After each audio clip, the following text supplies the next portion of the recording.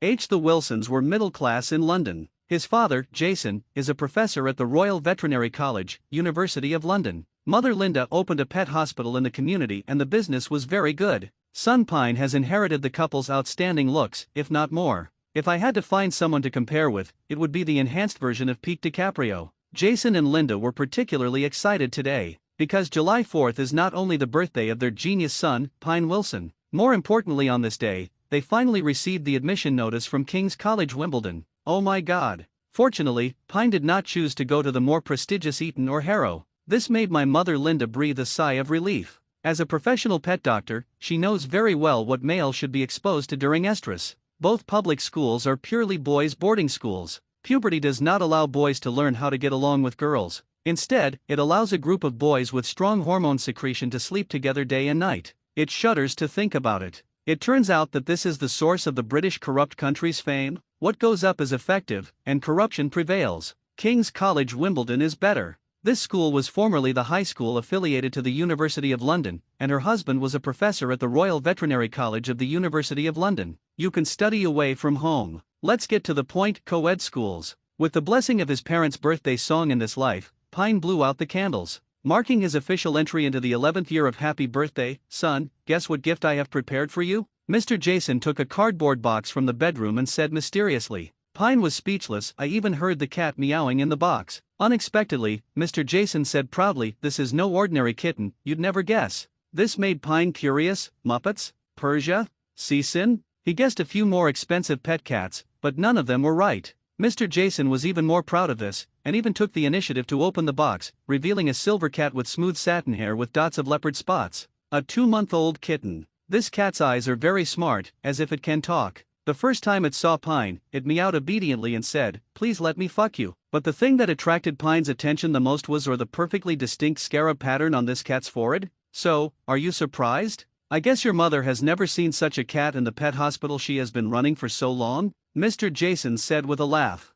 Ms. Linda on the side was also shocked by this beautiful and mysterious kitten. After observing carefully, she said, hey, I've never seen one before. It looks a bit like an Abyssinian cat, but its ears are smaller. But Pine is different. In his previous life, he was a fan of Harry Potter and was very interested in the origin of magic involved. The oldest known magic is the pyramids of ancient Egypt. The Weasley family in Harry Potter, the eldest son Bill Weasley was employed by Gringotts after graduation, specializing in breaking the ancient curse in the pyramid and obtaining the secret treasures inside. So Pine also did some research on ancient Egyptian culture. The ancient Egyptians worshipped cats very much. They were the first to domesticate cats into pets and spread them all over the world. They even built a cat temple. So Pine recognized it at a glance and was even very surprised. Is this an Egyptian cat? And unlike modern breeds, they are ancient Egyptian cats. Mr. Jason was extremely surprised. He was participating in the breeding of the ancient Egyptian cat that was accidentally discovered. This was the first time he came into contact with this legendary cat. Unexpectedly, his son recognized it at a glance. But in the blink of an eye, he thought of his own son's genius attributes. Everything seems so reasonable. Sure enough, it still didn't stump you. Mr. Jason said a little regretfully but also very pleased, as expected of my son. Ancient Egyptian cat? Ms. Linda on the side couldn't help but asked with some doubts, is there anything special about this? Pine understood her mother's thoughts very well. Although she was a pet doctor, she didn't know much about the origin and history of cats, so she explained ordinary Egyptian cats are rare in number, but not absent. However, the ancient Egyptian cat, as the first domesticated cat breed by us humans, is now almost extinct. Ah, I didn't expect this kitten's origin to be so powerful. Pine, what are you going to name it? Mother Linda asked in amazement as she stroked the kitten's hair that seemed to be emitting silver light. My. Pine thought for a while and felt that this cat looked very much like a character in a game in his previous life, so he said without hesitation, it feels perfect for it, meow. The silver kitten seemed to like the name very much and waved her little paw happily. At this time, Linda called her husband and took out the gift she had prepared for her son. Pine opened it and saw that it was the desktop computer that he had longed for. He was even more excited. With this computer, he could do a lot of things in advance. For example, program a software? After being reborn, his family was wealthy and his parents loved him very much. In addition to the temporary, I didn't find the gold finger watch that is a must-have for time travelers. Everything is perfect. Pine can't wait to use his prophetic advantage to make a fortune in the financial and internet fields. He strives to achieve financial freedom and retire successfully before the age of 20. Comfortably turn on salted fish mode. Enjoy the decadent fun of the sun, beach, and bikini. This is the life that a time traveler should live. After opening the gifts, the family of 3 happily shared the cake. And the kitten Yumi also got to share a bowl of milk made a purring sound happily. But not long after, there was a thumping sound from the balcony. Yumi, who was enjoying the milk, suddenly stood up with her ears. Then there was a meow, like a silver lightning flashed to the balcony instantly. Yumi, stop running around. Pine quickly chased after him. He saw it squatting on the floor of the balcony, confronting a round-faced owl with its head tilted. The picture was indescribably weird. Hearing the footsteps of his master, Yumi said proudly it shook its silver-gray ears. A row of sharp teeth was exposed in its mouth, and it made a ferocious meow sound. Not sure if it was an illusion, but Pine saw something in the eyes of the fat chicken with a round face, full of ridicule. Yumi was furious. Do you think I'm easy to bully because I'm young? I was about to pounce on him immediately and let this fat Scottish chicken see how powerful I am. Unexpectedly, Pine grabbed me by the neck and lifted me up. A good cat never suffers immediate losses. That owl has grown so fat that you can't beat it now. Unexpectedly, the round-faced owl seemed to be able to understand what Pine was saying. Seeing that the other party dared to call him fat, he flew into the sky and circled back and forth angrily. Finally, he threw an envelope on Pine's head. Airdrop? Pine quickly dodged, then picked up the envelope out of curiosity, turned it over and took a look. On the back of the envelope, he saw a purple wax seal, a shield coat of arms, and capital letters H. The letters are surrounded by a lion, an eagle, a badger, and a snake. The badge on this one feels familiar. Then Pine's pupils dilated instantly. I began to curse in my heart. Why did this world suddenly become a Harry Potter fan? But where did Goldfinger go? You must know that the world of Harry Potter is full of bastard wizards,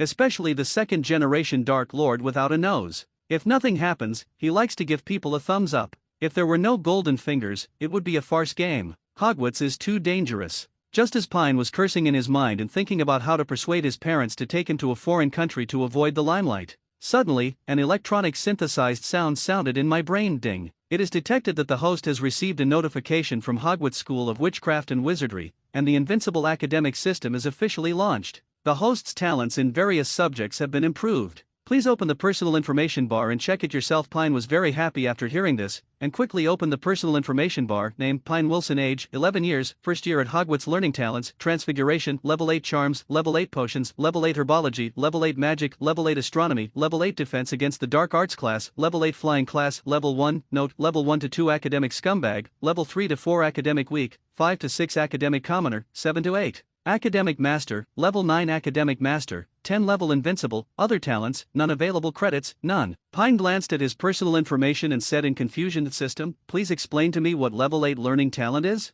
Level 7 to 8 are all academic areas, Level 7 is an ordinary academic, and Level 8 is a super academic. Take the Charms class as an example. Cedric is a Level 7 academic with outstanding talent, but he is better at Transfiguration. Professor Flitwick is a Level 8 super academic with extremely outstanding talent and the potential to become a Transfiguration Master or Dean. With this said, Pine probably understood. What about Levels 9 and 10? Pine asked. Level 9 God of Learning is the learning talent of legendary wizards, such as Dumbledore, Grindelwald, etc. The 10th level of invincibility only exists in legends. It may require talents beyond this plane to achieve it. It turns out that Dumbledore is only at Level 9. As soon as this Dogecoin system was introduced, it raised its learning talent to the level of the 4 deans. Seems pretty good. But among so many Level 8 talents, there is one flying class that is only Level 1, which is particularly eye-catching. Pine immediately said angrily, "System, please explain to me, why is this flying lesson only Level 1? Host, have you forgotten that you are afraid of heights? Level 1 is already the maximum authority this system can give you to improve without the support of credits." Adam blushed when the system said this, but he firmly refused to admit that it was his problem. Do you deserve to be discriminated against if you are afraid of heights? If you are afraid of heights, your flying lesson talent should be Level 1? You are a system. You have no ability to solve host problems. How can you be so embarrassed to have the word invincible in your name? Host, the level can be improved as long as you perform well during school. You will receive various bonus points. These credits can not only be used to improve your learning talents, but also be used to purchase other talents or skill packages. Oh, credits? Pine frowned and began to think carefully. Indeed, in Harry Potter, a student's outstanding performance will earn extra points for his or her college, but any violation will cause the college to lose points. For example, Hermione often raised her hand to answer questions in class, completed homework well, etc., and received extra points from teachers such as Flitwick. Harry and others successfully prevented Voldemort's conspiracy during the Sorcerer's Stone incident, and even received 160 points. points. Even Neville was given 10 extra points for stopping his friends from making mistakes and showing courage. Of course, the most points earned by the house are in the Quidditch game. Players from each house will give their own points based on how many points they get in the game. How many college points will the college add? Thinking of this, Pine suddenly had a big thought in his heart. System, you still said you didn't do it on purpose? The most points earning method at Hogwarts is Quidditch, but you didn't improve my flying talent. Aren't you forcing me to earn credits as soon as possible in my first year and try to join the college team in my second year? What are the rules for redeeming credits for talents? Level 12 has 2 credits, level 23 has 6 credits, level 34 has 12 credits, level 45 has 20 credits, level 56 has 30 credits, level 67 has 42 credits, level 78 has 56 credits, level 89 has 200 credits, and level 910 has 10,000 credits. Normally, it seems understandable that 200 points are required to reach the legendary level talent from level 8 to 9. After all, there are not many legendary wizards in history who can rival Dumbledore. But levels 9 to 10 actually cost 10,000 points. He almost blurted out the quintessence of Chinese culture and said while holding back his anger, "Why do you need so many points to upgrade from level 9 to level 10? Host, looking at history, the 4 deans of Hogwarts, Dumbledore, Grindelwald, Voldemort and other legendary wizards, are only level 9 talents in several fields they are good at, and level 10 talents. The system was silent behind the scenes. Payne had some guesses in his mind, but he didn't continue to ask. He is an extremely pragmatic person. He will first solve the problem at hand before moving on. Let me ask you, you said before that in addition to redeeming points for learning talent points, you can also purchase other talents and skill packages, right? Yes, host, you can check it in the system mall. In addition, the credits can also be used to accelerate the host's learning progress of practicing magic spells or potions. The specific usage depends on the difficulty of the spell, and the credits consumed are also different. The host needs to explore on his own. Pine nodded, then I couldn't wait to open the system mall. The dazzling array of special talents and skill packages that exuded all kinds of light made his mouth water.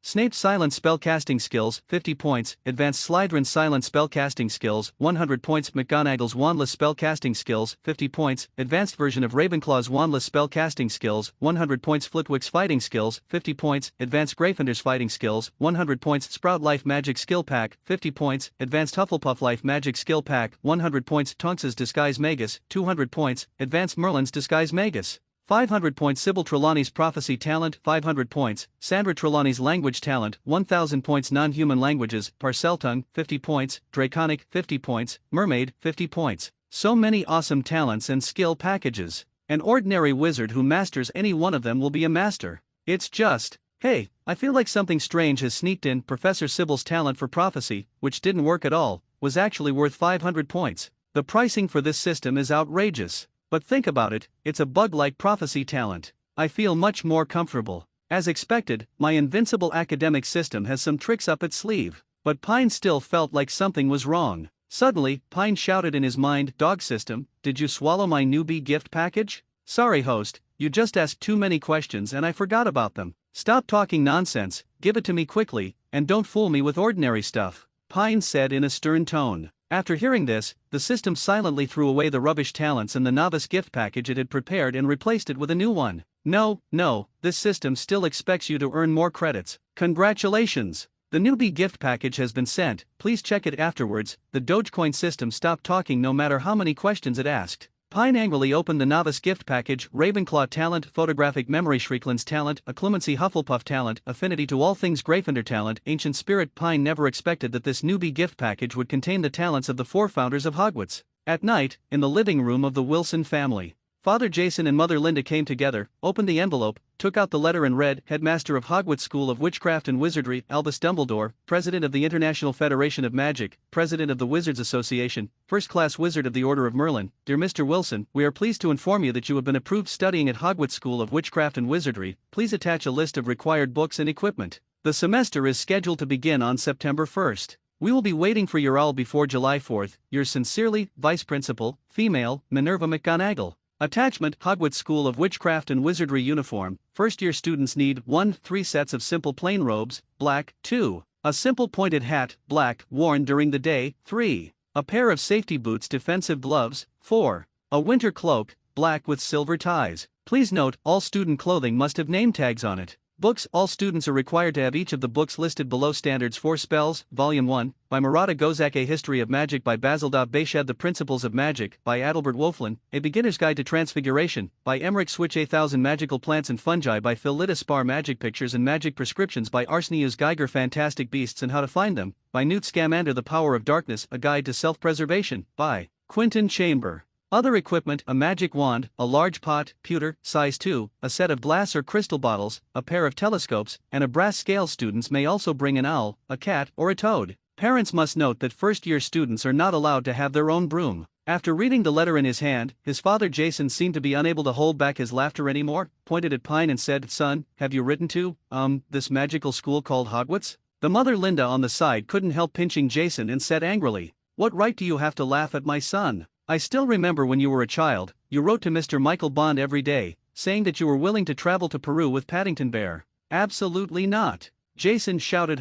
You do." Linda pinched her waist and said proudly, "Because Mr. Bond wrote back to you, but I hid the letter. I also wrote back to Mr. Bond, telling Paddington not to take you, a crybaby, with you." Pine looked at his noisy parents and thought. Once again, the pair of parents who grew up together as childhood sweethearts showed off their affection. "You can go back to the bedroom and argue again later." Pine took the envelope and looked at it, pointing to the reply date on it and said, "Don't you find it strange that this letter was sent on July 4th, and we were asked to reply on July 4th? Jason and Linda were a little embarrassed by their son's words. "You go back to the bedroom and start arguing again." Mr. Jason now tried his best to save his face as a father. He took the letter from Pine and asked, "How did this letter come just now?" Pine turned his head and glanced at the fat Scottish round-faced chicken that followed him into the house. Mr. Jason saw an owl with a round head, snatching the milk from his kitten Yumai. It seemed that he noticed that Jason Sen's gaze, the owl's big cute eyes, turned slightly, and then flew to the table. When Jason wasn't paying attention, he pecked away the nuts and the dessert in front of him.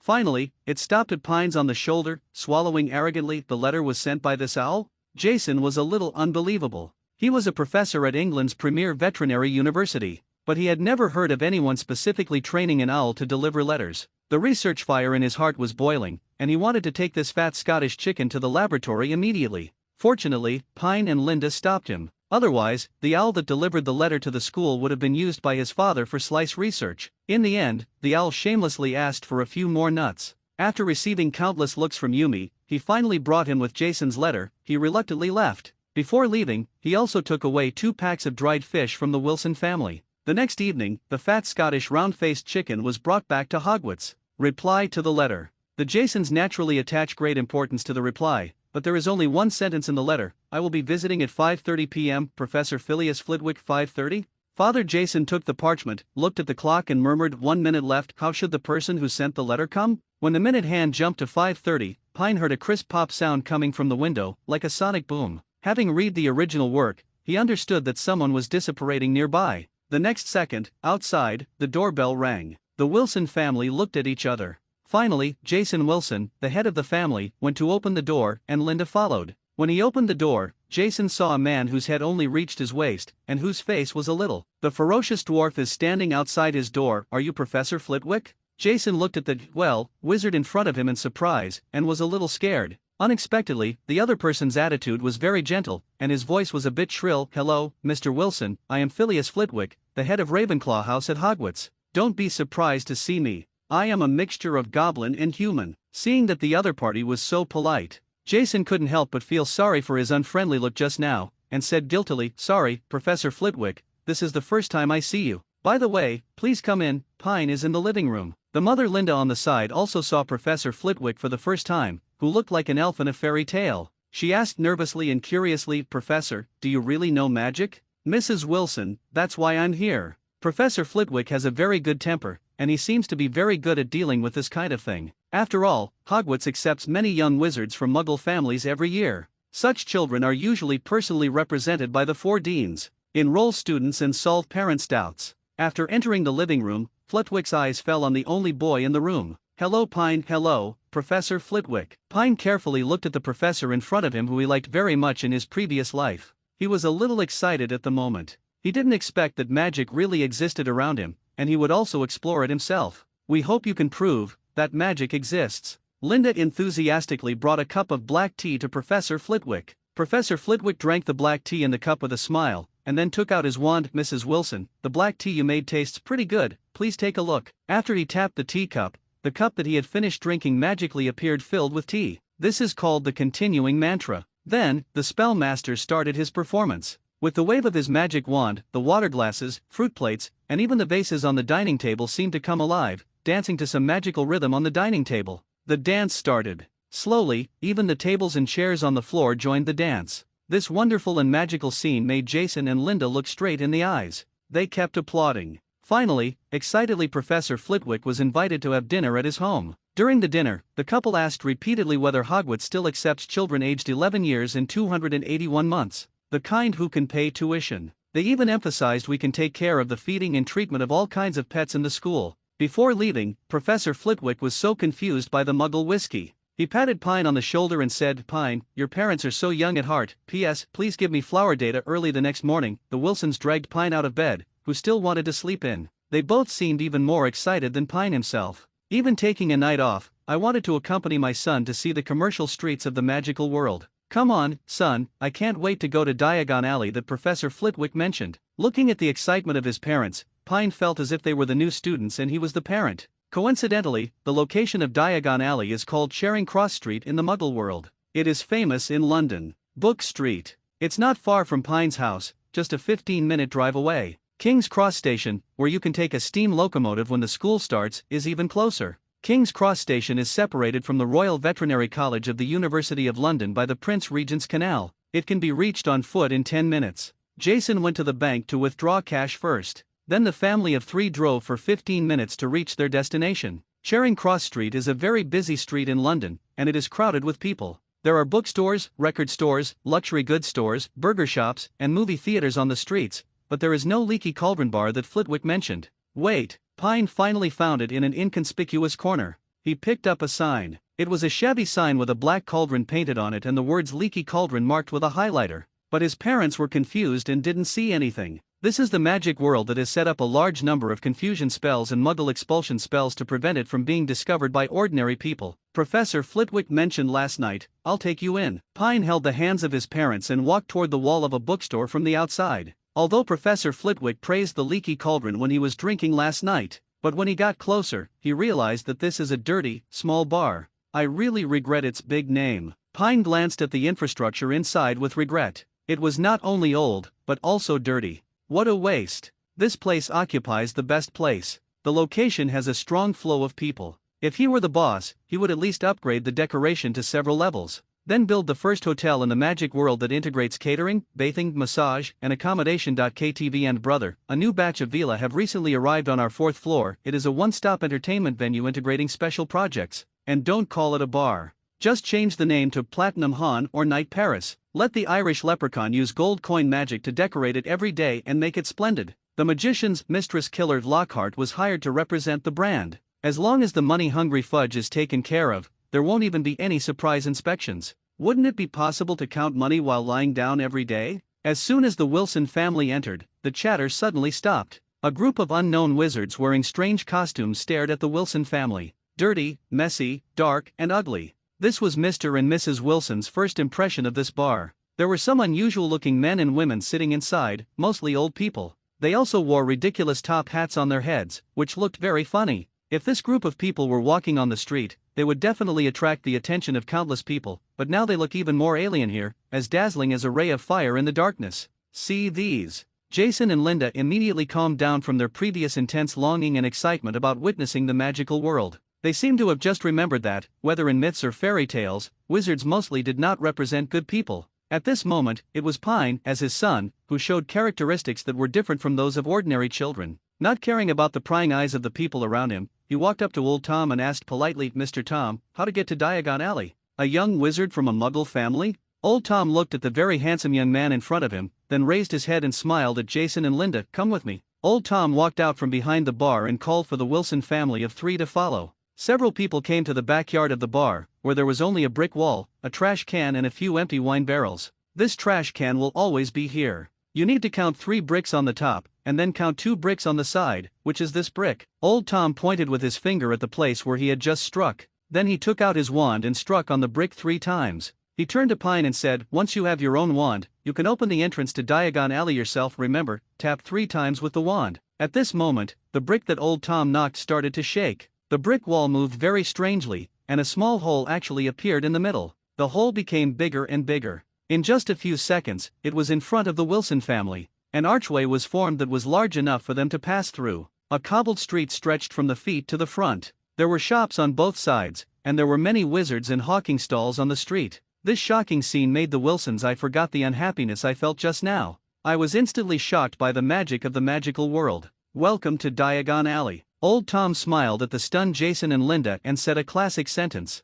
Finally, he did not forget to remind Muggle coins cannot be used here. Walk forward from here and the white building is Gringotts Wizarding Bank. Thank you for the reminder, Mr. Tom. After I finish shopping, I want to go to your place to taste your delicious mead. Pine had a good impression of this friendly old man and said gratefully, "The Ministry of Magic does not allow me to sell alcohol to minors, so I wish you a happy ending." After old Tom leaves, the entrance disappears and turns back into a wall. "Let's go and change money." Jason took a deep breath to calm down the shock he received today. "It feels very different here." Mother Linda looked at the surrounding shops and said to her father Jason with a smile, "It gives me a feeling of returning to the last century, very retro, and feels like a dream." The family walked through the crowd and headed to Gringotts. As Tom said, this is a snow-white building towering high above the surrounding shops. Beside the shiny bronze door, stood a man wearing a scarlet embroidered suit. The figure in the gold uniform, that is a figure with a dark face that reveals intelligence and a pointed beard. There are still many differences between them and Professor Flitwick. Linda curiously compared the Professor Flitwick she saw last night with the goblins in front of her. When they entered the door, Pine also noticed that the goblin bowed to them. There was a second door behind it, which was silver. There were engravings on the 2 doors. After Jason came closer, he took a closer look and read aloud, "Please come in, stranger, but you have to be careful about what will happen if you are greedy. If you ask blindly and get something for nothing, you will be punished the most severely." After Jason finished reading, he couldn't help but mutter, "Shouldn't it be the bankers who are greedy?" After hearing this, Pine couldn't help but think of the scene of the trio riding out on a dragon. Maybe there will always be a naughty wizard who wants to rob a bank. After entering, the 2 goblins bowed to the 3 people and led them into a tall marble hall. There were about 100 goblins sitting on high stools behind a row of long counters. Some used copper scales to weigh coins, some use eyepieces to inspect gems, while making hasty entries in the big ledger. There are countless doors in the hall, leading to different places. Many fairies guide people in and out of these doors, which looks extremely busy. "Hello, I need to exchange for 200 galleons. Wilson took out a small stack of pounds and handed it to an old goblin in a suit and tie.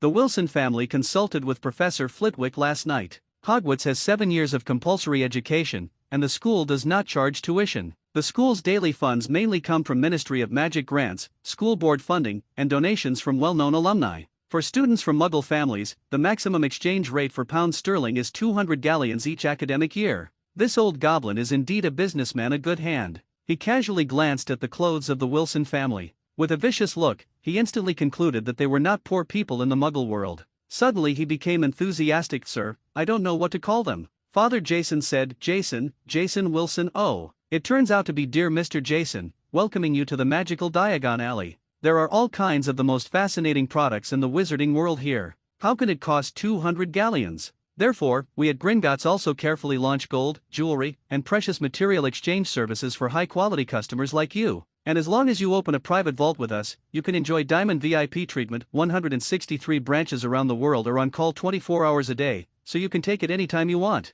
Guarded by a Ukrainian iron belly 20,000 meters underground, it is foolproof. Exclusive 1-to-1 confidentiality key, automatic alarm when the key is separated 10 meters away. Success is not about looking far ahead, but about standing high. Strategize and control the future. This is Gringotts VIP customer. This is the one who has the world in mind. Gringotts private vault, you deserve it. Jason, Linda, Pine, fool, keep fooling. Seeing Jason and Linda looking confused, the handsome Pine looked disgusted. The old goblin quickly changed her words, and this time the marketing direction was aimed at her mother Linda. "Mrs. Wilson, do you know the basic requirements for a mother-in-law to choose a son-in-law in the wizarding world? That is to have a private vault in Gringotts. This is the necessary material foundation for the young couple to live together in the future. Without a treasury, how can you get married? This is the reality of being a mother-in-law in the magical world." Linda, huh? Jason, huh? Pine, huh? How come the magic world also pays attention to having a car and a house, right? Does it have a private vault? I have to say that the old goblin's words hit Linda's heart. She dreamed that her son would find several girlfriends early. The end. It doesn't matter if you don't get married, just have more children. Since this treasury is so important, how much does it cost? Buy it. Tomorrow I will take all the jewelry at home and replace it. Pine got the galleons and quickly dragged his father and mother out of Gringotts. Otherwise, the two of them would be tricked by the old goblin into applying for a loan later. Next, Pine led two uneasy people. Parents found Madame Malkin's robe store. Are you looking for a Hogwarts uniform, dear? As soon as he walked into the tailor shop, a short, fat witch greeted Pine with a big smile. Yes, ma'am. Pine nodded and said, sorry to trouble you. You are the most handsome boy I have ever seen. Come on, let me help you measure the specific parameters. With a move of Mrs. Malkin's fingers, the tape measure, pins, and scissors all flew in this direction. These tools began to automatically measure N's body shape. This scene made the Wilsons stunned. Linda and her husband looked at each other, eager to shop. I was ready to make a move. After my son took the measurements, he also took the initiative to order a set to experience this magical scene. Mrs. Malkin smiled at the business that came to her door. She even said generously, if Pine is willing to shoot for Mrs. Malkin's robe shop. Several sets of photos were taken, and all the custom-made clothes for their family of 3 were discounted at 30% off. Linda's eyes lit up again when she heard that there was a discount. Sure enough, her son is great. Under Linda's forceful deterrence, Pine was wearing a robe. I stayed in the store for a full 3 hours and was constantly asked by 2 women to change clothes and pose for photos. Linda, I have decided that starting from tomorrow, Pine's billboard will be placed in front of the store. You must come and take a look. Good guys. In this morning, my mother Linda and Mrs. Malkin became best friends. They also agreed to have afternoon tea frequently in the future. Before leaving, Mrs. Malkin gave Linda a special pair of glasses with the emblem of her store. As long as you bring it, you can see the leaky cauldron without magic talent. This is a special magic prop provided by the Ministry of Magic to the merchants in Diagon Alley. It is convenient for them to hire some squibs to work, so that the other party cannot find the location. And with this prop is basically not dangerous when entering and exiting Diagon Alley, because she represents the identity of working in Diagon Alley. Pine looked at his parents who were mumbling and cheering behind him and was speechless, although he knew it from Professor Flitwick Wizard's secrecy. The Wilsons went to Wyaseek's magical supply store not far from here. In that store I purchased the brass balance, brass telescope, and glass vials listed on the list. In fact, Pine just gave the list to Wyaseek, saying that he needed to buy the items on it. The total cost was 13 galleons. Later, under the warm introduction of Wyaseek, the Pines easily found Partridge's crucible shop, where they purchased pewter crucibles. Cost 15 galleons. We still need some books, a wand, and an owl. Carrying large and small bags of things, Pine looked at his parents and said, when he was looking for Flourish and Blott's bookstore, a boy with golden brown hair suddenly appeared in front of him. The boy was not only handsome, but also seemed to be very smart. And enthusiasm. Seeing the Pine family looking around, they judged that the other party was most likely a first-year freshman from a Muggle family. He took the initiative to step forward and smiled. Hello, my name is Cedric Diggory, a second-year student at Hogwarts Hufflepuff House. Can I help you with anything? When Pine took a look, wasn't this the handsome guy who had the worst misfortune in the original Harry Potter books? A tool used by the author to let Harry grow, transform, and think about death. The school idol, the top student, prefect, and captain of the Quidditch team. The most valuable thing is character, integrity, bravery, kindness, loyalty. The only person who defeated Harry on the field saw that Harry had an accident and asked for a rematch. Such an absolute perfect character. He was written to death just because he stole Harry's white moonlight Kaya-Chang. His father refused the pension after his death. He became the startup capital for the Weasley twins' joke shop and became happy. Commodities heal the pain of the living. What's even more outrageous is that after his death, his girlfriend Chu Jong went to chat with the protagonist Harry because he wanted to know the truth about his death, and they got together inexplicably. It seemed like Cedric as a spirit in heaven, he specially gave his girlfriend to Harry to take care of. This guy was always sacrifice himself and lighting up others before and after his life. Pine only had one thought about this brother can get along. So the two soon started talking. Mr. and Mrs. Wilson were also very happy to see that their son could get to know his school classmates in advance. They were grateful to Cedric for his help. Under the leadership of Tragedy Handsome, they quickly found Flourish and Blott's bookstore. They bought everything at Flourish and Blott's bookstore. After reading the first-grade textbook, Pine asked Cedric, "Do you know where I can buy second-hand books in Diagon Alley?" Cedric asked doubtfully, "Didn't you buy all your textbooks? You know I come from a Muggle family and wanted to buy a book about the history and popular science of magic." Pine explained. The tragic commander couldn't help but look at him and said regretfully, "Pine, originally I thought you would be assigned to Hufflepuff, but now I think there is a high probability that you will be assigned to Ravenclaw." Pine laughed loudly. No matter which college we go to, we are all friends, right? Cedric nodded and agreed that's true. Not long after, everyone came to a second-hand store. Pine couldn't help but sigh. Sure enough, in the world of Harry Potter, no matter what scene, red hair is indispensable. Hey, when the twin brothers saw Cedric, they walked up to say hello enthusiastically. Cedric, are you here to buy second-hand books too? No, I brought my friends here. Then Cedric turned his head and introduced to several people. These twin brothers are called Fred Weasley and George Weasley, Gryffindor second-year students. They are my good friends and my neighbors. Fred, George, this is my new friend Pine Wilson, a freshman, and these two are his parents. After saying that, Fred put his arm around Pine's shoulders in a familiar manner and asked mysteriously, Pine, I see that you have already bought a new book. Are you here to buy How Prefects Gain Power? Pine. Mentioning this, George on the side couldn't help but complain. Originally, our family's textbooks were used by Bill and Charlie, and by Charlie and Percy. When we came here, my parents didn't expect that they would give birth to twins. We had no choice but to bring us here to buy another set of used second-grade books. Unexpectedly, Percy also came here. After seeing a book, he became fascinated and stayed here. Mom left us in the bookstore and went first. Bought other things. Cedric asked confused, what book did Percy read that made him unable to walk? Fred and George looked at each other, shrugged in unison, and then said, How do prefects gain power? Cedric, Pine Wilson, Jason and Linda. People walked into the store out of curiosity. I want to see with my own eyes how obsessed with power this young man who is determined to be a class leader is. Under the leadership of the Weasley twins, he found a place to sell second-hand books. I saw Percy staring at an old book intently and attentively, with the light of desire in his eyes. Beside him, there were piled several books of How to Cultivate Prestige on the 7 Elements of Student Council President, How to Thrive at the Ministry of Magic, The Years I Was a Minister, Reflections and the Future of the Ministry of Magic. After several people greeted him, Percy just said still addicted to the book and unable to extricate myself. Linda and Jason looked at each other. Their second son will become a great person in the future. This scene seemed to arouse their curiosity about books on the magical world. But Pine knew that some second-hand books should not be touched, especially by ordinary people.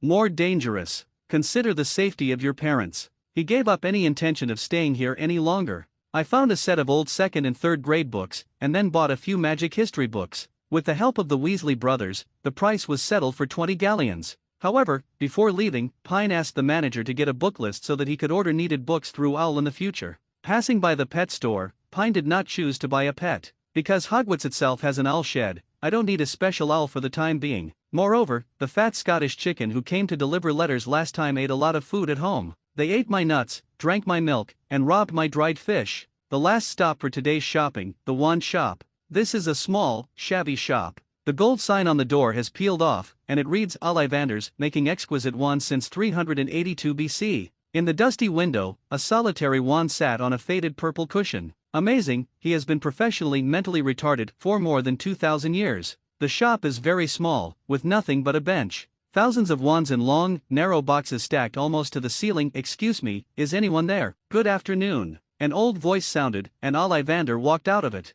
Hello sir, I want to buy. Pine put down the book in his hand and said, Wands? Oh, of course, new students at Hogwarts. Yes, sir. By the way, what's your name? Ollivander probably saw the confusion in Pine's eyes and explained, Wizards who buy wands from me are required to keep a record with the Ministry of Magic. Pine Wilson. Pine introduced himself. At this time, Ollivander noticed Cedric next to Pine and said doubtfully, You must be Mr. Diegere who came to my store last year, right? Cedric blushed and said, Yes, Mr. Ollivander, I came here with a friend this time. Ollivander nodded when he heard this and said, I remember your wand, 12¼ inches, yellow ash wood, with a core of male unicorn hair, am I right? Everyone was stunned by Ollivander's tricks. He didn't expect that he would remember everything that happened so long ago. At this time, Ollivander looked at the shocked expressions on everyone's faces, and was quite pleased with himself. He smiled slightly, I remember every wand sold here. But Pine, who inherited Slickland's natural closed brain talent, also inherited the other party's terrifying mental power. Although he hasn't had time to develop it, his insight is already very sharp.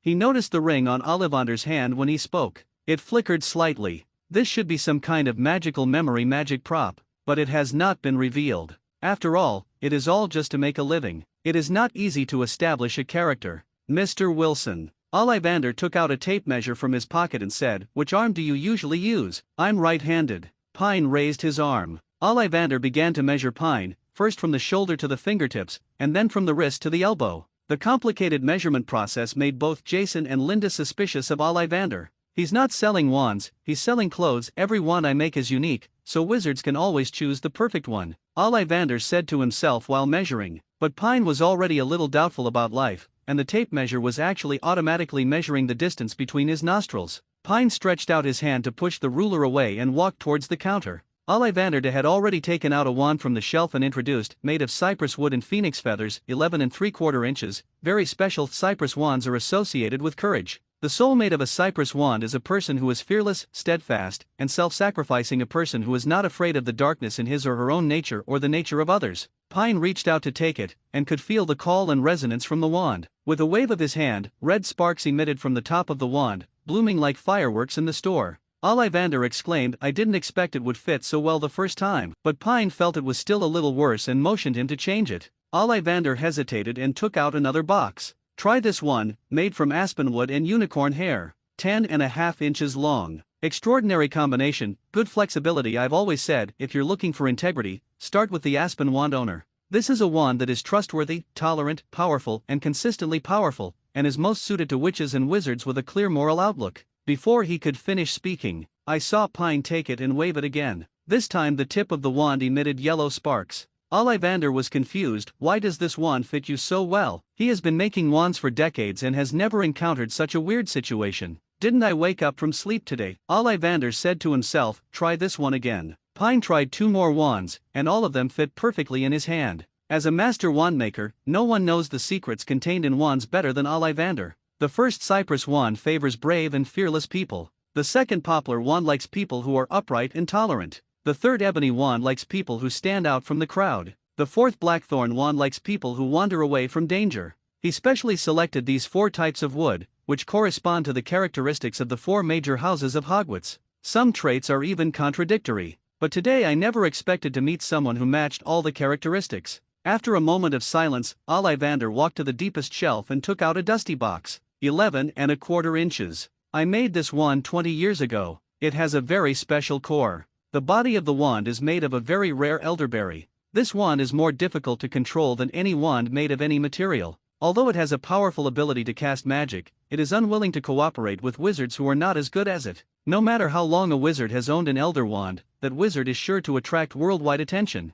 Only special and unusual people can be perfectly matched with the elder wand. Once this rare situation occurs, the wizard is destined to have a magnificent life. Fate. Speaking of this, Ollivander stared into Pine's eyes and said thoughtfully, "The core of the wand is even more special. 60 years ago, a pair of unicorns from the mysterious East were born. At that time, the first Dark Lord was in rebellion and wanted to seek the position of chairman of the International Magic Federation. Kirin is an auspicious beast in the East that can distinguish between good and evil. At that time, the chairman of the International Magic Federation relied on the election of Kirin to thwart the conspiracy of the first generation of the Dark Lord. In that same year, my father got 3 unicorn hairs. He tried twice and failed. The last one was passed to me. I suddenly thought of using elderberry as a staff configuration with completely opposite characteristics. Unexpected success, but this wand has been in production for more than 20 years, and no one has recognized it. Mr. Wilson, maybe you could give it a try." Pine took the unicorn-haired wand, which was similar to the elder wand in the original work.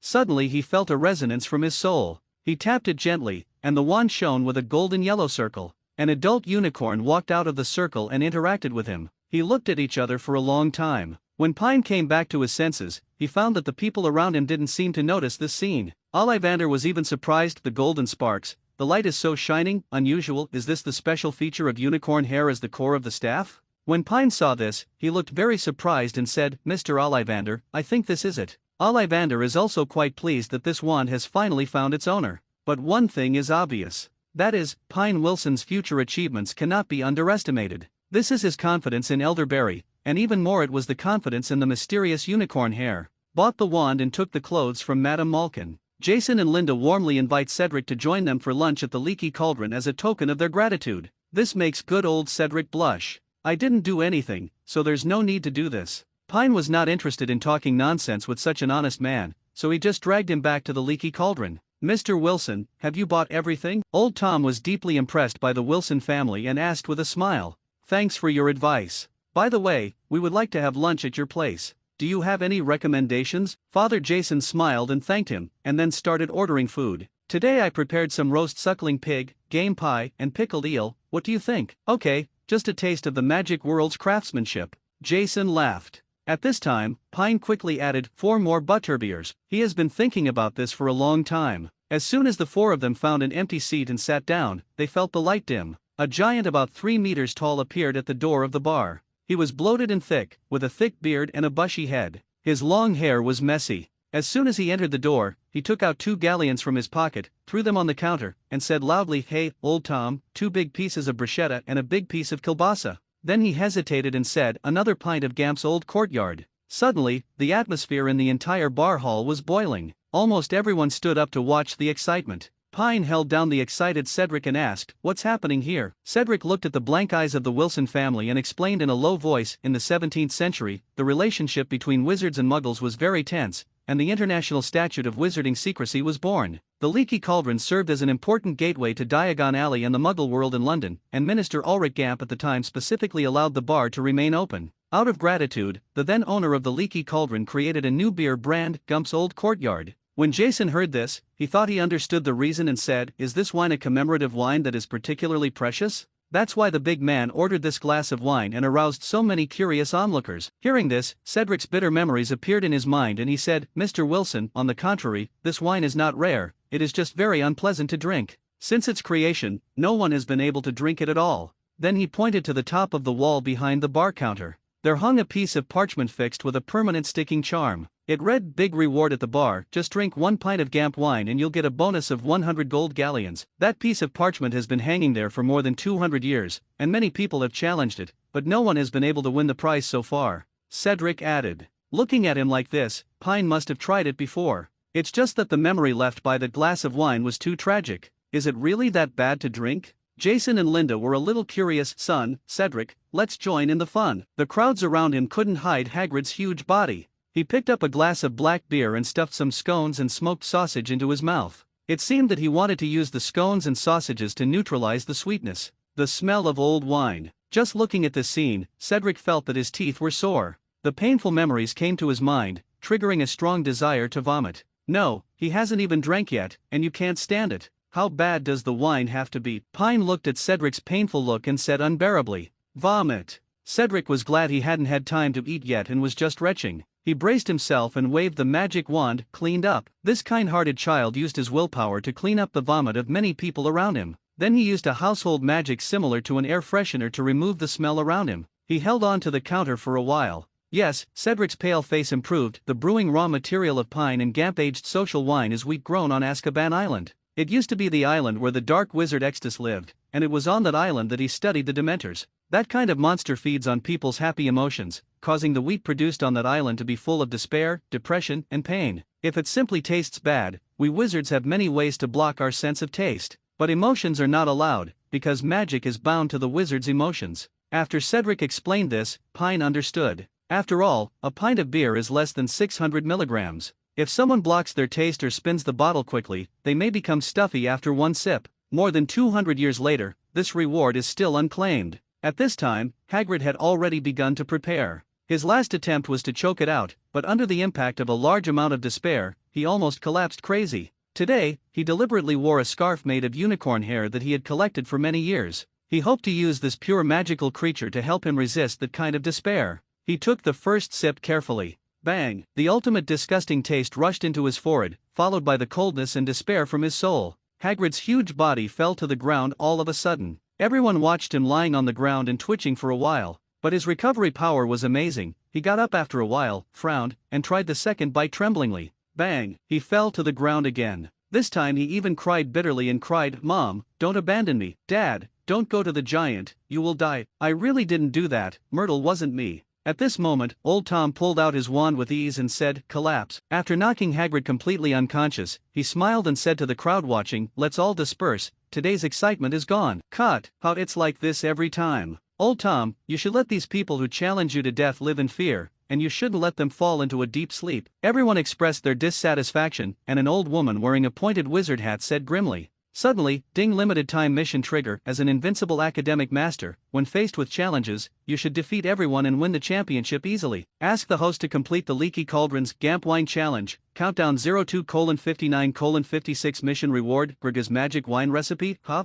See the cues in your brain. Pine was stunned. Gruggas is the hero barrel in LOL. His magic wine is probably a have a drink that can restore a small amount of blood, increase resistance, and increase attack power. But Hagrid's half-giant physique couldn't withstand the terrifying power of Ganpu wine. This dog is better than the system letting itself go. Wouldn't it mean that he would be killed? Host, you have the body of Gryffindor and the mental talent of Slytherin. That won't work either. What if I can't bear it anymore? Just when the people in the bar felt bored and planned to go back to drink and eat, a slightly immature young man's voice came, "Mr. Tom, I want to give it a try." The wizards in the hall followed the sound and saw that the person speaking was an extremely handsome blonde boy. There were several mother-level witches on the spot, and their hearts melted. They all advised, "Boy, that wine doesn't taste good. Auntie has butterbeer here. Come and try this." Don't listen to her. Mrs. Nate is a notorious dark wizard. Come to Auntie. Auntie has a vault in Gringotts. Shut up. Agatha, you're a magical beast smuggler, no better than me. Just shut up.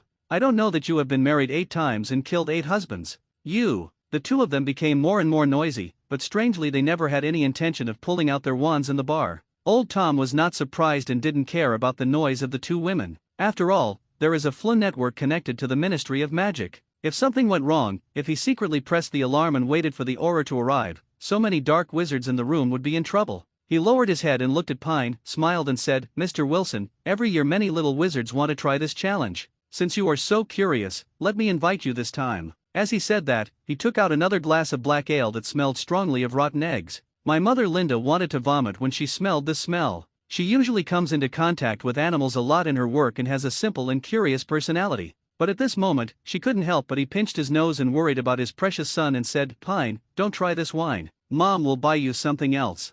Father Jason still remembers the image of Hagrid, the big man, twitching all over the floor after drinking this wine. Now that his son wants to try it, he is even more worried. "Yes, Pine, I think we can try other challenges. Forget about this wine, it's too dangerous." Even Cedric advised, "Pine, I strongly don't recommend trying this wine. I took a small sip last year and couldn't eat for a month." Unexpectedly, Pine turned back stubbornly and grinned at everyone. "Parents, Cedric, you have to believe me, I am a genius." In the corner, the old witch who spoke after Hagrid fainted said in a hoarse voice, "I have seen a lot of geniuses. 10 years ago, a young couple were also called genius graduates of Hogwarts. After 3 sips here, I was still knocked unconscious by old Tom and sent to the room above. A year later, another bat spirit came, who was said to be a genius in potions. He drank 4 gulps and fell to the ground. After the old witch finished speaking, she pointed at old Tom and exposed the other person's shorts mercilessly. Everyone who fell to the ground was sent to the most expensive room upstairs by this old guy, earning a day's room rent for nothing. Relying on this wine gimmick, he has made at least tens of thousands of galleons over the years. Wow! I didn't expect that there was such a secret inside. This old Tom's heart is really dark." Everyone was talking about it. The smile on old Tom's face couldn't be held back, and he said with a pale face, "This is all business. You don't understand the ancestral wisdom of our AI Bow family. No matter what others say, Pine has to drink this glass of wine." "Don't drink it, Daddy will try it first." Jason said worriedly, "Let me do it. My tolerance for taste is higher than your father and son." Linda also wanted to grab the glass of wine, but Pine was here to complete the system task. How could he let his parents do it for him? He quickly stopped his parents' hands and said loudly, "Don't panic, I have a special drinking posture, I will definitely win." The onlookers were even more happy after hearing this handsome guy. In order to win this challenge over the years, the big guy has seen all kinds of tricks, but it's useless. "Yes, I even went to the mysterious east to find a gourmet mage and learned the delicious spell." "Forget it, if you're curious, just take a sip." Pine turned a deaf ear to everyone's comments. He asked old Tom to change a 600 ml beer bottle. He asked the other party to transfer the wine in the cup to the beer bottle drop by drop. Then he imitated the words in a certain song in his previous life. The drinking blogger said proudly, "Let me give you a sample and blow it out of one bottle." He raised his head, bit the mouth of the bottle, fixed it with his left hand, and held the bottom of the bottle with his right hand. Shake, shake, and turn wildly. The black beer juice swirled in the bottle. Then gurgling, black the beer juice went down his throat and ran into his stomach. In an instant, endless despair and all kinds of negative emotions. Like a tsunami, coming from all directions. The endless cold, as if crawling out of hell. As if to every bone and every inch of his skin was frozen. At this moment, the majestic white spiritual power deep in his brain built a dam as high as the sky. It blocked the waves of black negative emotions. The impact. The mysterious magic power flowing in the blood began to become hot. Thousands of horses were galloping in the body, driving away every inch of the invading cold. I don't know how long time passed. It flowed tick-tock tick-tock. The onlookers were panicked. "Quick, get this kid to St. Mungo's Hospital of Magic. A middle-aged wizard with shabby clothes and a dusty face took out the wand in his hand and reminded, "No, this child's challenge is not over yet, and his consciousness has not fallen into a coma." The old witch stopped me. "So what's going on now? I've never seen anyone drink Gamp and remain motionless for such a long time." A wizard who was well-dressed and seemed to be from a pure-blood family wondered. However, the most anxious people present were Pine's parents. Linda looked at Old Tom pleadingly and asked, "Mr. Tom, did my son have an accident?" Old Tom was also confused at this time. Over the years, he had met at least thousands of wizards who challenged Gamp wine. Basically, they were confused and easily knocked unconscious by themselves, and then sent to the room upstairs to earn a day's income easily. This has almost become a fixed workflow, but no accidents have ever happened. After all, Gamp is just beer with special raw materials. A pint is less than 600 milliliter. It does not cause much burden on the body, especially wizards, whose blood is full of magic. But at this moment, Pine was neither in a coma nor an emotional breakdown. He just closed his eyes and stood motionless. This was the first time that it happened. He didn't solve it either. Way. Just when everyone is confused, Hiccup made a sound. Pine opened his eyes and let out a long belch. He smacked his lips, as if he was still recalling the feeling just now. Ding! Congratulations to the host for completing the Gamp Aged Social Wine Challenge and receiving rewards. Grga's Magic Wine Formula, Learning Talent Level 89, Skill Points +1. Looking at everyone's mouths open in shock, Pine said with satisfaction, "Mr. Tom, this wine is strong enough. P.S. Please comment on flowers." Pine completes the Gamp Aged Social Wine Challenge feat. He immediately became the focus of the wizards present. Many wizards even chanted in admiration, "Bacchus! Bacchus!" Then a unique and joyful party began in the hall. The wizards in the hall sang and danced happily. The wands in their hands kept firing various fireworks. The dome of the leaky cauldron seemed to have been stretched mysteriously without trace. Spell. Let the magic fireworks bloom in the sky. Pine is convinced by the mentality of foreigners who throw a party if they don't agree.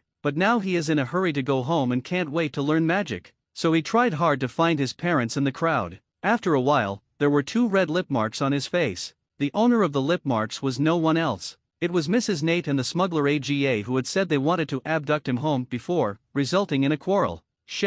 Of these 2 witches, one was charming and the other was domineering. If it weren't for their beauty, Pine wouldn't have bothered to let them take advantage. He found his parents in the crowd who were focused on studying the botruckle. He immediately dragged him away. They went home. Before leaving, Cedric asked for the address of the Pine family for future correspondence. Then he hugged his newly bought 2nd grade textbook, sprinkled the flu powder, and disappeared into the fireplace. Jason and Linda looked excited. During the celebration just now, they saw several pets from the magical world. For example, the botruckle that turns into leaves, the naughty niffler, the cute puff, and so on. Honey, the wizarding world is more magical than we imagine. When I got home, my mother Linda sat on the sofa and began to read the history of magic seriously. She wanted to know more about where her son was going. "Wife, look, it's a living chocolate frog." Father Jason opened a bag of magic snacks he bought today and saw the chocolate frog jumping away, as if he had discovered a new world. He quickly grabbed the chocolate frog that was trying to escape and handed it to Linda, who was flipping through the book carefully. "I can't bear to eat this thing, it's so lifelike," Linda said with emotion. Hey, the person in the photo suddenly disappeared. Jason was surprised to find that the people in the chocolate frog picture had disappeared. Photo? Pine looked at his father. He was holding a picture of a chocolate frog. Maybe the wizard's photo would have moved? The chocolate frog can move, so why can't the people in the photo move? Right. Jason accepted this explanation. He turned the picture over and read the text on the back. Albus Dumbledore, currently headmaster of Hogwarts, recognized as the greatest wizard of our time. Oh, that's the principal who sent Pine the letter. Linda took the chocolate frog picture from her husband and wanted to see who sent the invitation letter to her son. Unfortunately, the picture was empty. Linda turned the chocolate frog picture over and continued read the rest. Dumbledore's well-known contributions include defeating the dark wizard Grindelwald in 1945, discovering the 12 uses of dragon's blood, and achieving great results in alchemy with his partner Nicholas Flamel. Professor Dumbledore loved chamber music and bowls. Dragon blood? Linda's eyes widened and she said in disbelief, "Are there dragons in this world?"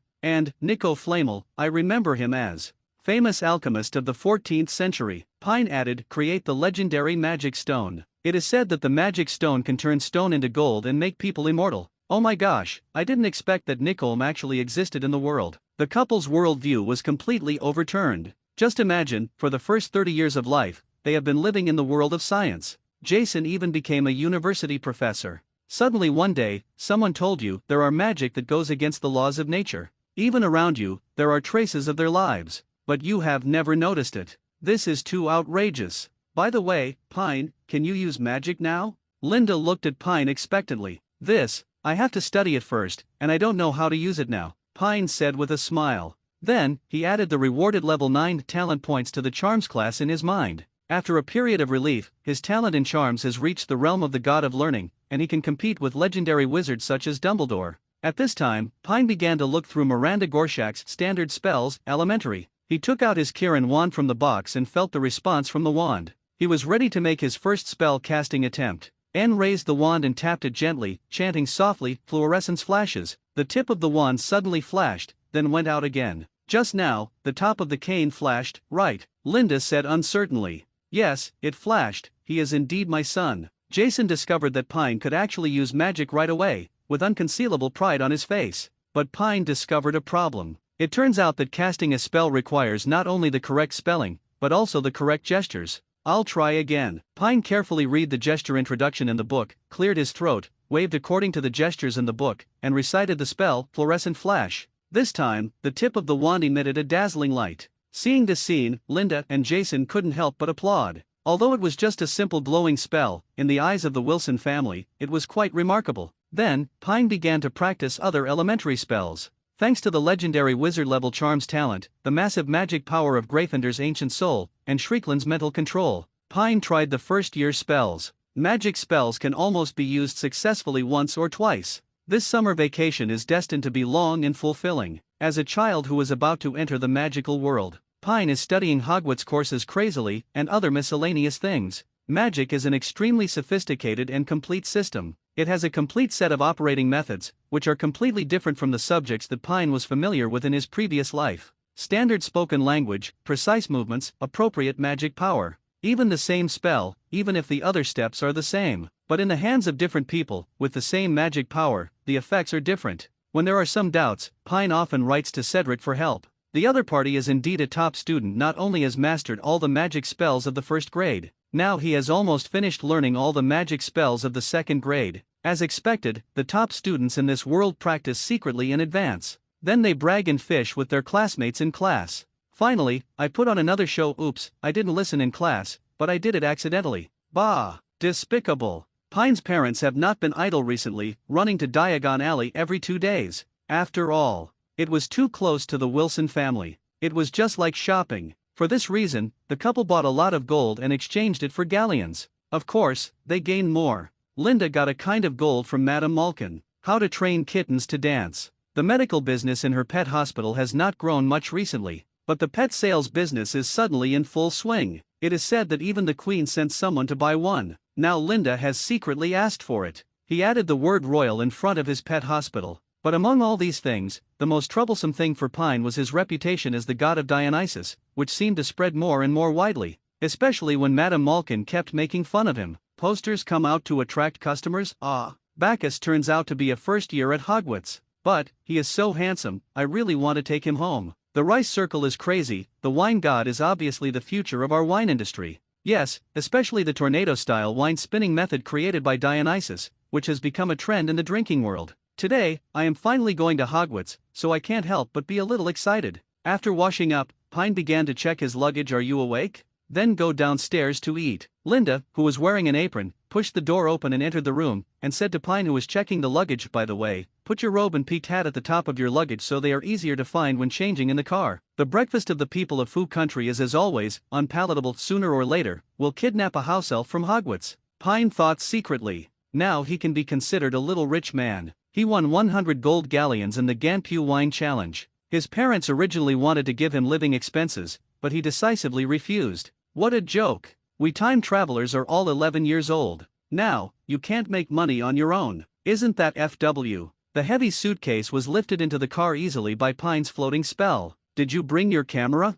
Father Jason reminded. Remember to take more pictures of me and your mother. We really want to see what Hogwarts looks like. Don't worry, I will write letters home every week, and there will also be moving photos with developer solution added. Pine said he has not forgotten this. That's good. Jason nodded and said, then let's go. As mentioned earlier, Pine's home is very close to King's Cross Station. It is separated by the Prince Regent's Canal. Drive through 2 traffic lights and step on the accelerator twice. Jason helped Pine put the suitcase on the trolley. Pine pushed his luggage to the wall between platform 9 and platform 10, station 9 and a quarter. He made a quiet gesture and took advantage of the crowd around him not paying attention. He stretched out his hand towards the wall. He poked around and found that he could indeed pass through. Pine breathed a sigh of relief, returned to Jason and said, "No problem, then I'll go in by myself, dear, don't forget to write." Jason added, "There are also photos." "No." After Pine finished speaking, he looked at his mother again. "This is the longest time you'll ever be away from home." Linda gave her son a heavy hug with red eyes. "Don't worry, Mom, I'll be back on Christmas," Pine comforted. Linda kissed him on the cheek and said, "Be safe and listen to the teacher at school." "I understand, don't worry." After saying that, Pine pushed the car and trotted towards the gambling wall. "Really gone." Linda covered her mouth and pointed to the location where Pine disappeared. "Magic is always so magical, let's go back." Jason put his arms around his wife and said, "Don't worry, Pine is smarter than the two of us and will take care of himself." On the other side of the brick wall, Pine found himself as if he had traveled to a train station in the 1930s. A dark red steam locomotive was parked next to the platform, and the sign hanging on the train read, "Hogwarts Express Steam Locomotive." Thick smoke lingered over the chattering crowd, and cats of various colors walked under people's feet. The little cat Yumi, who was sleeping in the backpack, was awakened by the sound of the whistle and was frightened. Then he poked his head out of the backpack. The furry little head meowed, looking curiously at this lively place. Pine remembered his father's instructions. He took out his camera and began to capture the platform, the crowd, the train. Unfortunately, his photography, the technique was very average.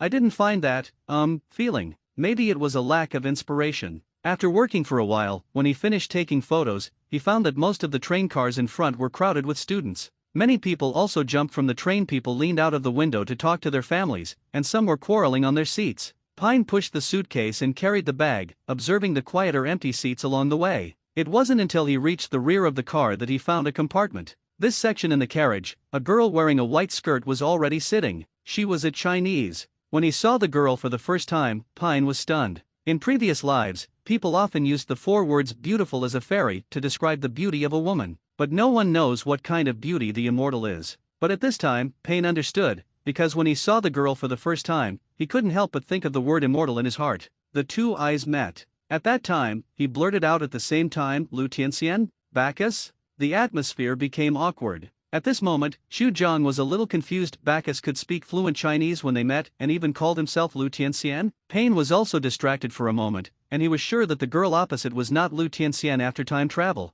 Naturally, I understood who the only Chinese beauty in Harry's world was. I couldn't help but scream up to the sky, "The world's boss is awesome." The beauty of Ravenlock in the original book was like the white moonlight in my heart when I first saw it. Xu Zhang. Sure enough, he is not the ordinary look in the movie. He is less cold and ignorant of the worldly affairs of little dragon girl, and more delicate and considerate of a girl. Isn't this Lu Tianxian's version of Wang Yuyan? When Xu Zhang and Xu Zhang, the fairy version of Wang Yuyan, is 99% similar. What's more, you don't need a bicycle. Cedric, you have to thank me. Brother, I snatched Xu Zhang in advance for a simple purpose. Pine took the initiative to extend his hand and said, "Hello, my name is Pine Wilson. From now on, you can just call me Pine. I am not Bacchus." Xu Zhang chuckled and said cheerfully, "My name is Xu Zhang. I just called you Dionysus because everyone called you that when I went to Madame Malkin's to order clothes last time." Then he asked, "Pine, why do you speak Chinese so well? You seem to have called me Lu Tianxian just now." After putting away his luggage, Payne sat across from Xu Zhang, looked into her clear eyes, and explained half-truthfully, "I speak Chinese well because my soul is Chinese.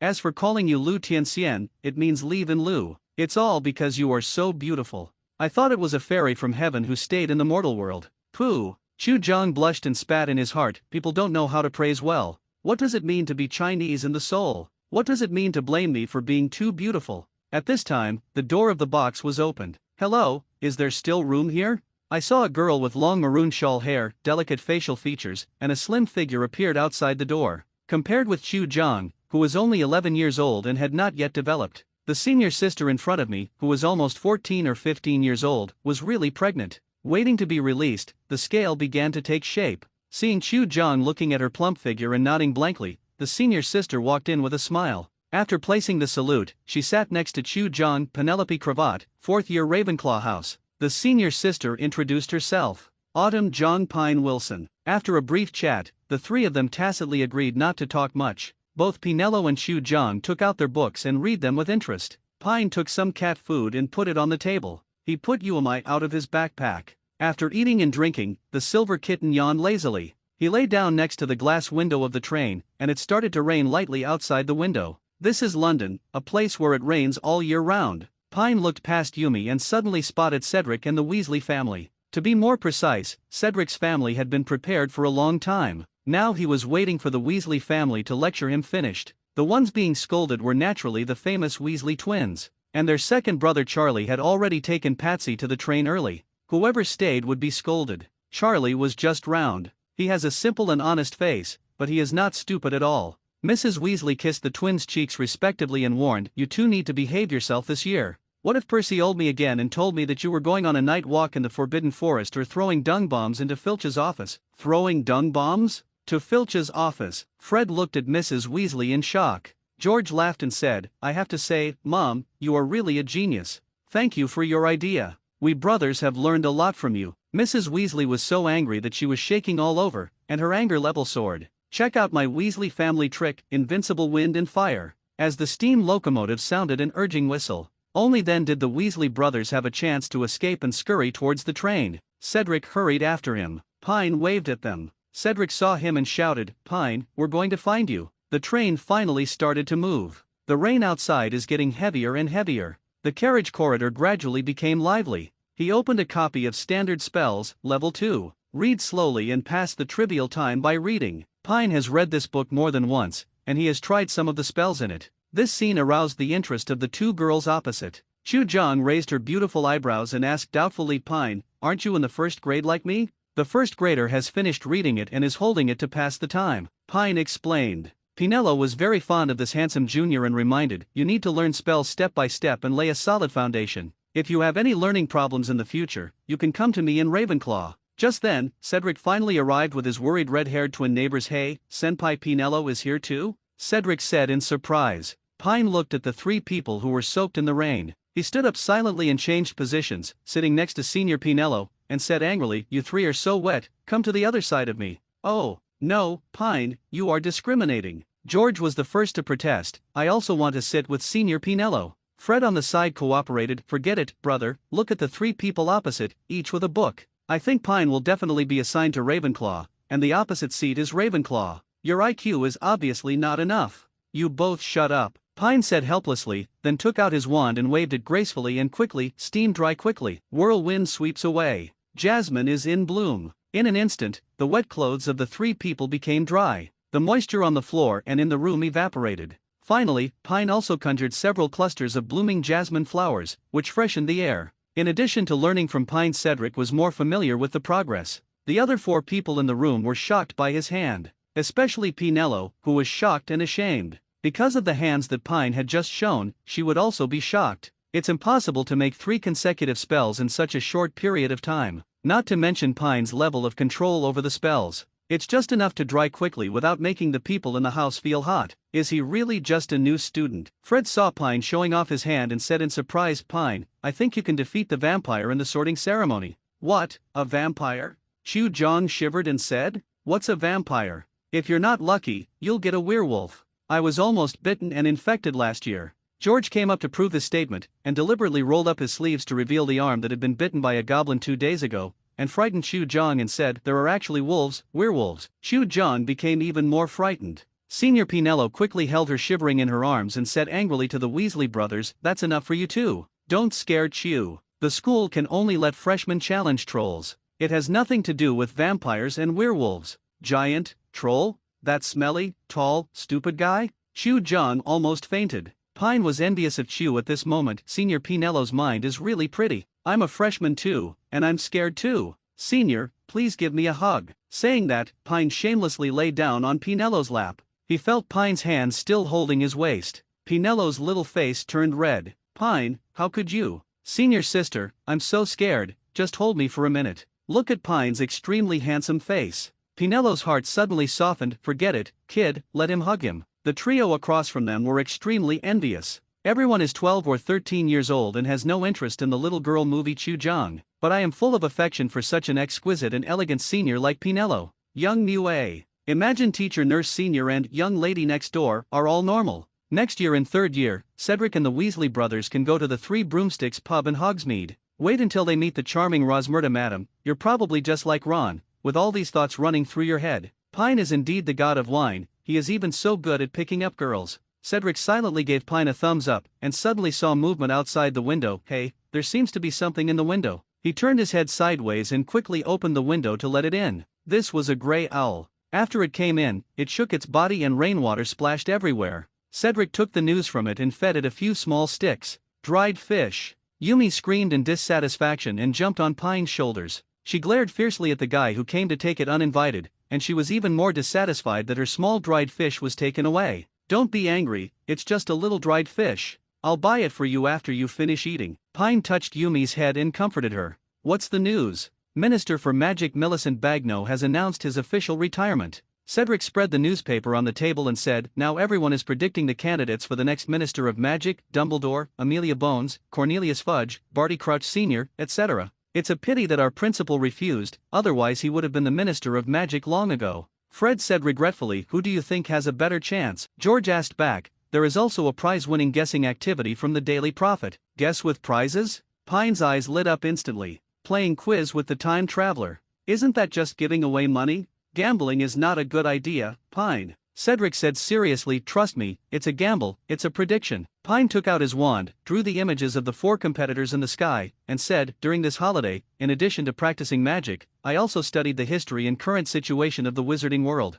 As far as I know, Dumbledore has been actively staying away from the center of power for some unknown reason, and it is obvious that he will not succeed as minister. For this point, Cedric and the Weasley brothers agreed. Pinello looked at Pine's figure thoughtfully. Chu Jong was not aware of it. Secondly, Amelia Bones, head of the Department of Magical Law Enforcement. At this time, a strong-willed and talented witch whose brother died during the Second Rebellion of the Dark Lord. Her odds are second only to Dumbledore, but she will still fail. Why? Cedric is very fond of Amelia Bones. It's because she is too tough. Pine explained, there were many Death Eaters who escaped sanctions back then. Most of these people were deep-rooted pure-blood families. If the hardliners came to power, would they worry about being liquidated again? You mean, they're going to join forces and stop Amelia Bones from taking power? The twins said in unison, yeah, so I'm not bullish on Ms. Bones. Then, Pine waved his magic wand and enlarged Crouch's photo. This one was even more impossible. Although old Crouch had great military exploits, his son turned out to be a Death Eater, so he had no chance.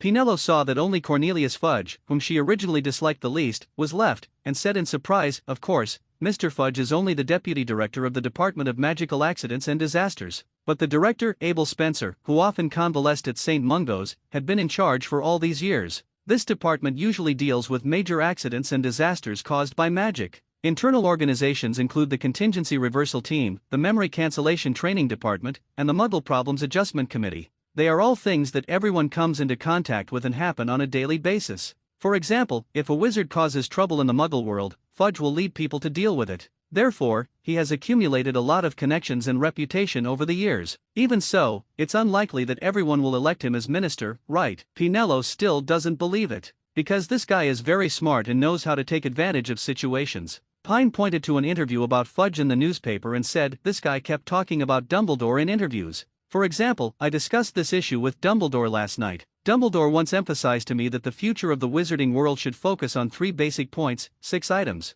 We should unswervingly implement Dumbledore thought and actively carry out. Pinello is a very smart girl. Before, I thought it was different because I didn't have enough experience, but many things became clear at a glance. Are you saying that he has been using Dumbledore to build momentum for himself, making people mistakenly think that Dumbledore also approves of him? Clever. Pine gave the senior sister a thumbs up, and then added, not only that, Cedric, Fred, George, do you still remember those books that Percy read in Diagon Alley during the summer vacation? Of course I remembered it. Percy still kept thinking about it when he got home. He even said that he would work and study this semester to earn money to buy books. The twin brothers shouted, that's right, those books were all written by Fudge. Do you remember the recommenders above? They are all pure-blood families. As soon as these words came out, several other people in the cubicle were stunned. This guy has connections and reputation. He is holding Dumbledore's banner, and the key is that he also has the support of pure blood. Could it be that it is really Con Fudge, a guy who likes to mess with people, came on stage? At this time, Pine had already begun to carefully study the way to participate in the betting.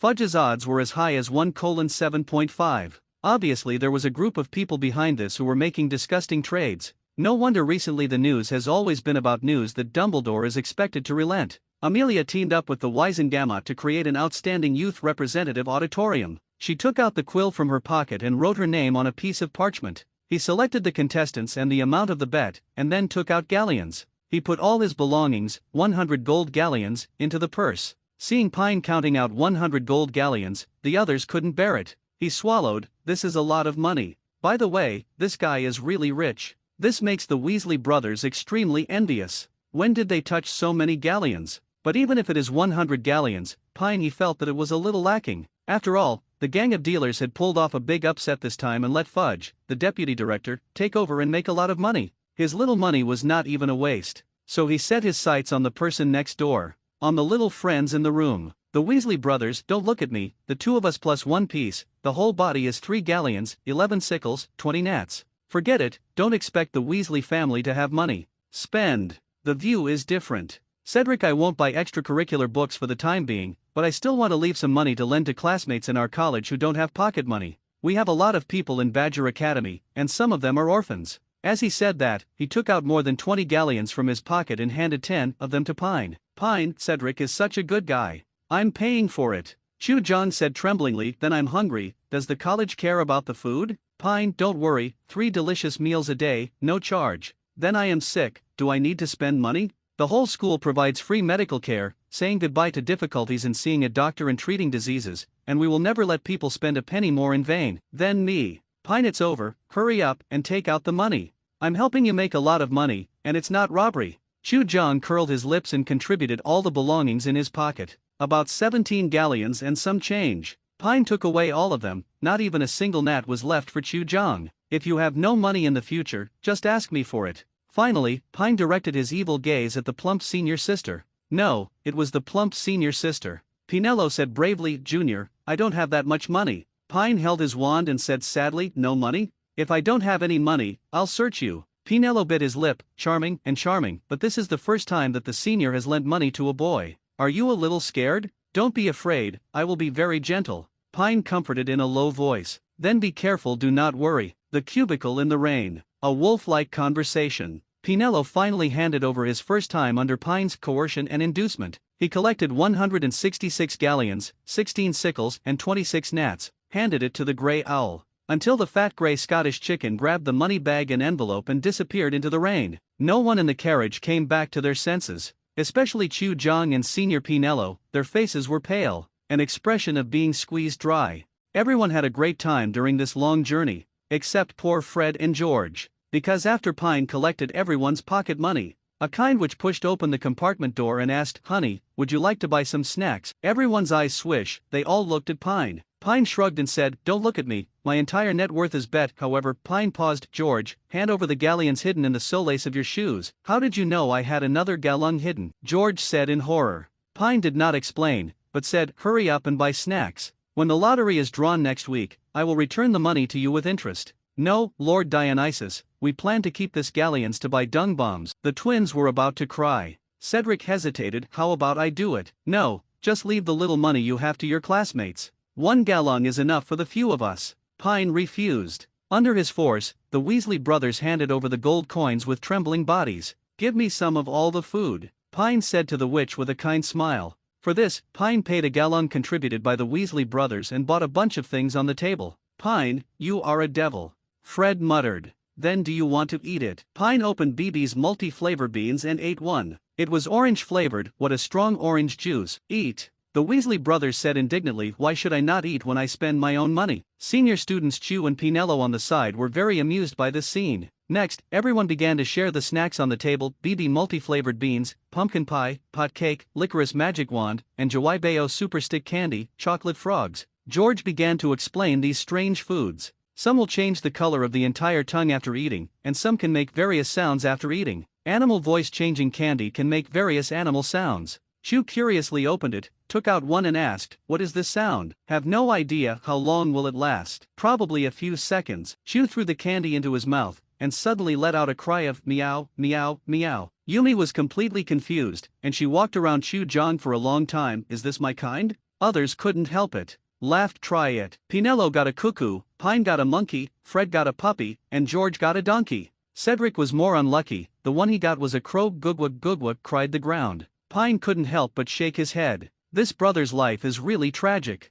It was lucky to meet him. Of course, these snacks cannot fill your stomach. Everyone took out the meals prepared by their parents. Cedric, Fred, and George are all pure-blood families. What I brought were more traditional wizard sandwiches. Cho Chang, Pinelo, and Pine here are all from mixed blood or Muggle families. The lunch that Senior Pinelo brought was a more traditional one, a typical British lunch, a ham sandwich and a box of fruit. Pine's mother, Linda, had planned this. When he arrived at the station, he decided to buy an affordable portion of fried chicken, not even a hamburger. I really can't stand the British dining culture. Enough bread. It's hell. At this time, Chu John carefully took out 4 lunchboxes from his backpack. As soon as I opened it, the aroma instantly filled the entire car. Hot and sour shredded potatoes, kung pao chicken, fish-flavored shredded pork, and mapo tofu. In my previous life, no matter which cafeteria I was in, it was extremely common home-cooked food that would make me vomit. Now, it directly makes Pine cry. Autumn, I want to try it. Pine shamelessly pressed Pinelo's chest, almost touching Chu Zhang's face. A blush appeared on his fairy-like face. But I only brought a pair of chopsticks. Fine. Pine placed the chopsticks on the table and tapped the wand lightly, copy into pairs. Wow! The twins immediately made an exaggerated sound, and then prayed, Chu, we want to try it too. Chu Zhang was thin-skinned. She didn't expect that the food she brought was so popular. She waved her hands and said, why don't you all try it together? No one is very good at using chopsticks, but they are all in 2nd or 4th grade, and simple transformation techniques are not difficult for them. Oh my god, what kind of delicious food is this? Is this a potato? Fred, you are right, our mom only baked potatoes and made mashed potatoes every day. Senior Pinelo is much more elegant. She stares at the hottest mapo tofu like a greedy little hamster, her cheeks bulging. Good times, this is really good. Senior sister, this chicken is also super delicious. Cedric picked up a piece of diced chicken and said with tears streaming down his face, it seems that next summer, I must go to the east to study new cooking magic. I wonder if there are any specialized training schools there. Pine immediately replied yes. New Oriental is a great place to learn to be a chef.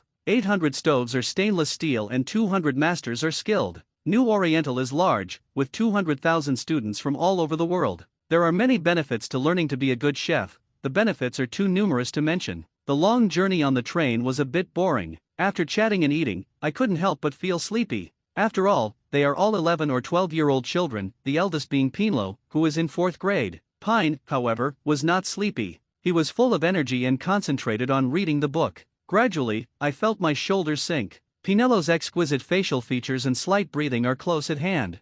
Feeling the other person's orchid-like fragrance hitting the skin of your neck, it was a little itchy. Pine remained motionless in this position. I don't know how long it took, but the sky had darkened. The car's ceiling light emitted a soft light. Suddenly, the weight on my shoulders disappeared. Pine woke up from the world in the book, only to see 3 people opposite him looking at him with uniform eyes. What's wrong with you guys? Pine asked as he looked at the trio opposite him in confusion. Nothing, Fred said with emotion. I always feel that you will become a powerful guy in the future. Isn't this normal? Pine suddenly said. These words made the 3 of them choke. Someone has to stand at the pinnacle of magic. Why can't that person be me? Several people in the carriage couldn't help but be shocked when they heard what Pine said. Yes, there has to be someone who stands at the pinnacle of magic. Why can't that person be me? What a domineering answer. Cedric thought so. And Pinelo felt the unique confidence of the junior student next to him who was 3 years younger than him. It seemed that any difficulties were not worth mentioning to him at the moment. In the following time, they continued. At first they all ate snacks and talked about things in the magical world.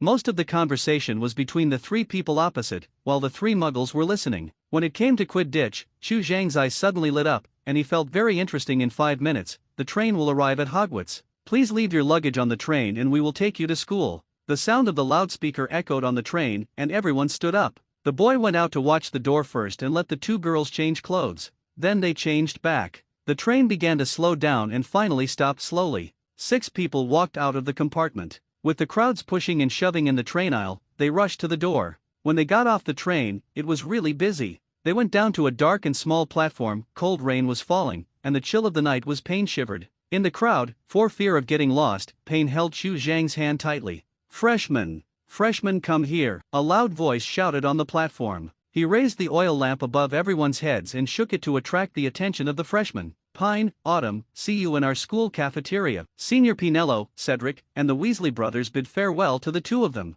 Invulnerable to fire and water, Pine recited a spell to keep the rain away from everyone's clothes. Senior sister, see you at the table. Before leaving, Pine said meaningfully. Fluorescent flash. Pine raised his wand, held Chu's hand, and walked towards Hagrid. He was really a tall man. He had seen him in the leaky cauldron before. He had a long beard and looked tall from a distance. Frightening. Are there any freshmen? They are all here, let's go. Hagrid took them away from the platform. Without the shelter of the platform, the cold rain hit him, making goosebumps appear all over the freshmen''s bodies. Watch where you step, Hagrid shouted, but it was of no use at all. Because of the rain, the path was muddy, and many people fell down several times. Chu took the initiative to stick to Pine's side, hoping to get warmth. Fortunately, there was no fire or water. The intrusion curse worked, and the two of them did not become drowned rats like the others. Be careful, it's going downhill, Hagrid shouted from the front. After he went down, he waited aside to prevent students from slipping while walking on this steep slope.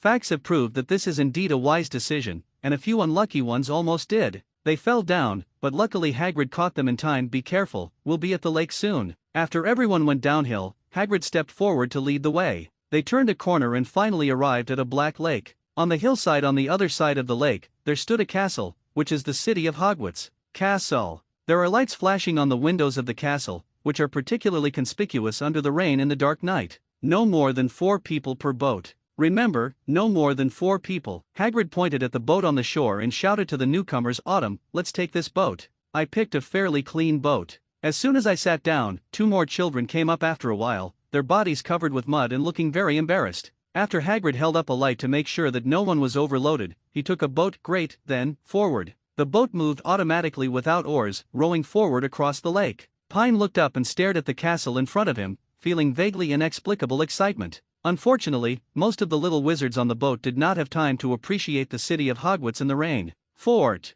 The cold rain made them shiver. Why do freshmen take a boat across the lake? Chu asked, looking at the magnificent scene. In fact, it is to retake the route that the 4 founders took when they came to Hogwarts Castle. You are of Chinese descent. Isn't there a slogan in the East that retakes the long march? It's similar to that. After Pine explained it like this, Chu Zhang understood instantly. So speaking of today's rain, maybe it's the same. Chu seems to have guessed something extraordinary. Be careful, lower your head, Hagrid shouted loudly. The first-year students quickly lowered their heads after hearing this. The boat carried them through the bottom of the cliff and sailed to the dock below the castle. I really hate the rainy weather in Sagra. After landing, a child from an apparently well-off family showed off to the people around him. This season I usually go to the Mediterranean for vacation and watch the tropical mermaid performances there. They are much more beautiful than the cold water mermaids. They are not on the same level at all. Looks like another Slytherin. Okay, everyone, follow me. Hagrid held an oil lamp and led the new students up a gravel path.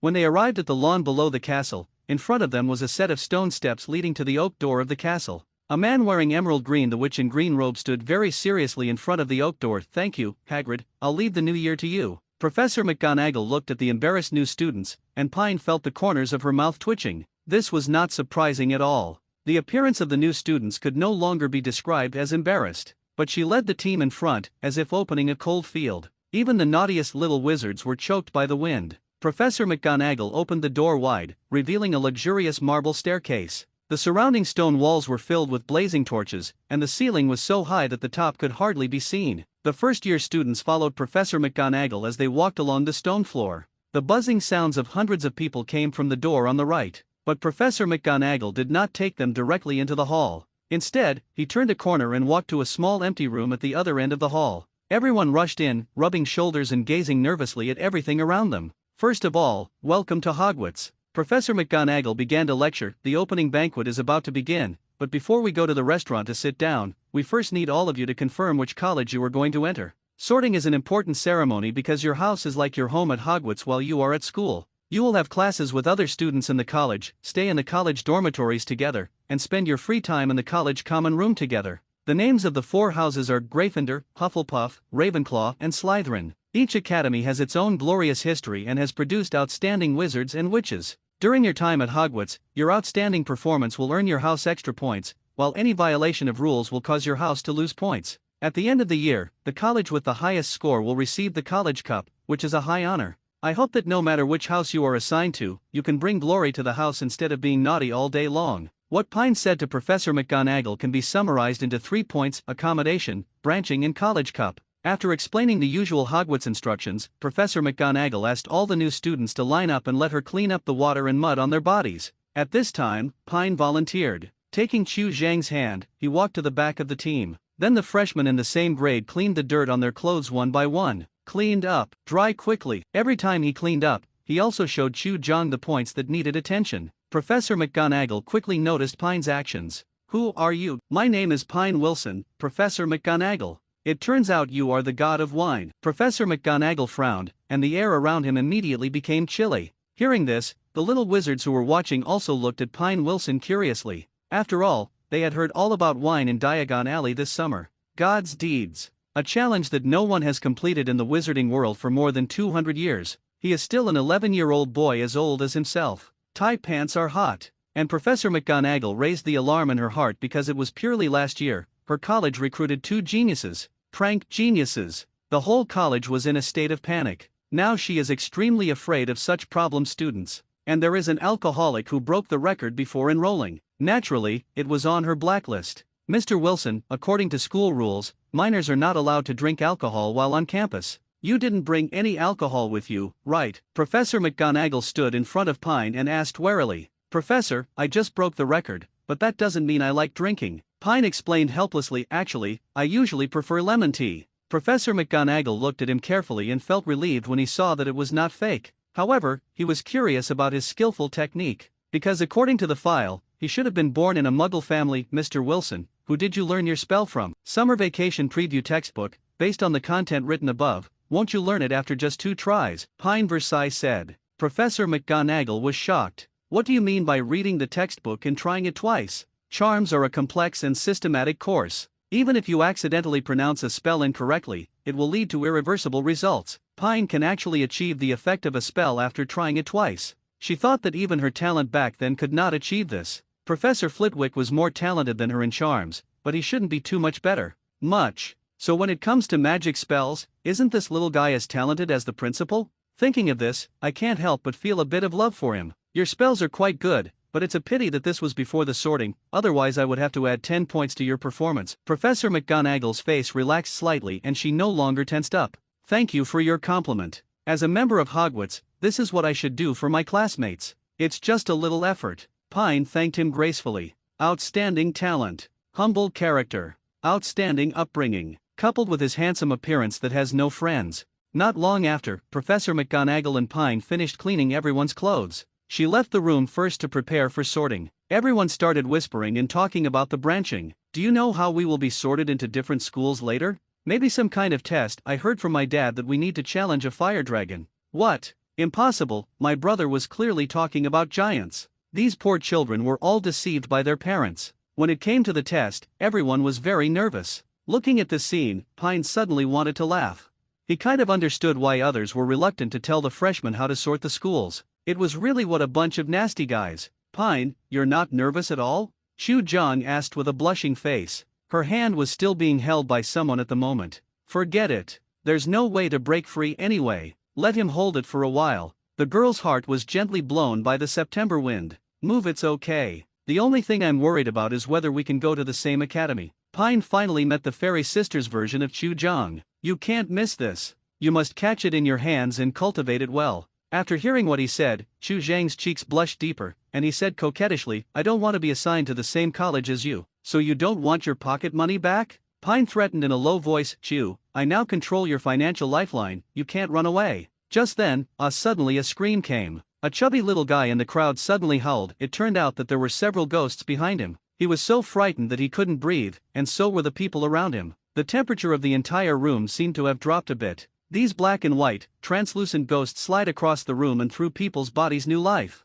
A chubby monk smiled at them and said, "I think you are probably preparing to take a test, right? Hope you get a Hufflepuff." The monk said, "I used to study in that college." The ghosts walked towards the hall, drifted through the opposite wall and disappeared. The freshmen didn't have to wait long before Professor McGonagall came back. She asked the freshmen to line up in a single file, and then led everyone into the auditorium. The college's auditorium is very large, with 4 long tables filled with students. Hundreds of candles are floating above everyone's heads, and the candlelight illuminates the entire auditorium. The candle flame is also some kind of magic fire, otherwise the candles above the head will drip together. The picture of wax is simply not too beautiful. There is another long table on the upper stage of the restaurant, which is the seat of the teachers. The old B. Dumbledore is sitting in the middle. Today he is wearing a luxurious dark blue robe as always. He has long flowing silver white hair and an extremely well-trimmed long beard. In addition, the most noticeable thing is probably the long aquiline nose, which seems to have been broken several times. He wears a half-moon-shaped glasses, behind which are two bright blue eyes, which are extremely penetrating. There is an empty seat next to Dumbledore, which should be reserved for Professor McGonagall. Next to it, there is a man with greasy black hair, a hooked nose, a man who looks like an old bat. At first glance, he looks like the greasy middle-aged man Snape. Next to Snape, that woman looks familiar? When Mrs. Nate was wearing a white Greek dress, as if the Greek goddess in mythology is alive. Golden hair, silver pupils, soft face, concave and convex curves. On the Gryffindor table not far away, would have the Quidditch team just looked at Mrs. Nate more a few glances. The nosebleed sprayed more than 1 meter away. Sports boy, the firepower is fierce. See Mrs. Nate's flaming red lips. Pine never imagined that this woman secretly kissed him in the leaky cauldron. Most likely this semester defense against the dark arts teacher. Professor McGonagall brought the first-year students to the center of the hall. Let them line up in a row facing all the senior students, with the teachers behind them. The candlelight flickered, and hundreds of faces were watching them, like pale lanterns. The ghosts were also mixed among the students, shining with hazy silver light. Professor McGonagall gently placed a four-legged stool in front of the first-year students. Then he carried a Spire the Wizard's hat is placed on the stool. It is said that this is Gryffindor's hat. It is said that the four giants ravaged it at the same time, instilling their own magic. It is said that it is one of the only 2 common creations of the 4 founders. The other is Hogwarts School itself. As for Slytherin's locket, Racklon's crown, Gryffindor's great sword, and Hufflepuff's golden cup, they are all far behind compared to it. This hat, what a hanging hat. It's called Hanging Hat for short. At this moment, this hanging hat is singing loudly on the stool. You may think I'm not pretty, but don't judge me by my appearance. If you can find a smarter hat than me, I can eat myself. You can make your bowler hat black and shiny, your top hat smooth and crisp. I am the top hat used for testing at Hogwarts, so I am naturally superior to your hats. No thought hidden in your mind can escape the devil's hat's golden eyes. Try it on and I'll tell you which college you should be assigned to. Come wear me. Don't be afraid, don't panic. In my hands, even though I don't have a hand, you are absolutely safe, for I am a thinking magic hat. I really hope they can clean the Sorting Hat. Hanging Hat brother gets happier and happier as he sings. He even can't help but say a few words about double and single. Change the flow and add some real. If you want to play some skills, just drill more. Don't worry about my saliva. In the lyrics, I have an explosive part. My rap sounds like it, so explosive. Looking at the students below, they are not attracted by the so-called hip-hop that the hat guy is pulling. Pine breathed a sigh of relief. It's okay. No matter how good the little wizard at Hogwarts is in his studies, at least his aesthetics are okay. Brother Hat's rap performance is obviously used in the wrong place. If Shui is here, maybe he can cosplay the Christmas little elk tonight. McGonagall the professor couldn't stand it any longer and hurriedly took a few steps forward, holding a roll of parchment in his hand. Whoever's name I call now will put on his hat, sit on the stool, and wait for the sorting. Don't have any unnecessary conversations with the hat during this period. At the last moment, Professor McGonagall reminded her heartily. Alan Fry. A boy with brown hair immediately walked up. The hat almost touched his head and screamed, Slytherin. The boy was extremely satisfied. He bowed slightly to the Slytherin table. There was thunderous applause. All the little snakes smiled and clapped. Katie Bell. A little girl with a rosy complexion and long messy golden hair. She hurriedly walked out of the queue and put on her hat, which just covered her eyes. Pine recognized the other person, Gryffindor's future chaser. In 7th grade, she was almost tricked to death by Malfoy's necklace. Another poor kid, good-looking, but with 7 plots, she didn't even seem to be worthy of the partner. She sat down and paused for a moment. Gryffindor! Hat shouted. The table farthest to the left immediately burst into cheers. The twin brothers got a pair of big speakers from nowhere and made a huge noise. It seemed that the momentum was determined to suppress the little snake before. The little girl was obviously frightened by this formation. She looked back at the Sorting Hat regretfully. Brother Hat, can I be sorted again? Sorting Hat, sorry, no. After all, if I could do it all over again, I would like to be Levi. The creations can be so high-end and admired by so many people. Unlike me, who change the lyrics every year, but no one loves them. Where is the law? Percy gave his 2 uneasy brothers a hard look. Look at it, this little girl was so scared that as next year's prefect, she really wanted to use her power to deduct points from them in advance. After a long time, there was another familiar person, Marietta Acmo. At this time, a beautiful girl with reddish golden curly hair walked up. Pine took a serious look at the girl. In the original book, it was her choice to inform, which led to the army being arrested, Dumbledore being expelled, and himself being Hermione was disfigured for the rest of her life. How would you describe it? An ungrateful adult, a self-righteous child and a brainless idiot. Whether it was Dumbledore or the Order of the Phoenix, there were some ungrateful people in the process of dealing with Voldemort. A lot of them. The trash should be cleaned up, and it would be less troublesome to just clean it up. However, Bizo is so arrogant that he should kill people. When dealing with Death Eaters, he does not kill them, but insists on knocking them unconscious and then trying them alive. He talks about being righteous, but in the end, he turns the war on keep leading them to the school. Are all the minors here? Are you stupid? Don't do it outside, do it all in the school. This means adults don't do serious business. The 3 children don't know what they are thinking. Establish a resistance force in the school. The goal is not stated clearly in advance, and there is no background check. It is purely based on falling in love, making friends, dealing with teachers, and learning defense against the dark arts to lure people in, then make up for the ticket after getting on the bus. Also, he didn't mention the punishment in advance. He put evil spells on the paper behind his back. He tricked everyone into signing the name and didn't tell them the punishment for leaking the secret. Instead, he waited until someone leaked the secret before he knew there was a punishment. Apart from being self-righteous, I couldn't find anyone else. Adjective. Are the people attracted in this way just a mess? This is also due to the fact that Umbridge has a very bad reputation in school, otherwise there will be more informers faster. Of course, this little girl is not a good person, because her mother is in magic ministry work. The first reason why I reported it was that I was tricked into getting on the bus at the beginning. I originally joined it just to accompany my best friend to pick up men. After I signed the contract, the other party told me the reason. There was no background check. There was no loyalty at all. The second motive was to help her mother take a step forward. However, the little girl did not communicate with Umbridge in advance. She made a deal and acted as a trap for the other party. In the end, the matter was done quietly. Instead, he went straight to the office to complain, and finally threw Umbridge aside and ignored him. He was hopelessly stupid. Ravenclaw, the Sorting Hat said loudly. Pine covered his face and couldn't bear to look directly. He now seriously doubted the level of the Sorting Hat. How did such a stupid girl get sorted into the Eagle Academy? After a while, Pine Wilson, Professor McGonagall read. Unexpectedly, he had just called out his name and hadn't been sorted yet. The students at the easternmost Gryffindor table, led by the Weasley brothers and others, stood up and shouted, "Bacchus! Bacchus! Bacchus!" Then the Hufflepuff Club nearby, encouraged by Cedric, also stood up and shouted, "Bacchus! Bacchus! Bacchus!" At the Ying Yuan, senior sister Pinella was pushed by several bad girlfriends and stood up, covering her hot face. She regretted in her heart that she couldn't suppress her excitement just now and shared what happened on the train with her girlfriends. How many days now? All my best friends joked that they had found a first-grade boyfriend and pushed themselves out, so they had to lead a group of little eagles to shout, "Bacchus! Bacchus! Bacchus!" Only the Slytherin table is a little embarrassed, even at a loss. If you don't shout, if a guy as famous and handsome as Bacchus is assigned to our house, wouldn't you offend him? If you shout, the other party seems to another mudblood.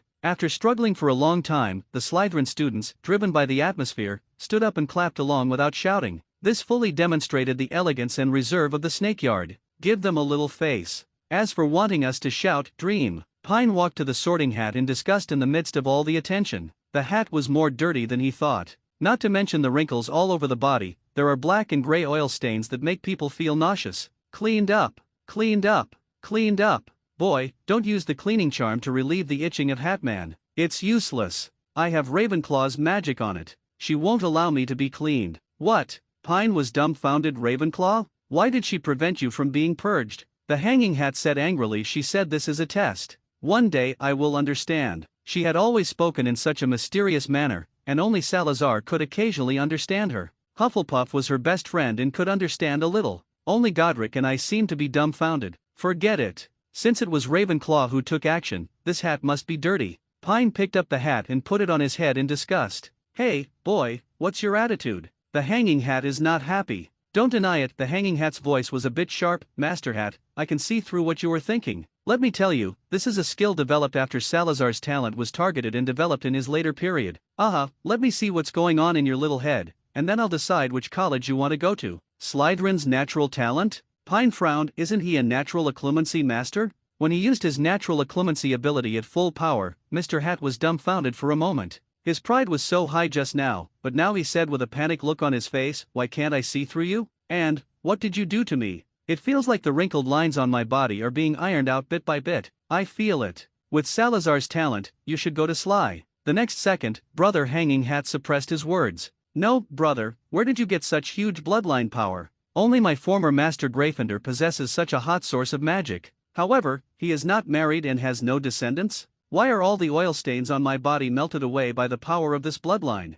I feel that with the ancient soul of Godric, you should go to Glen." The next second, the man with the hanging hat suppressed his words again. "Damn it, the gift of affinity with all things makes it very comfortable and intoxicating. It was so warm that I couldn't help but want to lie in this boy's arms and have a good sleep." The damaged areas on the hat seemed to have a pair of invisible hands helping to repair them, just like those patches that were there in the first place. They were all mended by that kind woman. "Forget it, since you have Helga's affinity for all things, why not go to Hutch?" Finally, when the countless knowledge in Pine's brain suddenly crazily filled into the head of the hanging hat guy, Mr. Hat felt as if he had lived again. New knowledge is updated in the brain. The wizard's intelligent algorithm 1.0 was suddenly upgraded to version 9.0. This upgrade process is slow. The students below are all confused. What took so long? Don't worry, last year Cedric's branch also took about 10 minutes, but half an hour has passed. Could it be that the sorting hat fell asleep? The students below were talking a lot. The teacher on the stage looked excited. "It seems that this year there is another little guy who is difficult to define," Oldby said with a smile.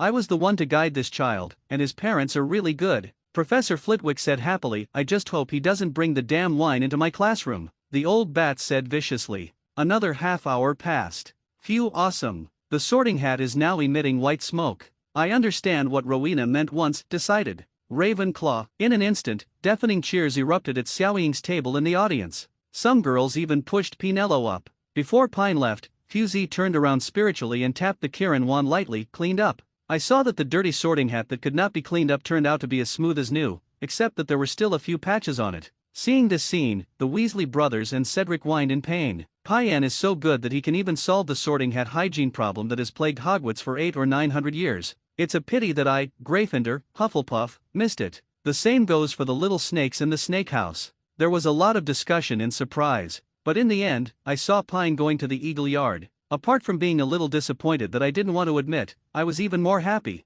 As long as I didn't go to that damn Gryffindor. Pine had just walked a la in front of Winklaw's dining table. The senior with flaxen shawl and long hair covered her face and was pushed into Pine's arms by her unscrupulous bestie. Wow! The students in the audience instantly became excited. They kept slapping the table in front of them. Only Percy saw this scene and his heart was broken. "Oh, no, Pinello, I haven't even become a superior to show off in front of you. Why are you throwing yourself at someone else?" Sure enough, Mr. Fudge is right. All love in this world is fake. Women are just creatures that can lie, and even wealth may leave us. Only rights are eternal. Thinking of this, Percy became more clear about his goal for tonight. Pine was welcomed by everyone and took his seat behind Xiaoying's dining table. Senior Pinello covered her face and sat on his right side. She now experienced the feeling of being called social death. The whole school knows that she is like an old cow eating young grass. An old senior in the 4th grade stole the 1st grade school darling, Dionysus Pine. I was so shy that I couldn't even raise my head. But soon, it was Chew's turn for the sorting ceremony. Autumn slowly walked to the sorting hat and put it on. This time, Mr. Hat hesitated and held back his desire to die. Shouting Ravenclaw, the eaglets once again cheered earth-shatteringly. Chew sat down in the empty seat on Pine's left. Ravenclaw House is making money tonight. The most handsome boy and the most beautiful girl among the freshmen this year are both from Ying Yuen. Everyone had an inexplicable feeling of an eagle taking off when the last student, Zorro Snow, was sorted into Hufflepuff. After all the students were sorted, Professor McGonagall rolled up the parchment, picked up the sorting hat and left. Before the sorting hat left, he pouted proudly at Pine. Dumbledore stood up. He looked at the students with a smile on his face and stretched out his arms to them. Nothing seemed to make him happier than seeing the students gathered together. "Welcome everyone to start the new school year at Hogwarts. I only have 2 words to say to you," his rich voice echoed in the auditorium. "Eat it." The empty plates around were suddenly filled with food magically. It looked really rich, to be honest. De Ying's recipe is probably the thinnest recipe in the world. 2/3 of it is all kinds of baked potatoes. It's called a baked potato without any ingredients. It's called a super baked potato by sprinkling some eggs and bacon. It's called a cheese beef baked potato by sprinkling some beef and cheese. It's called a cumin baked potato by sprinkling some cumin, butter, and green onion. It's called a cumin baked potato by sprinkling some light cream, onions, garlic, and apple cider vinegar are called garlic butter baked potatoes. Sprinkle some rosemary, onions, garlic, basil, and butter are called fresh rosemary basil baked potatoes. Sprinkle some spinach, eggs, milk, cheese, shrimp, and flour are called milk-flavored spinach, shrimp, and baked potatoes. Pine stabbed the starry sky pie in front of him with his fork. Inexplicably, I remembered the names of the dishes mentioned in the crosstalk in my previous life: steamed lamb, steamed bear paw, steamed deer tail, roasted duck, roasted chicken, roasted goose, braised pig, braised duck, sauce chicken, bacon. Chew carefully bit into it. A mouthful of organ potatoes on a fork. She was born into a mixed-race wizarding family. I'm pretty immune to Dang's food. Asked in a low voice, how do you clear the sorting hat? Pine replied, come to my dormitory at night and I will tell you slowly. Chew gave him a stern look, turned around, and whispered to the informant Marietta. Senior Pinello was still good at taking care of people, so she gave Pine a piece of steak and reminded, eat quickly. When the principal finishes eating, the school song will be sung. The food at Hogwarts tastes better than Pine imagined, and the house elves are really good at it. The most important thing is to eat in large quantities. It really allows you to support the wall in, and then support the wall out. After everyone has eaten, the remaining food on the plate disappeared, replaced by desserts. Pine took a piece of pudding and listened to the old students telling interesting things. For example, last year's defense against the dark arts professor was said to be Professor McGonagall's crush when he was young, her junior brother. On Valentine's Day last year, when he was about to confess to Professor McGonagall, he actually bought fake confession fireworks in Hogsmeade Village. They were blown directly into the Millennium Fertilizer Pool of Hogwarts. Inside, he was overcome by the endless stench and fell into a coma. If Professor McGonagall hadn't discovered it in time, the professor would probably have fallen into a manure pit and drowned. The defense against the dark arts teacher is still lying in St. Mungo's Hospital. It is estimated that he will never come out in this life. Pine couldn't help but mourn for this unknown and respectable professor. He is really capable of seeking death. He dares to pursue Professor McGonagall, and he also dares to be the defense against the dark arts professor. This is too long for him to live. It was too long. After the banquet, all the signs on the table disappeared. Professor Dumbledore stood up and announced to everyone, I am delighted that the school has a new professor. Mrs. Cynthia Nate will be our new defense against the dark arts professor. Looking at Professor Cynthia's moving face and hot body, thunderous applause erupted in the auditorium, and whistles. The senior students in the audience seemed to have entered estrus. It seems that everyone's defense against dark arts this school year. Don't worry too much about your grades, there are a few more things to inform you. Dumbledore looked at all the students below and said, first-year students, please note that the woods on campus are strictly prohibited for students. Furthermore, Mr. Filch, the administrator, also asked me to remind everyone not to perform magic in the corridors during recess. Finally, the review of Quidditch players will be held in the second week of this semester. Students who are interested in joining the college team, please contact Mrs. Huo Chi. Why can't we enter the Forbidden Forest? There is probably danger in the Forbidden Forest, Pinello said as he glanced at the Weasley brothers on the Gryffindor table. Those two guys are exceptions, they like to seek death. At this time, Percy Weasley glared at his brother fiercely. He knew their personalities very well. If you dare to go to the Forbidden Forest, I will write to your mother and tell her we will not, the twins quickly assured. And Pine's eyes lit up. Looking at the Weasley brothers over there, his eyes were full of credits. After the introduction of this year's precautions, Dumbledore said happily, now, before everyone goes to bed, let us sing the school song together. He raised the Elder Wand in his hand and tapped it lightly. A piece of text twisted into a golden ribbon floated in front of everyone. Members of the Hogwarts chorus also appear. Speaking of which, there is a club like this in Hogwarts. The weirdest thing is that each choir member holds a big toad with its mouth opening and closing in its hand, with Dumbledore waving his wand as the great choir director. All the teachers and students began to sing the school song according to their own rhythm. The expressions of the professors at the teachers' table suddenly became stiff, especially Professor McGonagall, because she wanted to secretly use earplugs to listen. But he was discovered by the sharp-eyed Dumbledore. Forget about children. A group of adults also sing the school song. Professor McGonagall felt that she was really ashamed. All the teachers and students followed Dumbledore's command and began to sing loudly, Hogwarts, Hogwarts, Hogwarts, Hogwarts, please teach us knowledge. Whether we are an old man with a bald head or a child with a broken knee, our minds can accept some interesting things. Because now our minds are empty and full of air, dead flies, and trivial things. Teach us some valuable knowledge and give us back what we have forgotten. You just need to do your best and leave the rest to us. We will study hard until we turn into dust. Next to Pine, Xu Zhang unexpectedly knew Wu dialect and was singing to the melody of Song Girl from the End of the World. This is the legendary Jiangnan tribute rice. The soft voice attracted the attention of all the girls in Yingyuan, especially the seniors from the Birmingham area.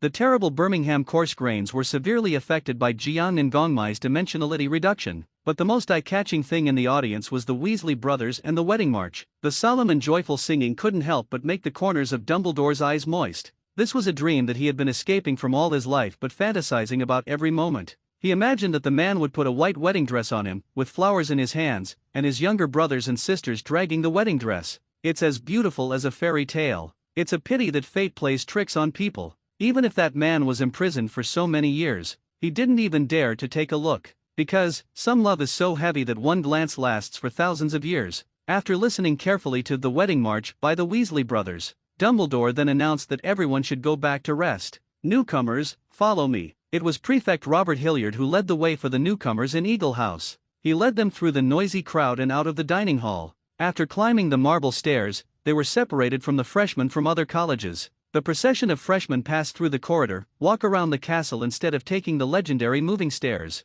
There are many portraits hanging in the corridors, and the characters on them are whispering to the new students when they pass by, and there are also portraits that will greet them. Prefects, when you lead the freshmen through the castle, you will never guess where the entrance is? There is a closed wooden door in front of you, but they go through the stone door on the opposite side. For some doors, you need to hit the exact location for it to open. You open it. Some doors are hidden behind curtains or behind paintings. However, the worst is not these, because now there is a trap for the unlucky man in the stairs. It looks like a normal staircase, but at a certain level, you need to step over it, otherwise your feet will sink in if you step in. The Ravenclaw Lounge is located on a high tower on the west side of the castle. Under the leadership of the prefects, everyone spins in dizzying circles, slowly walked up the stairs. Finally, everyone came to a door. There was no handle or keyhole on the door. There was only a wooden board with paint that was almost peeling off after many years of use. There was also a wooden board on it, an eagle-shaped bronze door knocker. This bronze door knocker looks a bit old. However, Hogwarts is full of cultural relics. It's not too surprising if it's older. Doesn't this mean that you can just get some from Hogwarts? Old things are out. Maybe they are all valuable antiques? Especially since there are so many rooms in the Room of Requirement. There are piles of messy storage rooms inside, which seem to represent endless wealth. Prefect Robert Hilliard knocked. After opening the door, the eagle's mouth opened. He asked in an extremely sweet and cute artificial intelligence voice that sounded like a little girl's voice, "What can only be added but not subtracted?" Pine seriously suspected that the voice package loaded by the door knocker was most likely a descendant of the Big Four. Otherwise, where could she get the voice data of such a young child? Prefect Robert did not answer the door knocker's question. Instead, he turned around and said with a smile, "See, we in Ravenclaw don't have a hidden entrance to the common room like other houses. Our common room door only has an enchanted bronze knocker in the shape of an eagle. But no outsider has broken in for thousands of years, because only by answering the eagle ring's questions correctly will you be allowed to enter." Speaking of this, he said proudly, "Wisdom is mankind's greatest wealth. And our Ravenclaw students are the most intelligent group of people. Of course, if you can't guess the problem back then, please prepare your sleeping bag in advance and spend the night on the corridor. So, as for the question just now, do you want to give it a try? Don't be shy, freshman." Chu stood up first and replied, "Age." Tianmei intelligent voice replied, "Congratulations, you answered correctly, welcome to the Ravenclaw Lounge." As he said that, the door was opened. When Pine also wanted to follow him in, suddenly, ding. The task of manifesting the saint in front of others, as a top student, how could he be stumped by a mere question about a bronze eagle ring? Task requirements: ask the host to complete 1,000 questions on the bronze eagle ring. The countdown is 05:59:52. Mission reward: learning talent level 9, skill point +1, a recipe from the 8 major cuisines. Damn it. Skill points don't matter. The recipes of these 8 major cuisines are so important. This is related to the quality of my future life at Hogwarts. Pine, what are you doing? Senior Pinello asked doubtfully as she passed by. This is a battle of wits between me and the bronze eagle ring, Pine said seriously. A super cute artificial intelligence voice sounded, "How do you cover a mirror with 2 coins? Pine replied, "Cover your eyes." Bronze eagle ring, what a smart little wizard. Come in, bang. Send Pinello's senior sister in, and Pine closes the door again. Bronze eagle ring holding an egg and throwing stones, but the egg didn't break. Why? Pine holding the egg in one hand. Throw a stone with the other hand, and of course the egg will not break. Pa! He sent Pinello's best friend in and closed the door again. What won't get wet if dropped into water? Shadow. The cow walks 10 meters forward, 10 meters back, and 10 meters left. Which direction is the cow's tail facing? No matter which direction the cow goes, the cow's tail points down. Why put your right hand in your left trouser pocket and your left hand in your right trouser pocket? Wear pants inside out. This quick question and answer battle soon caused a sensation, because in history, no one has ever been able to launch such a challenge to the Bronze Eagle ring in one day. At the beginning, the questions on the Bronze Eagle ring were still focused on brain teasers, then it started to talk about a piece of Hogwarts school history. Then it seemed that the door knocker could sense Pine's age. A large number of questions started involving elementary charms, elementary transfiguration, elementary potions and herbalism in grades 1 to 3. Some of the angles of the questions were very tricky. Even Pinello, who got an O in every subject, couldn't remember many places. Soon, even Professor Flitwick, Professor McGonagall, and others were alarmed. Curiously, he went to the Ravenclaw Tower to find out. Professor Flitwick, oh my god, he actually memorized all the courses on elementary charms. Professor McGonagall, I also have a very strong grasp of primary transfiguration. Professor Sprout, I really want him to help me with the greenhouse. He knows more than the senior students. Except, the old bat. Snape said sadly, he is just a stupid guy who can only copy what is in the book. Snape's potion talent is at least level 9. During his school years, he improved the methods in various potion textbooks. If he hadn't wasted a lot of time on emotional issues in the later period, he concentrated on the field of potions, and Snape his achievements will be even higher. With many teachers and students watching, it took Pine 3 hours and 46 minutes to answer all 1,000 questions on the Bronze Eagle ring ding. Congratulations to the host for completing the mission of appearing as a saint in front of others. As an invincible academic master, your reputation as a genius resounds throughout the school. Mission reward, learning talent level 9, skill point +1, 1 recipe of 8 major cuisines. Pine closed his eyes and decisively added level 9 talent points to potions. During the contest just now, he could hear Snape's words clearly. Go to the potions classroom tomorrow to find the potions book of Half-Blood Prince, paired with level 9 potion talent. Snape, just wait and cry. At this time, Flitwick, McGonagall, and Professor Sprout chased after him. Mr. Pine Wilson, you gave us a big surprise tonight. I remember that you are from a Muggle family. How did you learn this knowledge? Pine smiled when he heard this, copied a pretentious quotation from a certain Shurin, and said to the 3 professors, there is no genius. I just spend the time that others drink butterbeer on studying. As soon as these words came out, the souls of the 3 professors were instantly trembled. Even Snape, who was huddled in the corner and refused to come forward, trembled. They have been engaged in happy education for so many years, and they have seen all kinds of people, big and small. Student. But this is the first time I have seen someone who works so hard. As a well-known Bacchus in the British wizarding world, he even refused butterbeer in order to save study time during the holidays. It was really touching. Professor McGonagall made a decisive decision. He glanced at the eaglets watching and said loudly, Mr. Wilson's learning spirit and excellent accumulation of magical knowledge are worthy of everyone to learn from. Pine Wilson adds 15 points. This is such an unexpected surprise. I didn't expect to get extra points for answering questions. I seem to have slowly found a shortcut to increase points in Hogwarts. After a while of noisy, Pine finally entered the Ravenclaw common room. This it is a large round room with ethereal decoration. There are elegant arched windows on the wall, hung with blue silk. There are stars painted on the domed ceiling, and the dark blue carpet below is also covered with stars. There are tables, chairs, and bookshelves on the floor. The white marble statue of Rowena Ravenclaw stands in the niche opposite the door. The sculpture of Ravenclaw is lifelike, and the sapphire blue pupils seem to be thinking, what was she talking about? There was a teasing smile on her face, and following her gaze, there was a large floor-to-ceiling window, and it was dark outside. On top of her head, there was a delicate ring replicated in marble, with an inscription on it. With tiny words, extraordinary wisdom is mankind's greatest wealth. At this moment, it was getting late. Most children can't help but go home early to wash up and get ready for bed after a hard day's journey. At this time, a beautiful female ghost wearing medieval clothes came to Pine. Good evening, Mrs. Grey. Pine knew who this beautiful ghost of Ravenclaw was. At this time, the other party used the name of the first queen in the history of Scotland. The beautiful and cold ghost came to Pine and stared quietly. He closed his eyes and finally sighed bitterly. It turns out that you inherited my mother's talent. Lady Grey, or rather Helena Ravenclaw, has been deceived by Voldemort, after causing the mother's crown to go missing. The guilt in my heart and the arrogance that even death can't extinguish are increasing day by day. This is the support for ghosts to stay in the human world, even less willing to talk to ordinary people. At this moment, he was faced with a boy who had the same gift of photographic memory as his mother Ravenclaw. After a moment of curiosity and panic, I wanted to escape more. She once dreamed of surpassing her mother and being wiser than her. He even stole the crown and hid it secretly from her. Unfortunately, she couldn't be more wrong.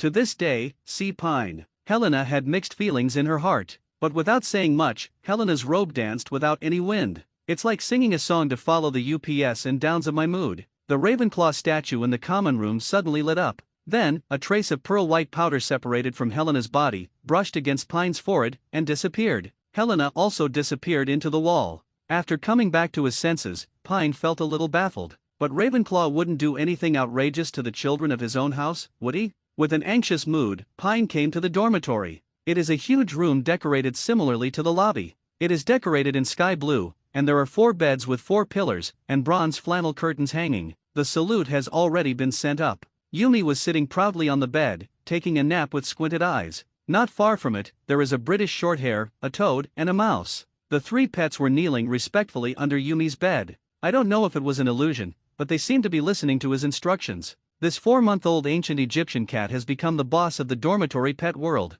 Several other roommates had already finished washing briefly and lay down to sleep. After all, not everyone has such abnormal physical strength as Pine. Still energetic after a hard day's work. It rains heavily at night in Scotland. This damn island country. Too much rainy weather. Pine's return interrupts the pet meeting. After washing up, Yumi lay in Pine's arms and looked out the window curiously. From here, you can see the black lake reflecting the moonlight and the dense forbidden forest. Pine soon fell asleep, and Yumi got into the bed, curled up next to his hand, her tail curled around his arm, purring. That night, Pine had a dream. He dreamed that Mrs. Gray had turned into a beautiful girl of 17 or 18 years old. Holding a sapphire-encrusted crown in his hand, he begged her for help. Behind her, a terrifying laurel monster was chasing him. When Pine got closer, the laurel tree monster opened its mouth and swallowed him up. When Pine woke up from his dream, the dormitory was dark. There was a faint sound of rain outside the window. The rain last night has not stopped yet. Pine sat up in bed and reached up to cover a yawn. It was all because of the strange dream last night. When I woke up, I felt physically exhausted. Moreover, he woke up too early, and the 3 people in the same dormitory were still sleeping. Pine reached out to the head of the bed, picked up the wand placed in the corner, and whispered a spell. Fluorescence flashes.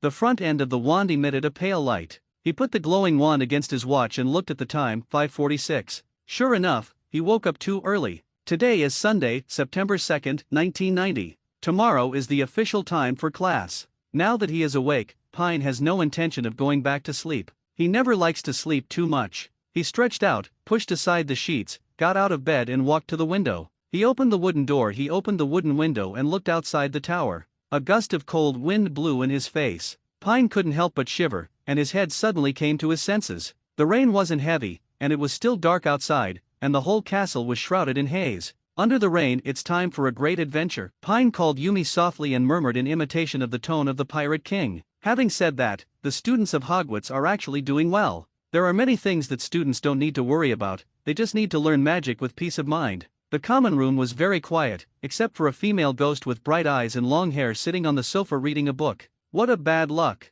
Why is it her again? Pine dreamed of her all night last night, and was scared to death in the end. Helena heard the footsteps, raised her head and saw that it was Pine. With a sound, he shyly hid in the statue of Lord Ravenclaw. This made Pine confused. I should be the one to be scared, right? You are the ghost, sister. He didn't stay in the lounge, and planned to take advantage of everyone before they got up. He planned to walk around the castle, holding a piece of parchment in his hand and a quill flying in the sky to keep making notes. He met a portrait on the way and sent in, then politely went up to chat and asked for directions nearby. Seeing such a handsome face, the female portraits showed that they knew everything. Most of the male portraits also thought that the child was very polite and gave him guidance candidly. Only there are a few portraits that have problems in their hearts. For example, Sir Cadogan. Because he recently had a crush on the portrait next door, King Arthur's sister Morgan Le Fay. The other person just praised Pine's handsomeness in front of him, and enthusiastically gave the other person pointing the direction to the room of requirement. He was so jealous that he clamored to challenge Pine.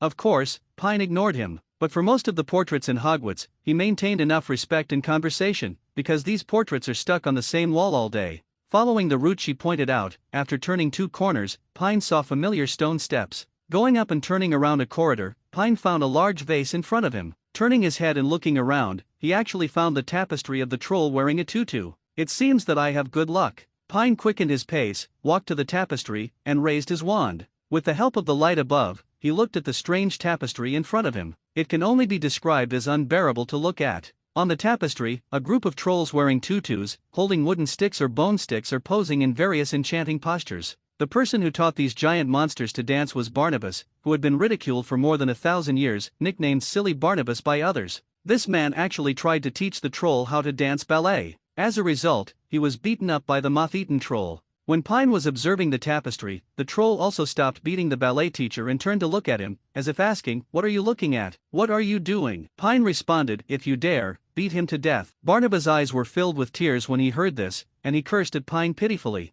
Unfortunately, they were just portraits. Pine walked towards the white wall opposite. The condition for entering the room of requirement is to walk through this section of wall 3 times and concentrate. The spirit thinks about what it needs. So, I want a place to practice magic, a place to practice magic. Pine concentrated his attention, walked to the window at one end of the white wall, turned back, and then turned back to the vase at the other end. He muttered something under his breath, and when he turned around for the 3rd time, something changed on the wall. Countless patterns appear on the white wall, and a smooth door gradually emerges. Pine felt good because he knew he had succeeded. He held the brass handle, opened the door and walked in. Inside is a large, spacious room. There were torches lit around the walls, making it look like a black cube defense-engraved classroom. There are many wooden bookshelves along the walls of the classroom. There are a lot of books on every bookshelf. On the other side, there are some puppets used to practice magic. Isn't this the place where Harry led the army to practice defense against the dark arts in the original book? Pine said softly. The route to here was rubbed out on the parchment. Pine did not stay here any longer. This place will be here for a long time and it is his private territory. He cannot let too many people know about it. After N left, the door of the room of requirement turned into an ordinary white wall again. Pine turned 2 more turns and found a downward staircase. He walked down the stairs and started wandering around the castle, asking about the characters in the mural on the wall. This time Pine found the moving staircase. No matter how many times he saw it, he felt that the scene of the moving staircase was spectacular. It is said that the moving staircase and the room of requirement are both Rowena Ravenclaw's handiwork. It has been used for more than 1,000 years and still operates with abundant magic power. This shows how powerful Ravenclaw is. But could Rowena Ravenclaw be hiding any secrets in the room of requirement? After all, Slytherin kept a basilisk in his secret room. It makes sense when you think about it. Pine captured Hufflepuff's kind-hearted ghost monk. Under the guidance of this good-hearted ghost, it took 10 minutes to thoroughly study the operation rules of the stairs. Finally, I marked it clearly on the parchment, and then left the stairs. Entering the foyer, Uami on Pine's shoulder gave a meow. It turned out that it was killed by a skinny Burmese. The cat attracted attention. Pine knew that it was probably the caretaker Filch's cat, Mrs. Norris. Then Uami jumped off Pine's shoulders nimbly and walked to Mrs. Norris's house on a high catwalk. In front of him, he said meow meow meow arrogantly. Then he looked back at Pine a few times, as if asking for his opinion. Go ahead, if you want to go around, just go and have fun. The most qualified owner. Pine will not let his cat lose face in front of other cats. Let it play with dignity, and don't worry about being scolded when you go home. When you go out to hang out, isn't it important to keep your face? When Yumi after leaving with Mrs. Norris, Pine continued to explore downwards. When he reached a long corridor, the torches on the walls on both sides lit up automatically. He found pictures of various foods decorated on the surrounding walls. Pine found a large portrait. The portrait was of a huge silver bowl filled with fruit, and the kitchen was hidden behind the painting. The secret to entering the kitchen was on the pear. Pine gently touched the big green pear, and the pear actually squirmed, got up, chuckled, and suddenly turned into a big green doorknob. Sure enough, here, it seems that I have good luck. Pine was in a very happy mood. After finding the room of requirement, he successfully found the kitchen. He reached out and grabbed the door and pulled it. The kitchen was as big as the auditorium above. There were many tableware placed on the surrounding cabinets, and the auditorium was also 4 long wooden tables are placed. The positions of these tables are exactly the same as the tables of the 4 houses in the auditorium above. There is already some food on the table, which should be breakfast for the students. When it is time to eat, the house elves will through magic, the food is transported to the equivalent table above. What a magical space transfer magic! Pine, Mr. Wilson. A house elf discovered Pine and shouted loudly in surprise. In an instant, before Pine could react, there were hundreds of house elves crowded around him. These house elves secretly felt it at last night's back-to-school dinner. From that moment on, the house elves were seething. You know, house elves in the past often suffered from wizards and even goblin groups. The kind lady Helga Hufflepuff took them to Hogwarts, gave them a safe haven, let them learn to be loyal to the school, not to a particular person. Yesterday, they met another person who was compatible with all things. How could this not make them feel excited and excited? Mr. Wilson, these are the Devon scones I made. Mr. Wilson, try my trifle. Mr. Wilson, this is my Victoria sponge cake. Watching these little goblins surrounding him, offering their special skills, Pine's head felt heavy. These house elves were too enthusiastic. Loud voice. Putting the wand against his throat, Pine used the loud spell and said, "Everyone be quiet. Today I'm here to teach you a different way to cook delicious food." Hearing Pine telling them to be quiet, these house elves were quiet for a moment. But the next second, when Pine said that he would teach them new cooking methods, they became excited again. Many elves, even I, cried with joy on the spot. Wiping away my tears, I said, "Mr. Wilson was so nice to us that he was willing to teach us new cooking methods." Looking at these goblins being infected by this emotion called touched, they cried one after another.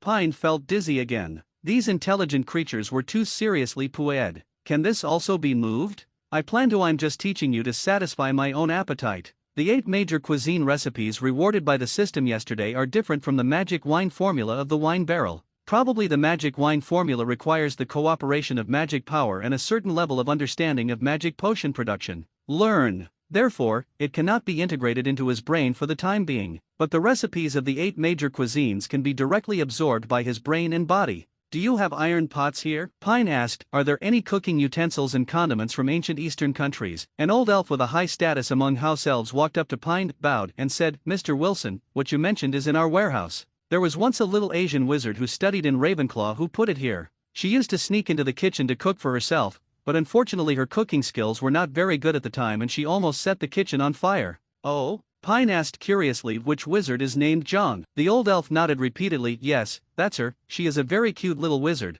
but I heard that she married a muggle after graduation. I also saw her daughter last night, who has the same surname as her. Good guy. It turns out to be Chu Zhang's mother. At first glance, she is not good at cooking, but she was forced by British cuisine to teach herself Chinese food, and her father should be a poor muggle son-in-law who comes to the house. Don't worry, today I will teach you some magical oriental dishes. Today, our school will eat this. Pine was so proud. He asked the old elf named Krull to fetch tools. He found that there was a steamer. Combined with a little use of his magic power, Pine got busy in the kitchen. For these people who have a sweet tooth, the British rotten guys are like fate. The spicy Sichuan food is absolutely unbearable for them. So on Sunday morning, Pine first taught them some slightly sweet Huayang delicacies. Use the cold waters of Norway. The crab roe of the best bread crab is used instead of the Yangchang Lake hairy crab to make juicy and fragrant crab roe soup dumplings. The best cod from the Hogwarts Lake is used instead of the mandarin fish to make the sweet but not greasy squirrel cod with a wonderful shape, using more than 10 ingredients such as Scottish white stocking shrimp and Spanish ham, a Yangzhou fried rice that can shine. The skillful operation stunned the elves in the kitchen. The dish turned out to be okay. Do this?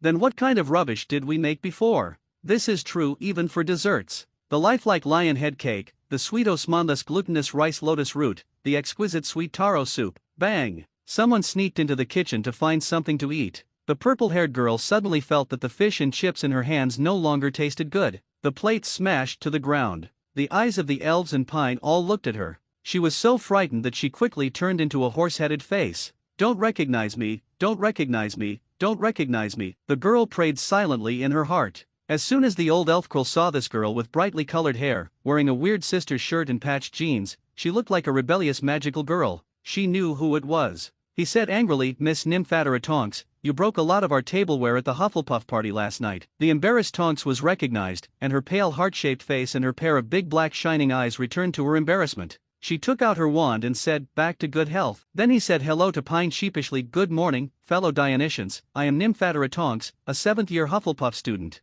In the end, this snack foodie couldn't restrain the curiosity and desire in his heart. His eyes glowed hotly. He rubbed his hands and begged, "Dionysian disciple, your plate of shiny, called Yangzhou, fried rice, can you give me a taste?" Tasty. This fried rice is really delicious. Oh my god. How come this buns are so delicious? How did you make this fish so beautiful? How can I bear to use my fork? Well, this fish is so delicious. The rebellious wizard girl, senior sister Tonks, kept chattering. She was dancing and dancing happily. Her heart almost melted. "Junior Pine, you think it would be nice if you were a few years older." Before leaving, Tonks was holding a lunchbox higher than her head. She left burning lip marks on Pine's face and said regretfully. Pine wiped his cheeks helplessly. It's all his fault. He is so handsome. The enhanced version of his peak appearance has made him suffer from the ravages of women's lips since his rebirth. Although the size of little Pine under his crotch is majestic, it is still in a low-key development stage. Damn it! When will the time traveler really stand up?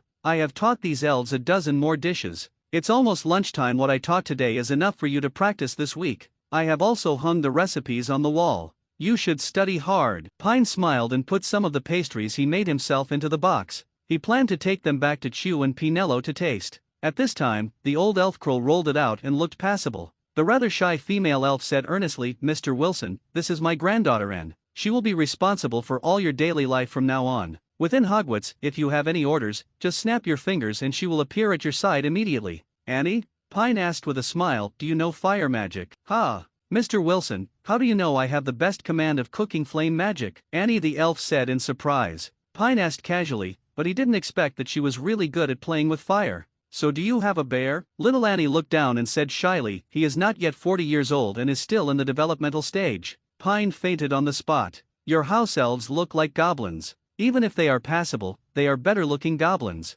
What can I think? Unless, system, do you have any LOL Annie skin rewards there? What a disgusting host, can you even kill Loli? But this system is very encouraging now. The mall is updated. Dark Daughter and 200 credits, Gothic Lolita and 300 credits, Little Red Riding Hood and 300 credits, Dreamland and 500 credits, Prom Princess and 500 credits, Epic Skin Frost and Flame and 1000 credits, Epic Iron Eating Beast Annie, 5000 credits, Galaxy Magical Machine God Annie, 10,000 credits. Damn, why don't you go and grab it?" Pine cursed, "This is too expensive." The host, produced by the system, must be a high-quality product. Once you bind the house elf and upgrade its skin, the system will bind the druid bear Tibbers as a gift. Once upgraded to the level of the Galaxy Magic equipment, its combat power will exceed its level. When you listen to Pine, you can also get a bundle with Tibbers, the druid bear. I was immediately satisfied. "System, you are still of some use." Happily, he returned to the Ravenclaw common room. He found that Xu Zhang and Senior Pinello had been anxiously waiting for him here.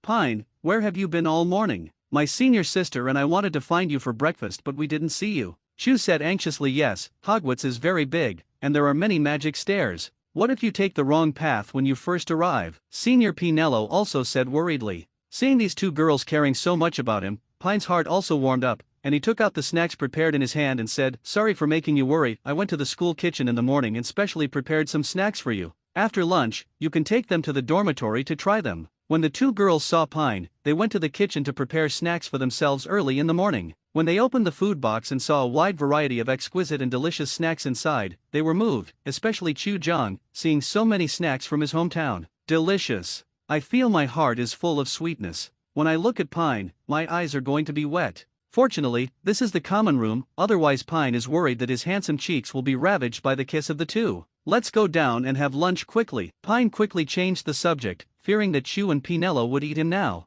"Let me tell you secretly, I also taught the house elves in the kitchen how to cook a feast." Hugging left and right, phew, it was Pine whose arms were forced to be hugged by two Ravenclaw flowers. In the envious eyes of all the eaglets, Shiren came to the restaurant. Swish, swish, swish. The dining tables of the 4 major colleges, including the top faculty and staff table, instantly cast countless cannibalistic looks. Especially the eyes of Dean Sprout, the most affable of the 4 deans, were the most intense. With so many students with unprecedented speed, he flew towards Pine. Bah! Pine's face was severely hit again. Professor Sprout said excitedly, "Dear Pine, how many good things do you still have to offer? Now I feel that the sorting hat definitely suffered from Alzheimer's disease and actually sorted you into Ravenclaw. You should be the pride of our Hufflepuffs. Look at the delicious dishes you taught the house elves to make. Today I want to add 10, 20, no, 50 points to you." Snape's face turned green when he heard so many points. "Damn it, the school year has just started and classes haven't started yet, and I, the Half-Blood Prince, haven't even given the students in my college crazy points yet.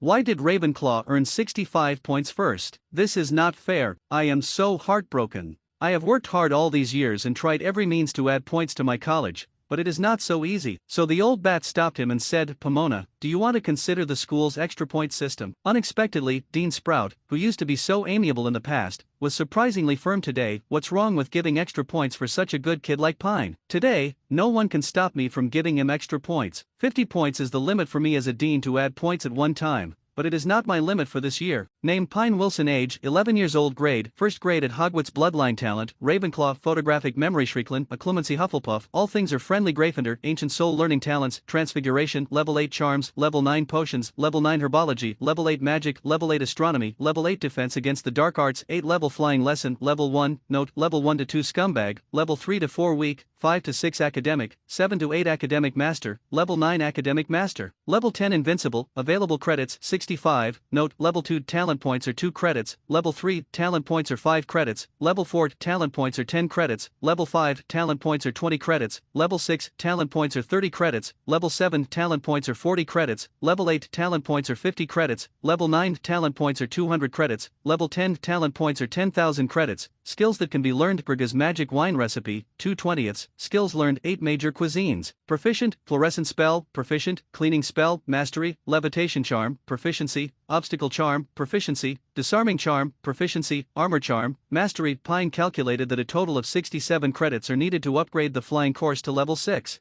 but level 5 and level 6 are both students. A proper ordinary person. I want to be qualified to join the Quidditch team. At least he has the talent of a level 7 ordinary academic master in flying lessons, and it requires regular practice. Quidditch geniuses like Harry and Crumb, they all have level 9 flying talents. Even the absolute main seekers like Cedric and Chu John probably have to be level 8 super academics. Forget it, first spend 37 credits to upgrade your flying lesson talent to level 5 and become an ordinary student. At least on the day of flying lessons, he wouldn't be like Hermione, who couldn't even call for the broom for a long time, which would be too embarrassing. It looks like there are 28 credits left in the system. Pine felt itchy. If you can't save it, you can't save it at all. Speaking of which, the system said before that spells and even potions can be quickly mastered by consuming credits, right? Looking at the wine barrel magic wine skill that I have never been able to master, Pine gritted his teeth and gave me Krypton. 18 credits are gone immediately. It was swallowed up by the system in an instant.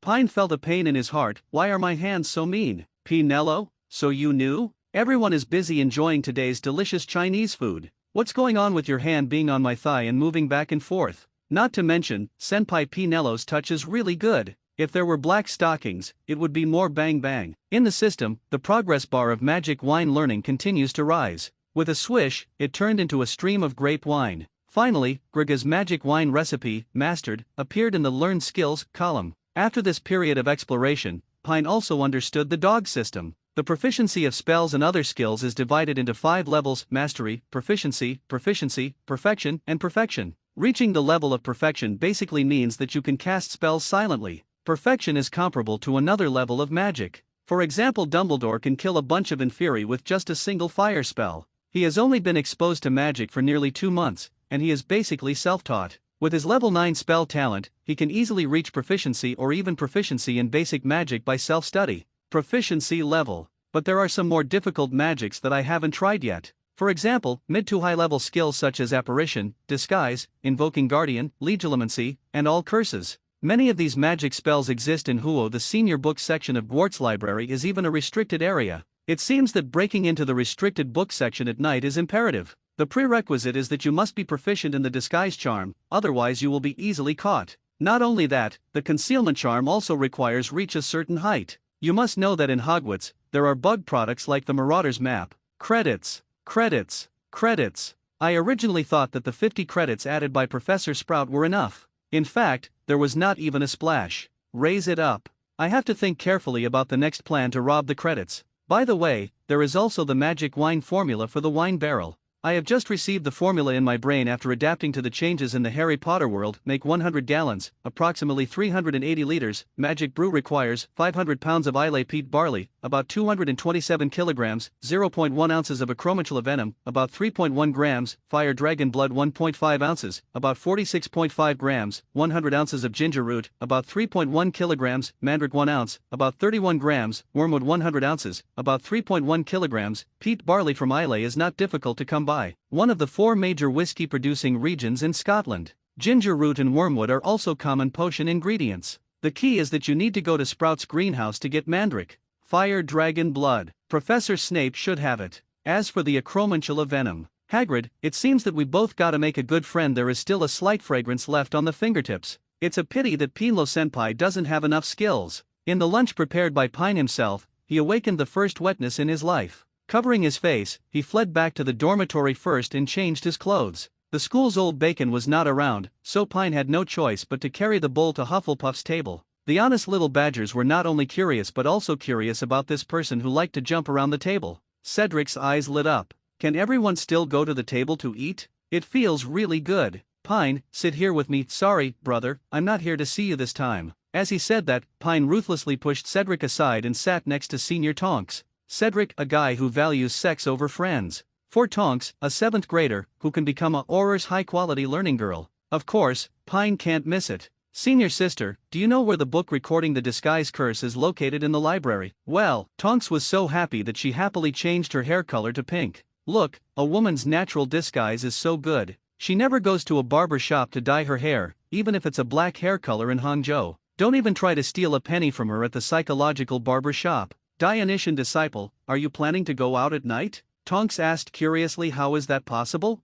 I'm a good student. Payan said righteously and sternly, it is impossible to travel at night, so it may be useful to have a secret date at night. Wow, Tonks gossiped instantly. Tell me quickly, which college girl are you planning to date tonight? Maybe the senior sister can help you matchmaking. Pine leaned into senior sister Tonks's ear and whispered, who else? Of course, the most beautiful girl in Hufflepuff, Miss Nymphatora Tonks. I plan to go to the kitchen next to Hufflepuff's tonight and cook her the best dinner possible. When Tonks heard Pine's explicit words of love, her little heart suddenly started pounding. She didn't dare to look directly into Pine's blazing gaze. She punched her fists angrily and said angrily, don't make fun of your senior. Stop fighting, senior sister, I'm not going on a date with you, right? Pine never expected that this little girl would be so violent, begging for mercy again and again. When Tonks heard that he actually said it was not for dating her, her heart suddenly felt empty, and she became even more angry. She hit Pine with several heavy blows. How dare you make fun of me? But before Pine ran away, he still said softly, at 9 o'clock in the evening, make me the morning pastries and I will teach you. Receive. Pine finished his sentence and ran back to the dining table in his college. When he saw Chu Jong finished eating, he took her little hand and left proudly. Behind Chu Jong was a snitch Mary. ETA scumbag. Tonks was so angry that she almost crushed the fork in her hand. Percy at the next table even accidentally knocked over the lion's head soup and poured it on Charlie's face. Scumbag. Even if Pinlo was snatched away by him, Senior Tonks was also entangled by him. He has taken away the flowers of the 2 major colleges. Is there no place for us pure love warriors in Hogwarts? At the teacher's table, Dumbledore looked at this scene with a smile, thinking of the equally magnificent man in his heart. Professor McGonagall said nothing, wondering why this school smells sour of love recently. Professor Prout had an ant smile on his face. Little Pine is indeed my Hufflepuff man. Professor Flitwick was even more proud. Look, our little eagle will eat other people's cabbage. Sneezy Pu looked at this scene thoughtfully. If those 3 words didn't tremble, I wouldn't have noticed that I was uncomfortable. Holding hands with Lily like this at the Gryffindor table? Back in the dormitory, Chu Jong and Marietta couldn't wait to go back and taste the pastries made by Pine. And Pine also officially met his 3 roommates for the first time. The owner of the British Shorthair is a black-haired cream boy. Hello, Bacchus, my name is Tiga Carter. The owner of the Toad is an energetic young man with freckles. Hello, Bacchus, my name is Dana. Frank. The owner of the Mouse is an honest otaku with a simple appearance. Hello, Bacchus, my name is Gaia Moss. Wald Falk. Pine went numb when he heard his roommate's name. The 3 great heroes of Heisei? Hello, Tiga, Dinah, and Gaia will all be brothers in the same dormitory from now on. Don't call me Bacchus, just call me Pain. In front of the 3 great masters of Heisei, Pine still knew how to keep a low profile. He was afraid that they would use his power if they disagreed. After a few brief chats, everyone went about their own affairs. Pine carefully checked today's parchment map. Each recorded route. Freckled Dana asked curiously, Pine, are you planning to make a map? Yes, I found Hogwarts to be too big and a lot of places extremely unfriendly to new students, so I decided to make a map of it myself, explained Pine. That's true, when I went down the stairs this morning, I almost got stuck on them.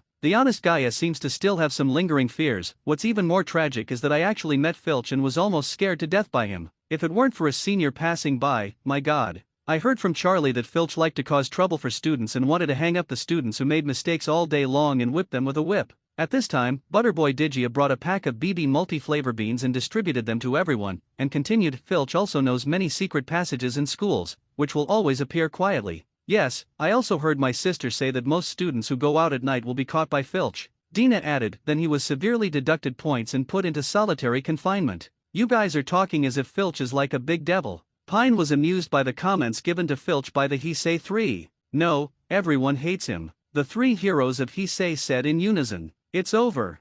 Mr. Filch. Fortunately, you live in the Harry Potter world. If you travel to the Ultraman universe next door, you would probably have to accept a beating from the three heroes if he say. But, Tonks, a girl with thick eyebrows and big eyes, actually dared to fool him? You don't know how to cast the body disguise curse? Tonks replied with her chest raised domineeringly, I'm a natural metamorphosis magus, why should I learn that? Bullshit, bullshit, bullshit. No wonder this sister will die on the battlefield of Hogwarts in the future. Your ability to pass the Auror test depends entirely on the defense. Except for the test subjects, other subjects are a mess. There is no way, for this kind of little wizard who likes to take shortcuts. Pine decisively gave her a love education. Stop scratching, Pine, I'm really ticklish. Although I don't know how to do it, I know which book the curse is on. Didn't you say it was over already? Pine threw the pendant on her leg aside in disgust. I'll try white silk next time, this one doesn't feel good. Get out. However, happiness is always short-lived. When he saw the class schedule on the wall of the common room, Pine was simply stunned.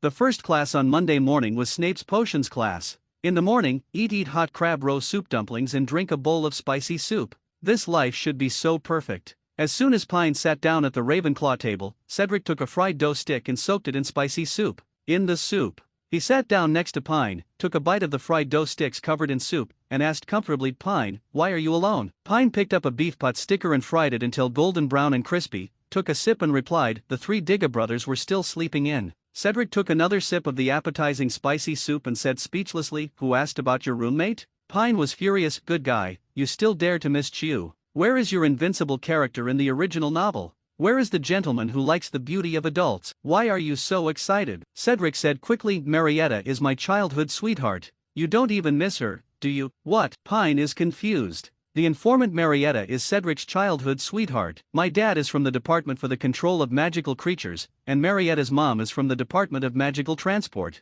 The investigation of magical animal smuggling incidents often involves joint law enforcement with the Department of Magical Transport. After all, the transaction routes involved are either Portkeys or Flu Network, so she and I have known each other since childhood. Cedric said shyly. Then what? Pine asked. Last night she wrote me another letter via owl. I had always rejected it before and advised her to study hard first, but for some reason last night, my head twitched, so I wrote her a reply and said, how about we try it? So, good guy. Case solved. In the original novel, Marietta went out of her way to report the incident at the party, including her best friend. Co-authored as revenge not long after Cedric's death, Cho Chang and Harry got together to practice magic. So this is revenge for the bamboo horse, vowing to catch them all in one fell swoop. This wave of operations is true 666, but why did Cedric agree in this life? The two of them were not together in the original work. Moreover, on the way to the cafeteria for a private meeting with senior sister Tonks last night, Pine also saw many young wizards having secret dates.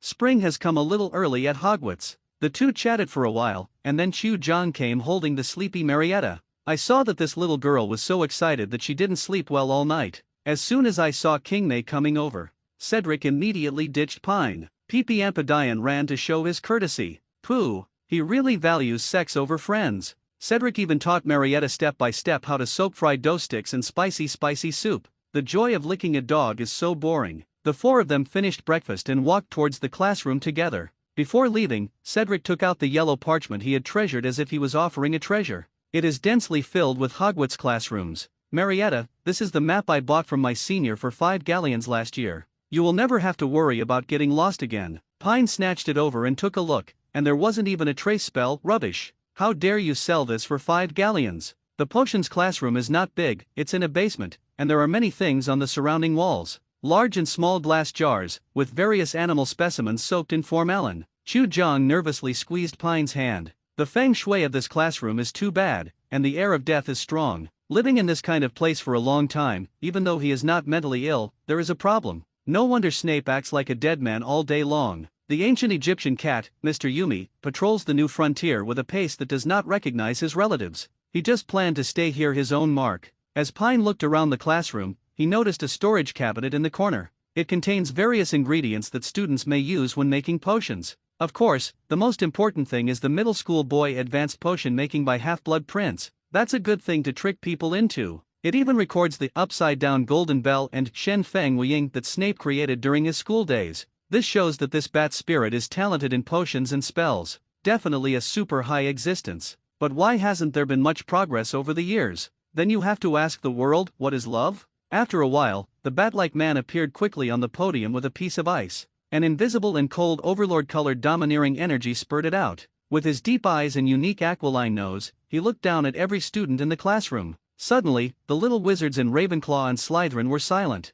Behind him is a huge blackboard. The blackboard is filled with ingredients and preparation methods for potions to treat scabies. After Pine's patrolling eyes met Snape's, he smiled politely and signaled. Then he took the initiative to look away. Look at the cold, empty, dark eyes of the old bat. Telling all the time, the love in my heart has withered. Tisk tisk tisk, you really can't do it when you are alive. Die here depressed and unhappy. Picture what? You were a Death Eater back then, brother. Can't you just grab it if you like? Why else would you join that illegal and violent organization? There are other benefits that Snape doesn't care about. Apart from black magic and potions in this life, she is just that woman. You can access the first two without Voldemort. If the latter follows Voldemort, why don't you snatch it away? Shame on you. What an embarrassment to those Death Eaters in Azkaban. If you don't do bad things like bullying men and dominating women, you don't deserve to be part of an organization with such a bad reputation as a Death Apostle. Soon after, the school bell rang. Snape picked up the roster and saw Pine's name. He paused for a moment, then looked away and continued to call the names. A long time. The bat spirit spoke, and his voice was cold, like the cold wind blowing in winter. That cold face and emotionless voice made the students in the classroom afraid to act naughty in class. Every year, I always come across a few stupid fools who burn through the cauldron. Snape looked around at the students in the classroom and said coldly, but I don't want this to happen to Slytherin students. As for Ravenclaw, you are known for your wisdom and you probably don't want to lose to the stupid Gryffindor. Now, can anyone tell me what potions is? As soon as there was a question, Pine raised his hands high as a reflex. Fight for credits. It is our duty to do so. Others were frightened by Snape's aura, and no one could compete with him. Nap groaned in dissatisfaction with the silent students in his college and said expressionlessly, "Oh, Mr. Wilson, the great god of wine, what do you have to say?" Ahem. Pine stood up and cleared his throat. Then he tried his best to imitate Snape's body language when speaking in the previous movie, and said in a cold tone, "Potion making is a precise science and rigorous craft. Since there's no silly wand waving here, many people won't believe it's magic, so I don't expect everyone to truly understand the beauty of the slowly simmering cauldron emitting white smoke and bursting with fragrance. These people don't really understand the liquid that flows into people's blood vessels, the magical magic that makes people's hearts and minds confused. Potions class only teaches us how to increase our reputation, brew glory, and even prevent death." Speaking of this, Payne paused and deliberately lowered his voice and said, "But there must be one thing, that is, the person who studies is not a fool." Snape was confused. He couldn't figure it out. How could this person steal the pretentious lines that he had learned for many years and would only say to first-year students? Could it be that he peeked at my lesson plan? No, maybe. That lesson plan has always been in my private space. Even Voldemort can't find it. Speaking of which, Snape could give himself such a boring name as Half-Blood Prince. He also developed evil spirits when he was in school. The spell Upside-Down Golden Bell became popular in the whole school. He also deliberately concealed it so that most people would not guess that he created the spell at first. He studied it every day and waited until the right time, and then jumped out and slapped him in the face. It's a pity. What's wrong is that when he was young, he was too face-conscious after all and was not very skilled in pretending. Before he had time to show off his holiness in front of others, he said, "Potter, the spell you used was created by me, and you were so naive that you thought you could use it. Can you defeat me? It's a pity that God's calculations are not as good as those of humans." In that contest, he was sneak attacked. Before anyone could show his strength, his competitor used a curse he developed to hang him upside down. He even pretended to come back after breaking the curse. He didn't even give him a chance. What a tragic word. For this reason, after Lily married her love rival, he painstakingly studied the art of cupping for many years. Now he has mastered the cool writing skills of suppressing first and then rising. But absolutely unexpectedly, someone actually took his script and put it in a cup today. Naturally, Snape was furious. "Mr. Wilson, what would I get if I chopped up the roots of the daisies, peeled the shriveled figs, cut the caterpillars into thin slices, and added a drop of rat bile and a little leech juice?" Blink potion. Snape's face turned even darker. "What would you do if I asked you to take Flobber caterpillar slime?" When Flobber caterpillars are placed in an environment full of lettuce, they secrete large amounts of fluid after eating the lettuce. Snape came over like a wind and stared into Pine's eyes. "What do you get by adding absinthium and bezoar? Water of life and death. What if I want better results? Requires sunflower root powder and wormwood infusion. What do I need to do to get the oozing weed? Pick on a full moon, sir. Snort. Follow the script." Snape said contemptuously, "But it's basically correct." Back on the podium, Snape turned around and scolded, "What are the students of Ravenclaw waiting for? Why not write this all down? Look at Martina Parkinson in Slytherin, remember how serious she was. Slytherin adds 2 points. In an instant, countless bastards rushed past in Pine's heart. This score can also be higher than that of Slytherin. What about my points? Unfortunately, Snape, a big bat, ignored Pine's eyes eager for points. He was even a little complacent. Proud. Why, Mr. Wilson, after answering the question, do you still want me to ask you to sit down? Okay. Snape. You won't give me any points, will you? Let's ride on the donkey and look at the ledger, we'll see. One day you'll beg me. Pine has already begun to silently figure out in his mind that he should investigate the location of Gaunt's old house. The classroom was filled with the rustle of quills and parchment. Pine, have you read the entire book on beginner and intermediate potions? Chew whispered. She admired Pine for being able to answer all Snape's questions. Pine didn't answer, but just raised his index finger and put it in his mouth. While making a quiet gesture, he raised his finger and pointed at Snape. Snape stared at Chew proudly. Yesterday, he was still worried about what he would do if Ravenclaw scored 65 points at the beginning of the school year. Now that he thinks about it, deduct points. Miss Chew. John, private conversations are prohibited during class. 2 points will be deducted from Ravenclaw. Chew's mouth tightened. Tears of grievance were about to fall. A lot of people were talking in low voices just now. Moreover, the points in his college are all earned by Payne's hard work. When the fairy sister cried, this but it makes Pine feel bad. This Snape is indeed not a son of a man. In the midst of the noise, Snape said, today, I will teach you how to make a simple potion to treat scabies because I really can't think of a simpler potion. If anyone can fail, I really want to advise the principal to think about it carefully. Did he bring in the stupid toad? As he said that, Snape clicked on the blackboard behind him. Let me remind you again, throw away the potion books in your hands. I don't need old stuff here. All ingredients and preparation methods are on the blackboard and everything you need. He waved his wand again and pointed at the cabinet by the wall. It's all in the storage cupboard. Snapped. The door of the storage cabinet he was talking about opened automatically as he pointed his wand. You have an hour and a half, let's get started. The whole process was smooth and natural. If it weren't for the painful experience of being beaten in his early years, Pine would have called Snape the innate divine body. As soon as he finished speaking, the students started to move according to their groups.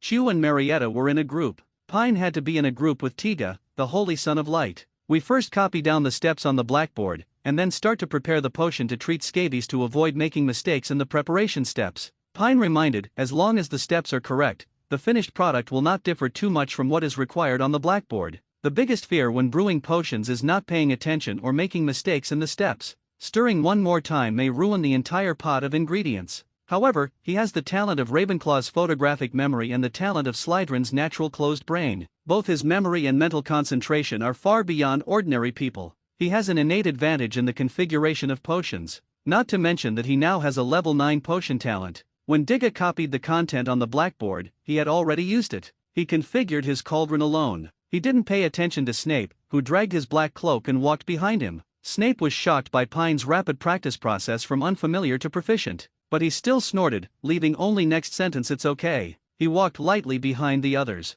Mr. Dinah, tell me why your onions are not sliced thinly. Can't you see the big words on the blackboard? The sound of deducting points one after another echoed throughout this gloomy teacher's room. In less than an hour, Ravenclaw was deducted 10 points. Snape still lingered in the classroom reluctantly. Pine looked at Snape's retreating back and whispered, Tiga, pay attention to the weight and don't weigh it wrongly. Okay. Digga was in a good mood, and Snape didn't come to trouble him. It seems that it is good to follow the boss. The pot that Pine made himself has been basically successful, and only the last few steps are left. At the same time, he still needs to be treated at this time. Pine carefully added the snake fang powder to the crucible, then slowly stirred it to mix it with the water. In this way, the medicine in the crucible gradually turned into dark blue. Then, Pine neatly added Pang to the crucible. Put the onion into the crucible and continue to heat it while counting the time silently. After the time recorded on the blackboard is reached, the medicine gradually changes from dark blue to red. After the color stops changing, the next step is to slowly sprinkle in the dried nettles.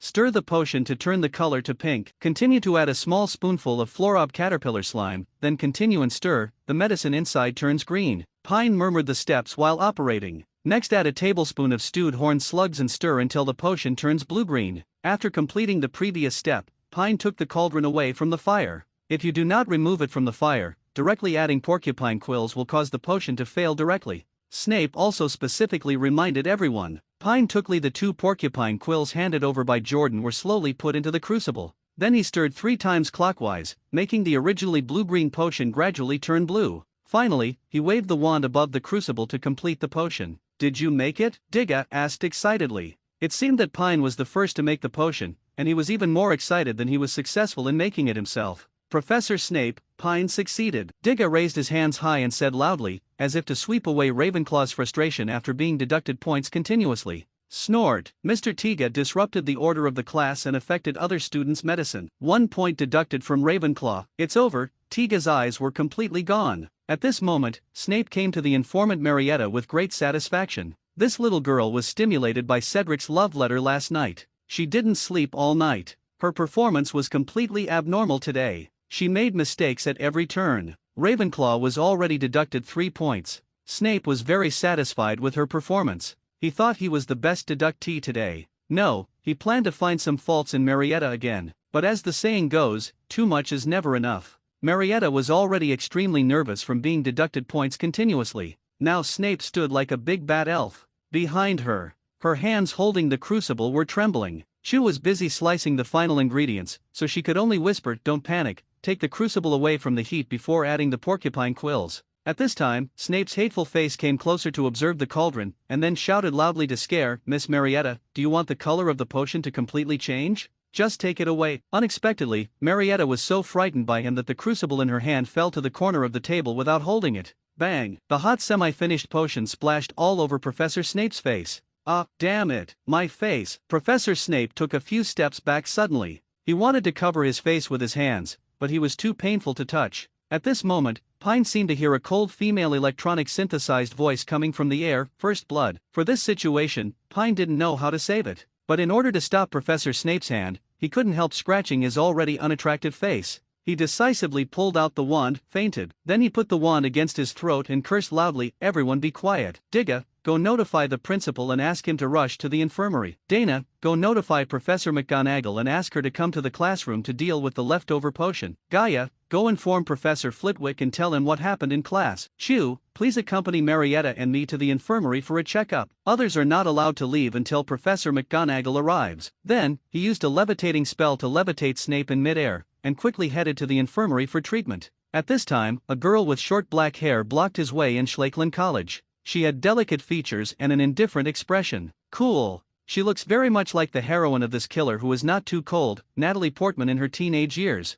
Pine knew who this girl was from Snape's previous points, Maltina Parsons. She is also the cousin of Pansy Parsons who will enter Hogwarts School next year. At that time, I only saw her back. I didn't expect the front to be so stunning. "I will go with you." Martina took a deep look at the handsome boy in front of her. Her silver teeth clenched. Other little wizards couldn't understand the other boy's arrangement. She, the proud girl of heaven, knew it all. She called the principal to the infirmary. To maximize the expression of one's own handling methods, calling the most responsible and stern vice principal to the classroom can suppress the panicked little wizard. He also specially sent someone to notify his dean as soon as possible, in order to protect the accident caused by Marietta. In the end, Marietta, the person responsible for the accident, was taken to the infirmary for examination to create public opinion about the little wizard being injured, so that the responsibility could finally be placed on Snape, their Slytherin dean. The intention was sinister, and his heart was damn it. If Pine knew that this complicated little girl analyzed the problem in this way, he would probably laugh until his stomach ached.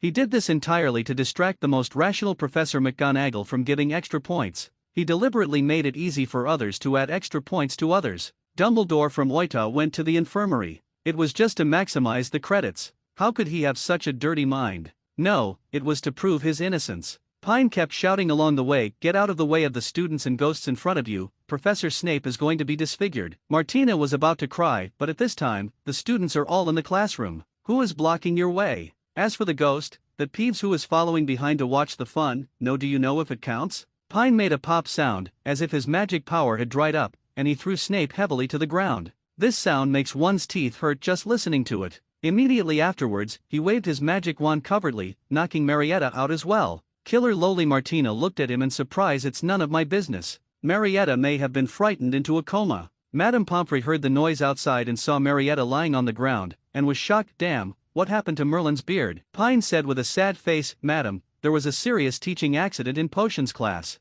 Marietta was frightened and fainted." Snape, "Hey, you can see for yourself." Madame Pomfrey roared immediately, "I have long said that such a dangerous course as potions must not be taught to children in lower grades. Look, This is the consequence. With that said, Madame Pomfrey moved the two unconscious wounded people into the room with distressing skill. Then she checked carefully, breathed a sigh of relief, and began to skillfully prepare the potion. Look at her skillful operation. I don't know how many similar teaching accidents we have dealt with over the years. After a while, Dumbledore came to the school doctor's office. How is it going? Madame Pomfrey did not give the old bee a good look and said, the little wizard is fine, there is no problem. I gave her some tranquilizer and she will be fine after a nap. Mr. Principal, I still strongly recommend that the lower grades cancel potions classes. They are new to magic and should learn to protect themselves. Look, even Snape himself is injured now. Fortunately, Mr. Wilson is helping to deal with it, otherwise I don't know how much trouble it would cause. Dumbledore was a little embarrassed. So how is Snape doing now? Go and see for yourself,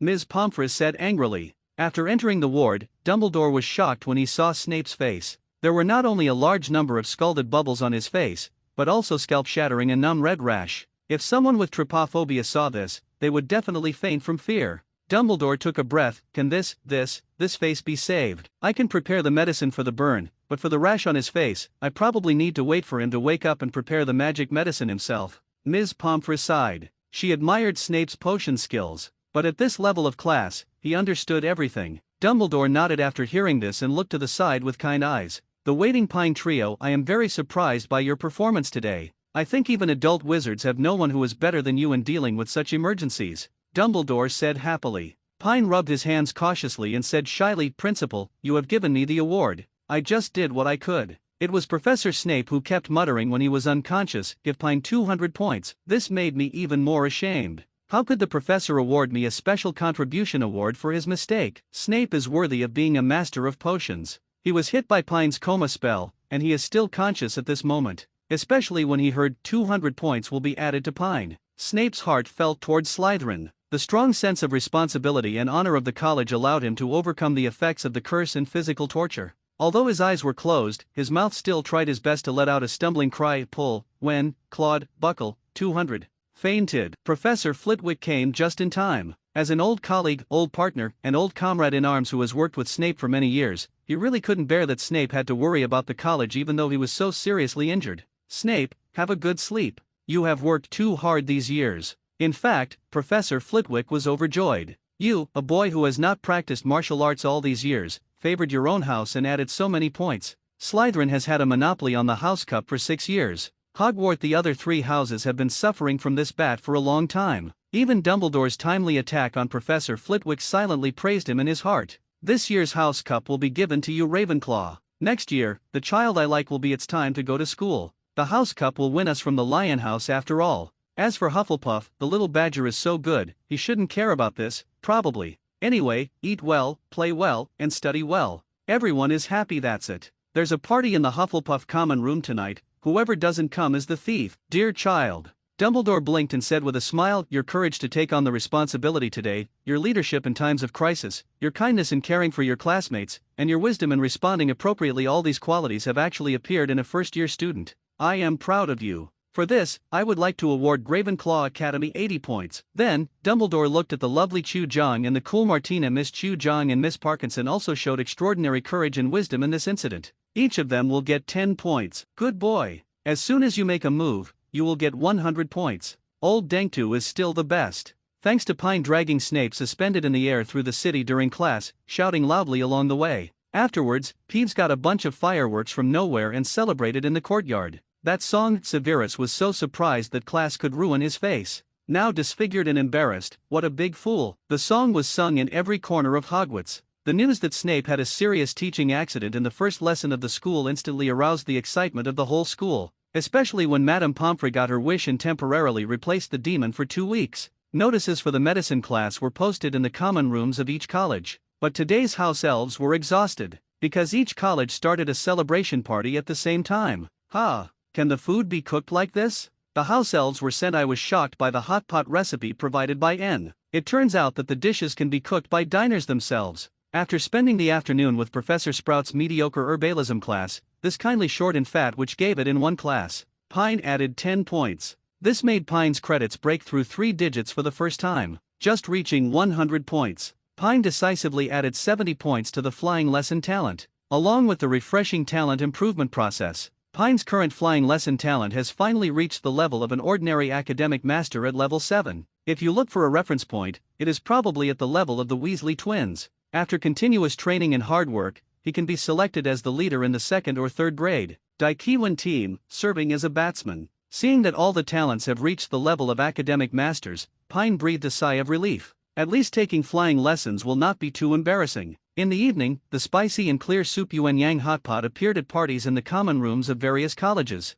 This delicacy that is very suitable for setting off the atmosphere instantly became a new food trend in Hogwarts. Everyone gathered around the steaming mandarin duck pot, ate the shabu shabu, and discussed it. The tragedy of Professor Nep. I'm telling you secretly, but don't tell anyone else. My best friend's boyfriend's childhood friend saw Professor Snape discharged from the hospital at noon. His face was covered with dense red rashes and burn scars. It was scary to death. What? Are you sure? Absolutely true. I'm telling you secretly, but don't tell anyone else. The childhood friend of my roommate's best friend's boyfriend saw Professor Snape lying out of the hospital with his eyes and nose blown off. It was so scary. What? Are you sure? Absolutely true. I'm telling you secretly, but don't tell anyone else. The childhood friend of my schoolgirl's roommate's best friend's boyfriend saw Professor Snape crippled and his face was gone. It was so scary. What? Are you sure? Absolutely true. So, it was passed down to 10, and passed on to hundreds. Everyone was told to never tell outsiders. The secret was passed down. The spreader of rash, the severely disabled person, the terrifying faceless man Professor Snape, was gloriously born. Likewise, Marietta, who caused this serious accident, became a generational legend passed down by students. Inexplicably, he became the well-deserved hero of the other 3 houses except the Snake House, nicknamed Professor Undertaker Marietta. And our other protagonist, Pine Wilson, has added a glorious deed to his great name of Dionysus. Strange to say, those sensitive and kind little girls. When Professor Snape was still alive, he hated him with all his heart. Various arrangements were made behind the scenes, and Snape was even given a variety of extremely ugly gossip monster girlfriends such as Granny Wolf, Banshee, and Dominatrix. Professor Snape is now described as miserable and pitiful, and they couldn't help but feel pity. So the little witches at Hogwarts were so kind that they secretly sent him various greeting cards and small gifts. It's just that the signature is a bit strange. The Mermaid Princess of the Black Lake, the Banshee of the Forbidden Forest, the Hag of Kodasari Island and many more. Of course, the most noteworthy thing is Dacian Cheo's hot pot. Got a new name at Hogwarts, Snape celebrated pot. I have to say that these little wizards are good at naming. Especially brothers Fred and George. Just attacked Mr. Filch in the corridor last night using a dung bomb provided by Peeves. He was arrested by Professor McGonagall and imprisoned for a month. As a result, he still didn't repent, and actually died in silence again. Pine, Cedric, do you know that we sent a letter of care to Professor Snape via owl at noon today? Oh? What other pranks did you pull? Cedric stopped the pen in his hand and said this time we really didn't. Fred said angrily we imitated a girl and wrote to her. George also said excitedly Professor Snape even responded to our letter as soon as possible. Even Pine was confused now. How could Snape, an old bat, still reply to people's letters? What did you write about? Cedric asked curiously. It's just a very ordinary letter of concern, except that the 2 of us imitated the tone of girls and wrote to him as a 16 or 17-year-old senior, saying that we particularly admired his potion research and wished him a speedy recovery. Fred Barabara explains, what's the name you used? Pine vaguely felt that something was not going well. Lily Scott, Cedric, have you forgotten that gypsy girl who loved to perform acrobatics in the town where we lived when we were children? She had flaxen hair and was very beautiful.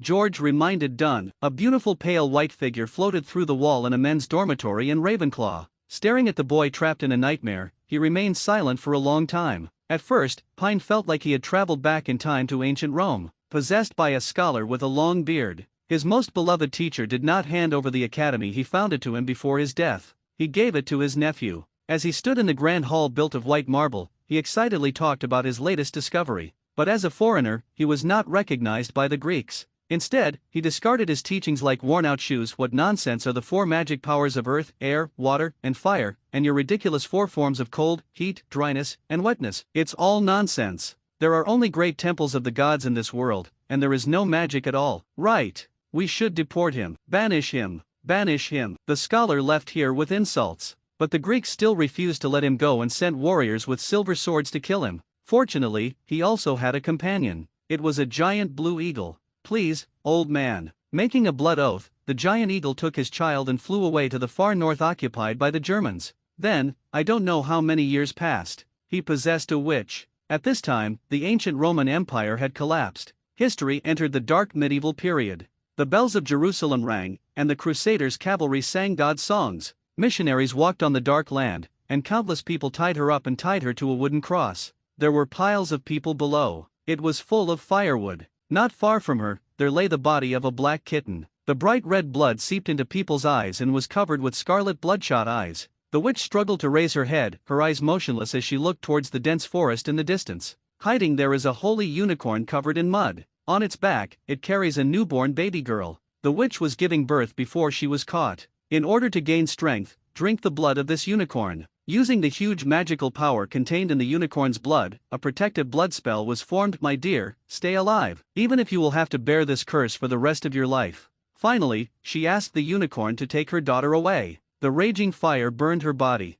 but the maternal love existed in the blood curse. 546, Pine had a lot of dreams last night. In the dream, he experienced the tragic life of many wizards. Likewise, they also experienced their final agreement with a magical animal. There are eagles, unicorns, thunderbirds, pythons, and more. And of course there is the blood curse about love. It's really strange. Why have I been having nightmares these past 2 days? And the blood curse magic in the dream feels more like an ancient and primitive contract magic that I have never seen before. Oh, and Helena Ravenclaw, the ghost of Ravenclaw House. Her nightmares all started when she blew a handful of silver soul ash onto her forehead. I need to talk to her when I have time. Discuss something about life direction. Temporarily clear your mind of all the distractions. Pine looked out the window. I unexpectedly saw a plump and sexy figure coming back from the Forbidden Forest looking panicked. Mrs. Cynthia Knight, what was she doing in the Forbidden Forest so early in the morning? For the woman who took advantage of him in the leaky cauldron. Pine always remembers the day she and Agatha, another smuggler from Greece, exposed each other.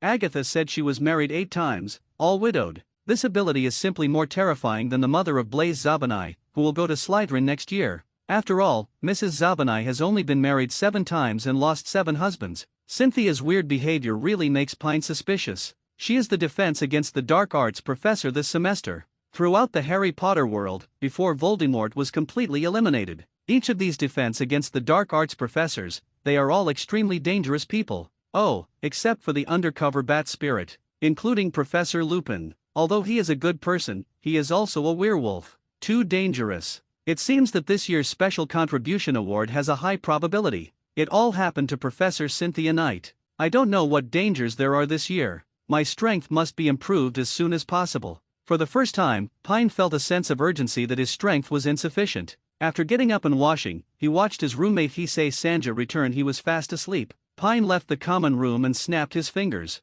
With a crack of the whip, the house elf Annie apparat next to him. Annie, take me to the kitchen for breakfast, okay, Mr. Wilson? And grabbed Pine's hand and instantly moved him to the kitchen. Unfortunately, when the apparition is activated, there will be a sound similar to a sonic boom. Otherwise, Pine will never waste time rushing to Hogwarts in the future. There is a small the elves use space magic to travel. Isn't this a wonderful life? On Tuesday morning, the 3rd period for the new Ravenclaw students was History of Magic. This is undoubtedly one of the most boring classes at Hogwarts. The History of Magic classroom is located on the 2nd floor of Hogwarts Castle. In this class, the Eaglets were in class with their Gryffindor classmates. Pine held Xu Zhang's little hand and walked in front of him as if no one else was there. Behind him was Marietta, who was still sleep-deprived and yawning frequently. Didn't she sleep all afternoon in the infirmary yesterday? Why did she still look like she hadn't had enough sleep? Pine asked curiously. Xu Zhang came to Pine's ear and whispered, she and Cedric spent the whole night writing love letters last night, which almost exhausted her all to death. The scientific and technological progress of this wizarding class is too backward. The strong ones can also use the patron saint to send signals. The rich ones can buy double-sided mirrors for video calls. But those with mediocre skills and no money can only play flying. It greatly reduced the efficiency of love. This is a business pain point. Pine seemed to have discovered some incredible money-making scheme. Suddenly, the administrator Argus Filch appeared in front of Pine eerily. Pine and Chu were shocked. Did this guy make no sound when he walked? Pine frowned and asked, Mr. Filch, what's the matter? Unexpectedly, Filch, who had a gloomy face and acted like every student owed him 100 galleons all day, actually asked with some restraint that, Mr. Wilson, that silver cat is yours. Before Pine could answer, he quickly explained, I saw it with Mrs. Norris yesterday and wanted to feed it some dried fish, but it didn't eat anything. So, let me ask you, what does it usually like to eat? Good guy, I never expected that you, Filch, a sinister administrator with crooked eyebrows, would actually be a senior cat slave. I haven't even asked you to earn credits yet, but you have set your sights on my cat first. UMI only eats cat food made by house elves at Hogwarts. You know, Mr. Filch, there are too many pranksters in this school. UMI can't just eat whatever is handed to her. Pine explained.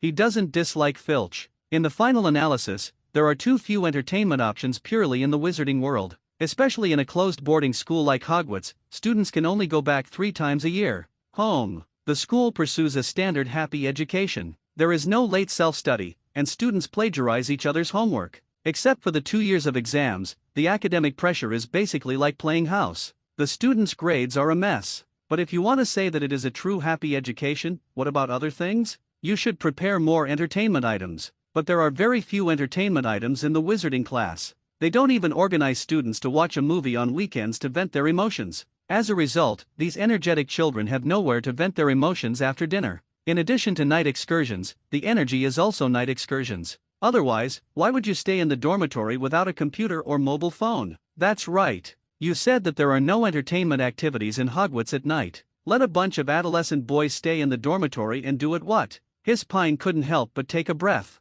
Merlin's beard. Dumbledore, the old bee. The top beam is crooked and the bottom beam is crooked. It turns out that he wants to bring about the wrong atmosphere of Hogwarts. This is decisive. I can't bear it. Thinking of this, Pine couldn't help but feel sorry for Filch. No wonder Dumbledore chose to let a squib be the administrator. If an adult wizard saw these naughty children jumping up and down every day, and even messing around, a scene of male-to-male relations, maybe one day he will be so angry that he stabs him with Avada Kedavra. On the contrary, Filch is a squib, and he can't deal with the magical little wizards no matter how much he goes. The risk of faculty and staff encountering problems has been reduced to a minimum. Well-intentioned. Thinking of this, Pine patted the toolman, Squib Filch, on the shoulder distressfully, and said, "Mr. Filch, do you need help there?"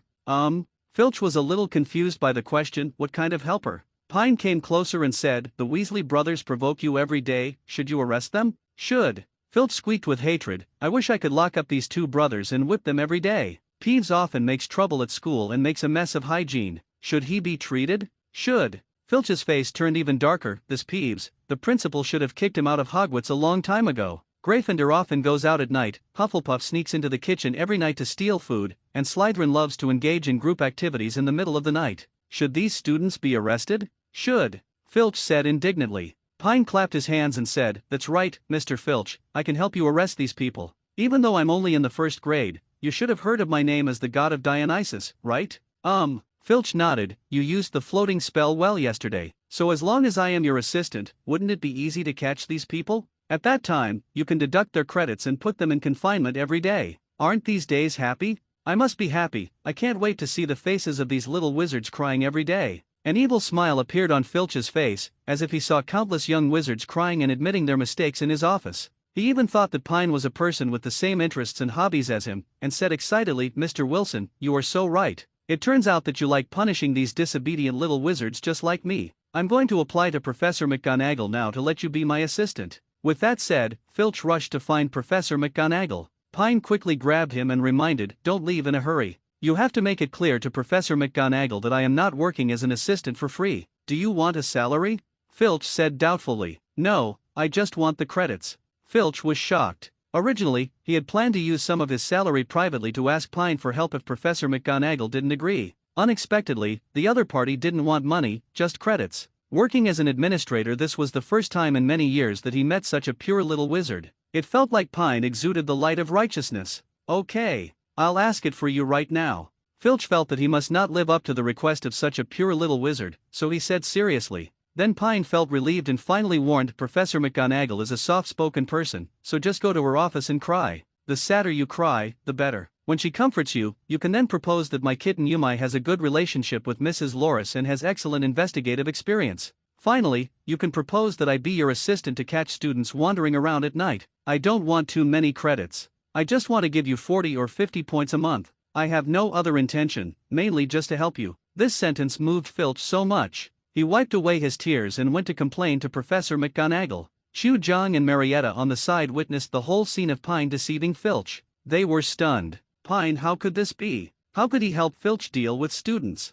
Filch is a standard villain. Does Pine not intend to be a good person? Professor Binns is indeed the most dedicated old man in the magic world. This is a teacher who has existed since the founding of Hogwarts. In other words, he is a legendary professor who worked with the four giants who founded Hogwarts. According to the record in A History of Hogwarts, Professor Binns did not notice that he was dead. One day he stood up to go to class and accidentally left his body in an armchair in front of the fire in the staff room. What a wonderful people's teacher. He dedicated himself to education during his lifetime. He still dedicated himself to education after his death. Other ghosts chose to stay because of fear of death or other unresolved obsessions. The reason why he stayed was because I have to go to class the next day. This kind of selfless dedication is enough to move the top 10 figures in China. But this does not prevent Professor Binns' class from being very hypnotic. Even this old Piao has been a ghost for too long, has little memory for anything except history. For example, Pine raised his hand high to answer the question. Way, Mr. Wixon, do you have any questions? Professor Binns is accustomed to teaching according to the script, and is a little afraid of sudden questions from students. Moreover, he called Pine by the wrong last name. Professor, my last name is Wilson, not Wixon, Pine explained helplessly. Okay, Mr. Nelson, do you have any questions? Professor, I repeat, my last name is Wilson, not Nelson. Okay, Mr. Wilk, do you have any questions? Pine collapsed. Professor, it's okay. You can continue your work. Just listen carefully, what follows is very exciting, Mr. Carlson. Professor Binns encouraged, but he called Pine by the wrong last name again. The Ravenclaw and Gryffindor students laughed so much that their stomachs ached. Chu took the initiative to hold Pine's hand while holding back his laughter. While comforting him well, Professor Binns is almost 1,000 years old after all. Please understand the old man. Pine is desperate for the history of magic course. How can I get extra points if I can't remember the name? Isn't this nonsense? Pine now seriously suspects Dumbledore of embezzling school funds. First of all, the number of faculty members at Hogwarts is serious.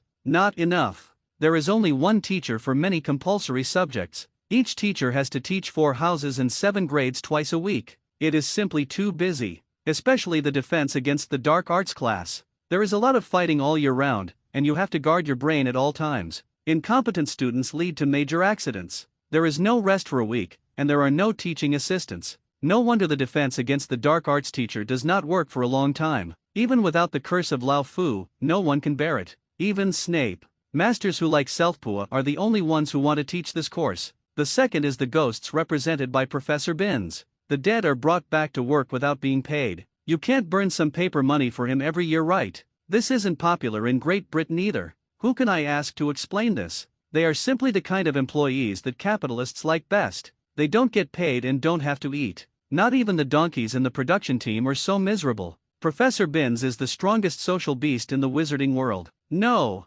real warriors always overcome difficulties. This small setback is nothing. If there is no way, create a way. Payne multitasked, pulled out his own unicorn wand, and silently improved his proficiency. On the other hand, he thought about the history of magic. Reasons for popularity. Hey, Pine, you said it would be great if the history of wizarding magic could be made into a movie or TV series. Chu carefully turned over the history of magic in his hand, saw the thrilling records in it, and said regretfully, Pine felt that Chu was reminding him in his head, and he suddenly thought, what did you just say? Chu pointed to the scene in the book where Merlin helped King Arthur defeat Morgana and repeated it. You see, how wonderful it would be if such wonderful content was remade into a movie or TV series. It would definitely shock people in the world of ordinary people. Yes. Pine slapped his forehead, smacked Xu Zhang's fair little face, and said in surprise, what you said is great. The reason why the history of magic class is so boring is because the teaching is too bland. This is a magical world, where 3D or even 5D projection technology can be developed by allowing students to be immersed in the situation. This class will definitely become their favorite class.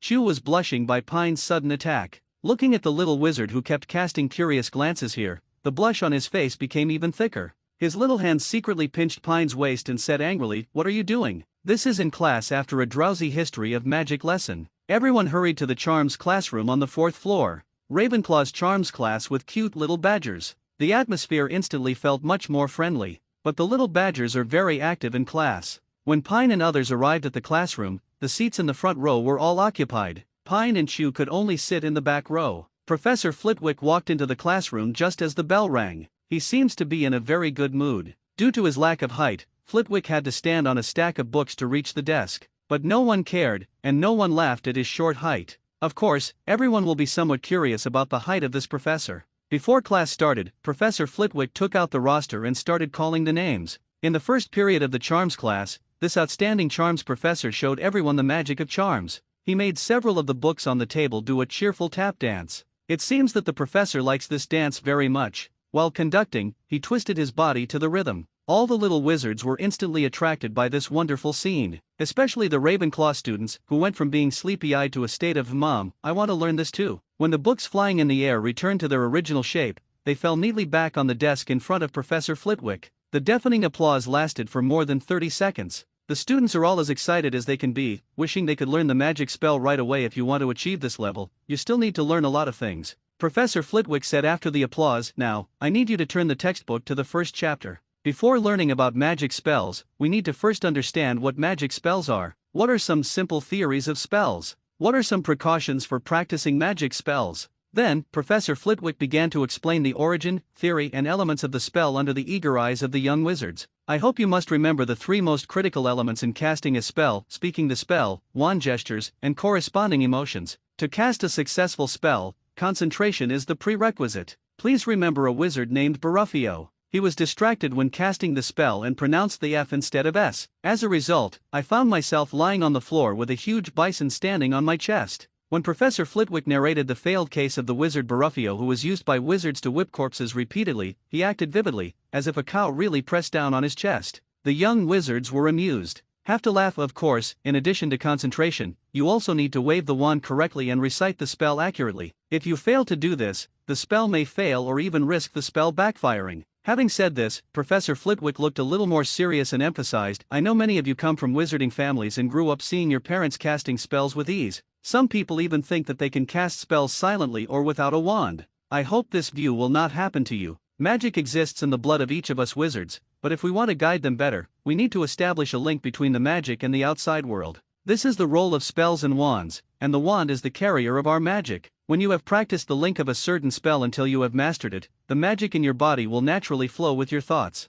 Only then can you try to cast the spell silently." Many of the things Professor Flitwick explained were knowledge not found in books. After hearing this, Pine found that he felt the many curses more deeply. Perhaps the magic talent at the God of Learning level is too terrifying, coupled with the bloodline talents of the four giants. Jean Payne's progress in charms class was far beyond what ordinary people could comprehend as a genius. This is exactly the gap between the group of wizards at the top and the dean. Deep as a chasm. As strong as Snape, he didn't even have a chance to escape when facing Voldemort. The gap between a level 9 academic god and a level 8 super academic master is extremely terrifying. In the 5th grade OWL exam, Dumbledore demonstrated a variety of complex transformation techniques that even the examiner had never seen before. These transfiguration techniques were all invented by Dumbledore himself in the 3rd or 4th grade. Lao Fu is no less willing to give in. In the 5th and 6th grade, I had all kinds of death curses at my fingertips, and I even started thinking about Horcruxes. You must know that there is only simple information about Horcruxes,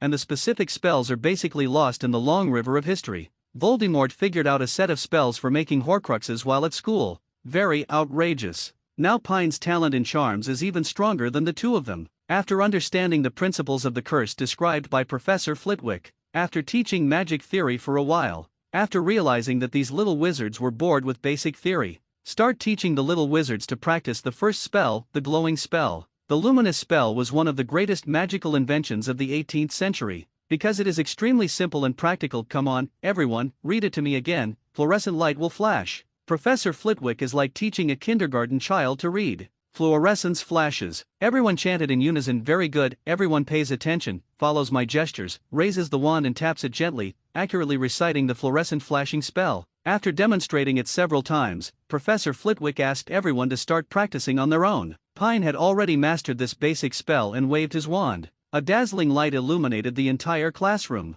Stop, stop, stop. Pine, stop your spell. Professor Flitwick was so blinded by the bright light that he couldn't open his eyes. You did a great job mastering this spell first. Ravenclaw adds 2 points. Professor Flitwick wants to lose face after all. Pine has gained enough points in the past few days. The other deans are almost jealous of him. Therefore, Pine suffered the backlash of being too good. Instead, he didn't get any points. A higher score. After a while, after instructing other wizards to cast spells, Professor Flitwick walked up to Pine, who was teaching Chew to cast spells. He took a mouthful of dog food and asked in a low voice, "Pine, are you following? Teacher, tell the truth, how far have you mastered the magic spell now?"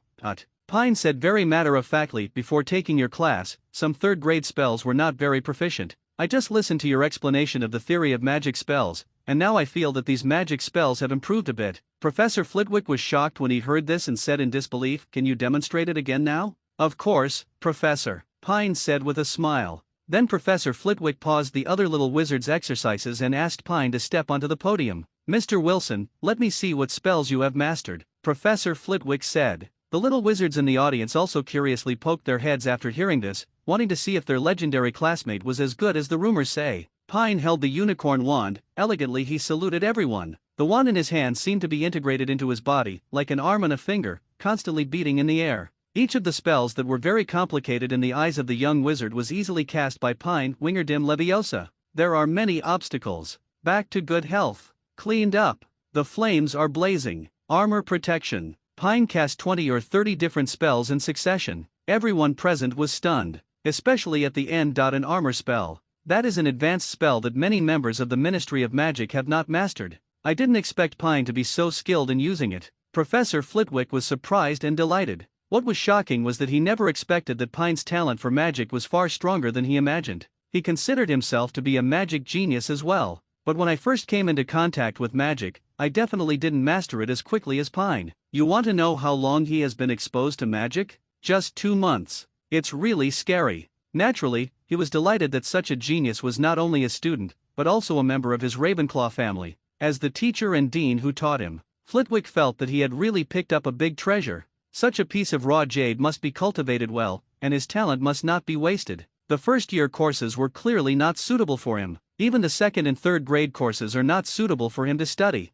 After thinking about it carefully, Professor Flitwick said, "Pine, why don't you skip a grade?" "Ah." The little wizards in the audience were dumbfounded. It has only been one class, and Pine is about to skip a grade. We are all first graders. Is there such a big gap? Chew almost broke the quill in his hand. She is also very talented, but far less talented than Pine. The patron saints are all pure and proud creatures like white swans. Chew also has her own pride deep in her heart. She doesn't want to be outdone by Pine. "The farther I will accompany you to the library in the evening. We must also work hard." Marietta noticed her best friend's face, finally became a little more energetic, and said, "Cedric's talent is also very good, especially in the art of transformation, and I can't keep up with him." "Good guy. This girl has also aroused a little fighting spirit now." Pine looked at Professor Flitwick with some surprise and asked, "Professor, what do you mean?" "The first grade courses won't help you. I'm the school's charms teacher. I think your current level can go directly to 4th grade classes. After class, I will ask someone to give you a copy of the 4th year charms class schedule.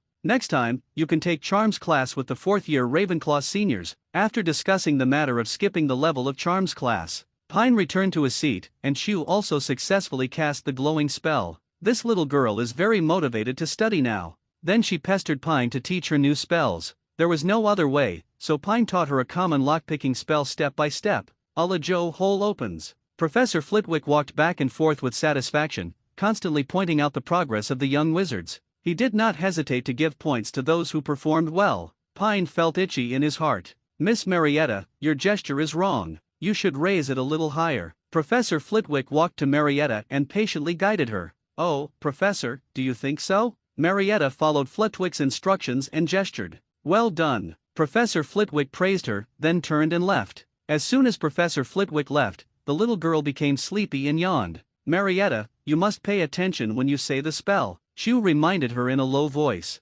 "Don't worry, nothing can go wrong with me." Marie patted his chest and assured. Then he waved his wand and was about to recite a fluorescent spell. Damn it or not, the sleepiness came up again, and I couldn't hold back a yawn, so I only recited half of the spell, which was still vague. Lums was pronounced with a tone similar to lion. The casting gesture was also crooked. The result was bang. There was a loud noise. Marietta accidentally used the advanced transformation technique that can only be accessed by senior students, the summoning technique. A male lion from the Royal Zoo of Scotland was just about to enjoy today's luxurious lunch. Marietta summoned him. More than 300 kilograms of weight hit Professor Flitwick heavily. There was a heartbreaking sound of bones breaking. Roar the lion roared, lowering his head and looking at Professor Flitwick, who was screaming miserably under him, a little confused. Could it be that the two-legged servant changed the recipe for him today? And got a fresh one. The lion opened his mouth with satisfaction and wanted to bite off Professor Flitwick's little head. Ah, the little wizards around him were so frightened that they screamed.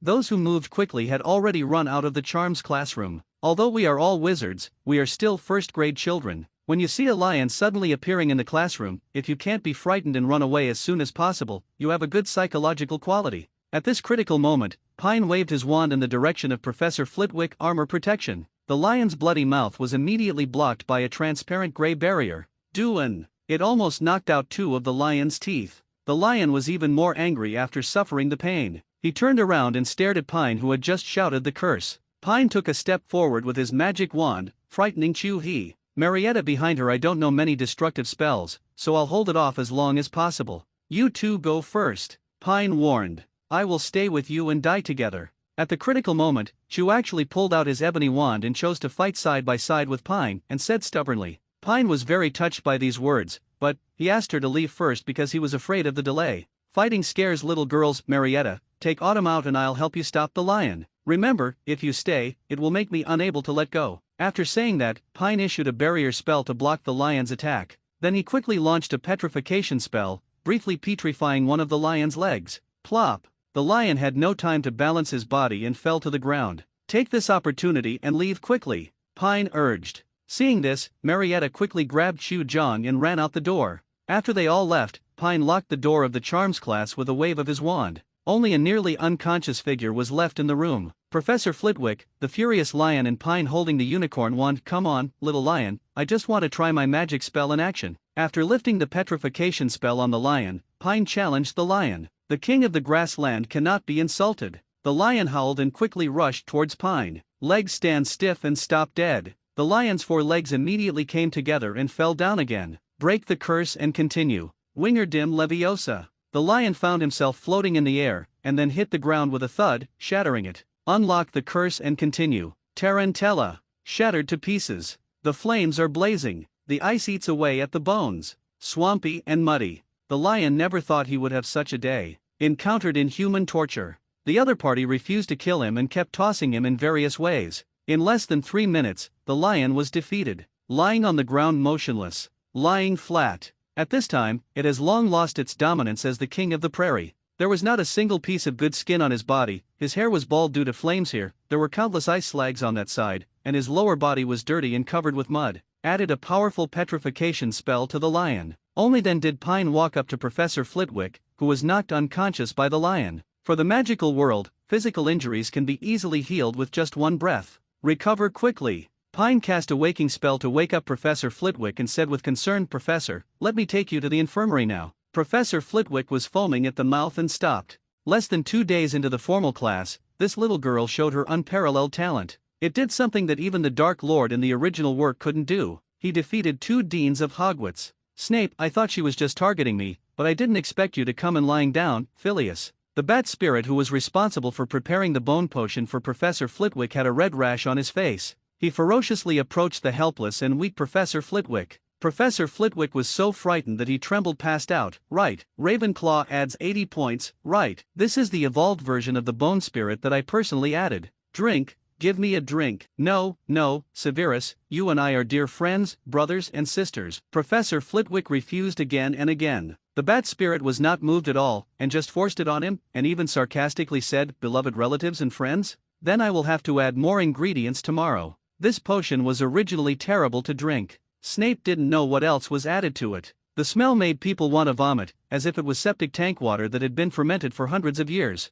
It made people unable to open their eyes. On the other side, Dumbledore looked at the helpless Marietta, rubbing her temples and feeling worried to death. This little girl's fighting power must be too fierce. The school's staff resources are already tight, and now Professor Flitwick has a shattered spine. Madame Pomfrey had to use the extraction spell to remove the broken cervical vertebrae, and then used the bone-growing potion to regrow the spine. The magic in the world of Harry Potter is so magical in medical treatment. But the spine is, after all, it is one of the most important core bones of the human body and grows slowly. This also means that Professor Flitwick will also have to rest for 2 weeks. Thinking of this, Dumbledore sighed in his heart, can people still fish? Next, I will temporarily take charge of the charms class for 2 weeks. Marietta, you won't let another teacher get hurt next, right? The school teachers are running out of substitute teachers. Marietta kept hooking her 2 index fingers and said nervously and fearfully, Professor Dumbledore, I promise not to do it again. That's good. As he said that, Dumbledore looked at Pine, who was waiting anxiously.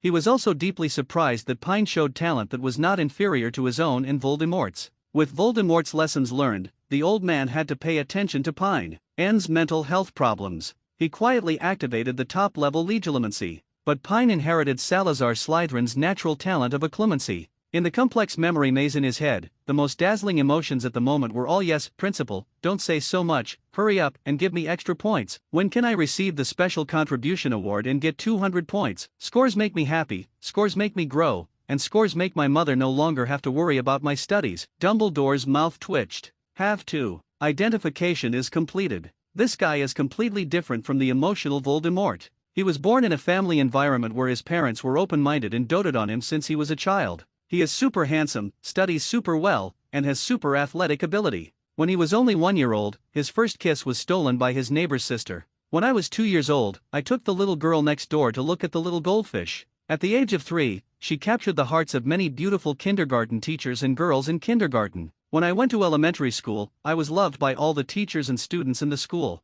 Won the London Municipal Outstanding Primary School Student, the British Royal Class Outstanding Primary School Student. He was even selected as the #1 top 10 handsome boys in Britain in the 1980s by the supplement of The Sun, which specializes in gossip news. Co-author, since you were a child, you have experienced the hardships of never having to endure hardships, being punished, and having no one to feed you in an orphanage. The dictionary of life is full of words: young and promising, unparalleled talent, much attention, wives and concubines become. Bah! Concubines are not popular in the new era. They are all wives, treated equally. Dumbledore admitted that he was extremely envious. This guy is simply a winner in life and doesn't seem to have the antisocial personality of Tom. Thinking of this, Dumbledore was actually a little lucky. If Pine hadn't handled it so well after the accident in Charms class, without him to stop him, the lion might have bitten off Flitwick's head first, and then attacked the others. Little wizard. If this kind of thing really happens, Hogwarts will probably be closed for rectification, just like the bathroom murder case. Mr. Wilson, on behalf of all the teachers and students, I would like to express my gratitude to you. Your fearlessness in the face of danger and your superb spell skills in critical moments opened my eyes.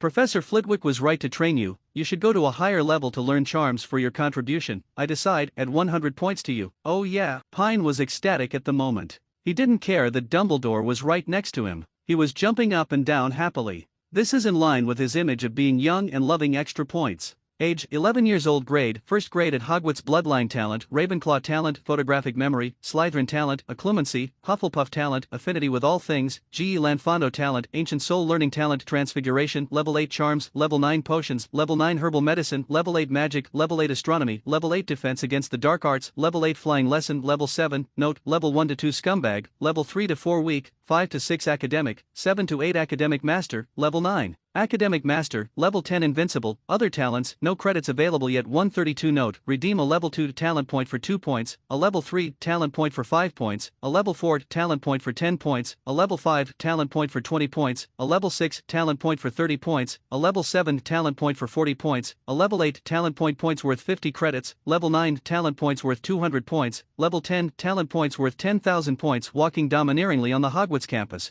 Pine saw the scores in the system and couldn't help but laugh to the sky. Cedric, as soon as Kay got out of class, he ran over to comfort his little girlfriend Marietta like a dog. Pine watched the pair of childhood sweethearts grow more and more fond of him, especially the informer Marietta. This life is simply his best girlfriend. Point assistant. I, Payne, would like to call you Invincible with high points. You decisively spent 50 credits to take flying lessons to level 8 as a super academic master. Now, your flying lesson talent is comparable to that of Cedric and Chu Jong. Open in the system mall, he spent another 50 credits to learn Snape's silent spell casting skills that he had longed for. After a general feeling of relief, Pine felt that his elementary spells had improved to a perfect level. He silently cast a few spells in the corridor. The cleaning spell is very handy. I have to say that the old bat's skills are quite amazing. The first person under the legendary wizard to cast spells silently. The four of Pine enjoyed exquisite Chinese cuisine in the cafeteria. In the afternoon, Ravenclaw's transformation, he went to class with Slytherin.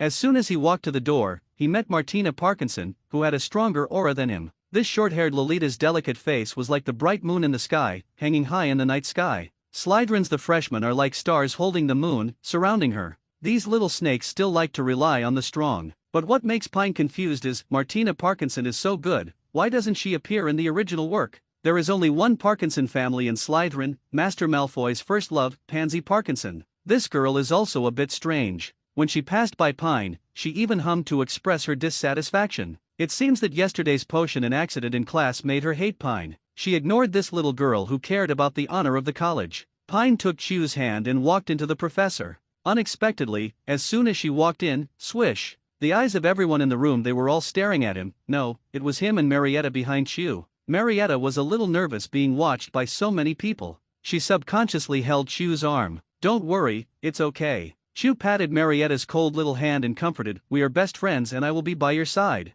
Chu Nuanzan's words made Marietta feel relieved. When the three of them passed by the podium, Pine noticed a slender tabby cat lazily sleeping with its eyes closed on the table. Having read the original work, he naturally knew that the tabby cat is the animagus form of the older catgirl, Professor McGonagall. I was immediately envious. Transfiguration is the most complex and dangerous of all the courses at Hogwarts. As long as you have seen Dumbledore and Professor McGonagall, and you can see this scene when a transfiguration master is doing it with someone, how powerful, practical, and gorgeous this kind of spell is. But until the finale, even Hermione, who was quite talented in the transfiguration class, could not perform transfiguration in actual combat. It's a chore. It's not even as good as Professor Quirrell, who appeared in the first part. After all, Professor Quirrell can use the transformation technique to play binding play. It can be seen that if the transformation technique is to be used well in actual combat, the talent required is too high. Wow, this cat is so cute. Pine heard Marietta's joyful voice coming from behind. He felt bad. Unfortunately, he couldn't stop it in time, because Marietta moved faster. The older cat lady dealt with Professor Snape's accident last night. Another one happened this morning. I had to deal with the aftermath of Professor Flitwick's classroom accident. I was so tired that I lay down in the warm transfiguration classroom on the second floor and squinted for a while during my lunch break. So before I woke up, I was hugged by Marietta. Inside, I was stroking back and forth. Just when I was about to blow up, I saw that little face that made all the professors in the school frightened. I was trembling for a moment. This is a ruthless person who defeated 2 deans. Is this little wizard with weird luck finally going to take action on me, the head of Gryffindor House? Professor McGonagall does not believe in prophecies, but she believes in the mystery of magic. For many years of teaching, she has seen too many young wizards with special magic powers and weird physiques. Some cast spells with their own sound effects, and some cast spells with their own charm properties. Yes, there are even those who have a crow's mouth constitution. They are very effective when talking about their own bad things, but useless when talking about others. The Marietta in front of her was classified by Professor McGonagall as having a special teacher-killing constitution. She was afraid that if she made any big moves, she would get hurt. It doesn't matter if you get hurt. Professor McGonagall still didn't appear in the classroom. The little wizard started talking about it. Pine, why is Professor McGonagall late? Chu asked in a low voice. Don't everyone say that Professor McGonagall is a very strict witch who hates being late? Pine looked at Marietta, who was sitting next to Chu, who kept masturbating her cat. He couldn't help but sucked hard on the tabby cat's neck. His scalp felt numb. He couldn't understand why Professor McGonagall was in class. Even though he was transformed, he still hasn't returned to his original shape. Could it be that the transformation of animagus would allow people to inherit some of the habits of animals? As a result, Professor McGonagall, an older cat lady, also likes to be fucked? Pine hesitated and did not dare to say anything, but just insisted. He scratched his head and asked, Chu, who is this? Of course it's the Weasley brothers? Chu Jung said matter-of-factly. They also said that Professor McGonagall suffered from severe menopause and excessive lack of love, which led to the incompatibility of her 6 relatives. Pine quickly covered Chu's mouth, fearing that she would say something treasonous again. He pressed her head down and bowed to the tabby cat, then decisively said, Professor McGonagall, I'm so sorry, Chu doesn't know you, and these words were said by the Weasley brothers and have nothing to do with us.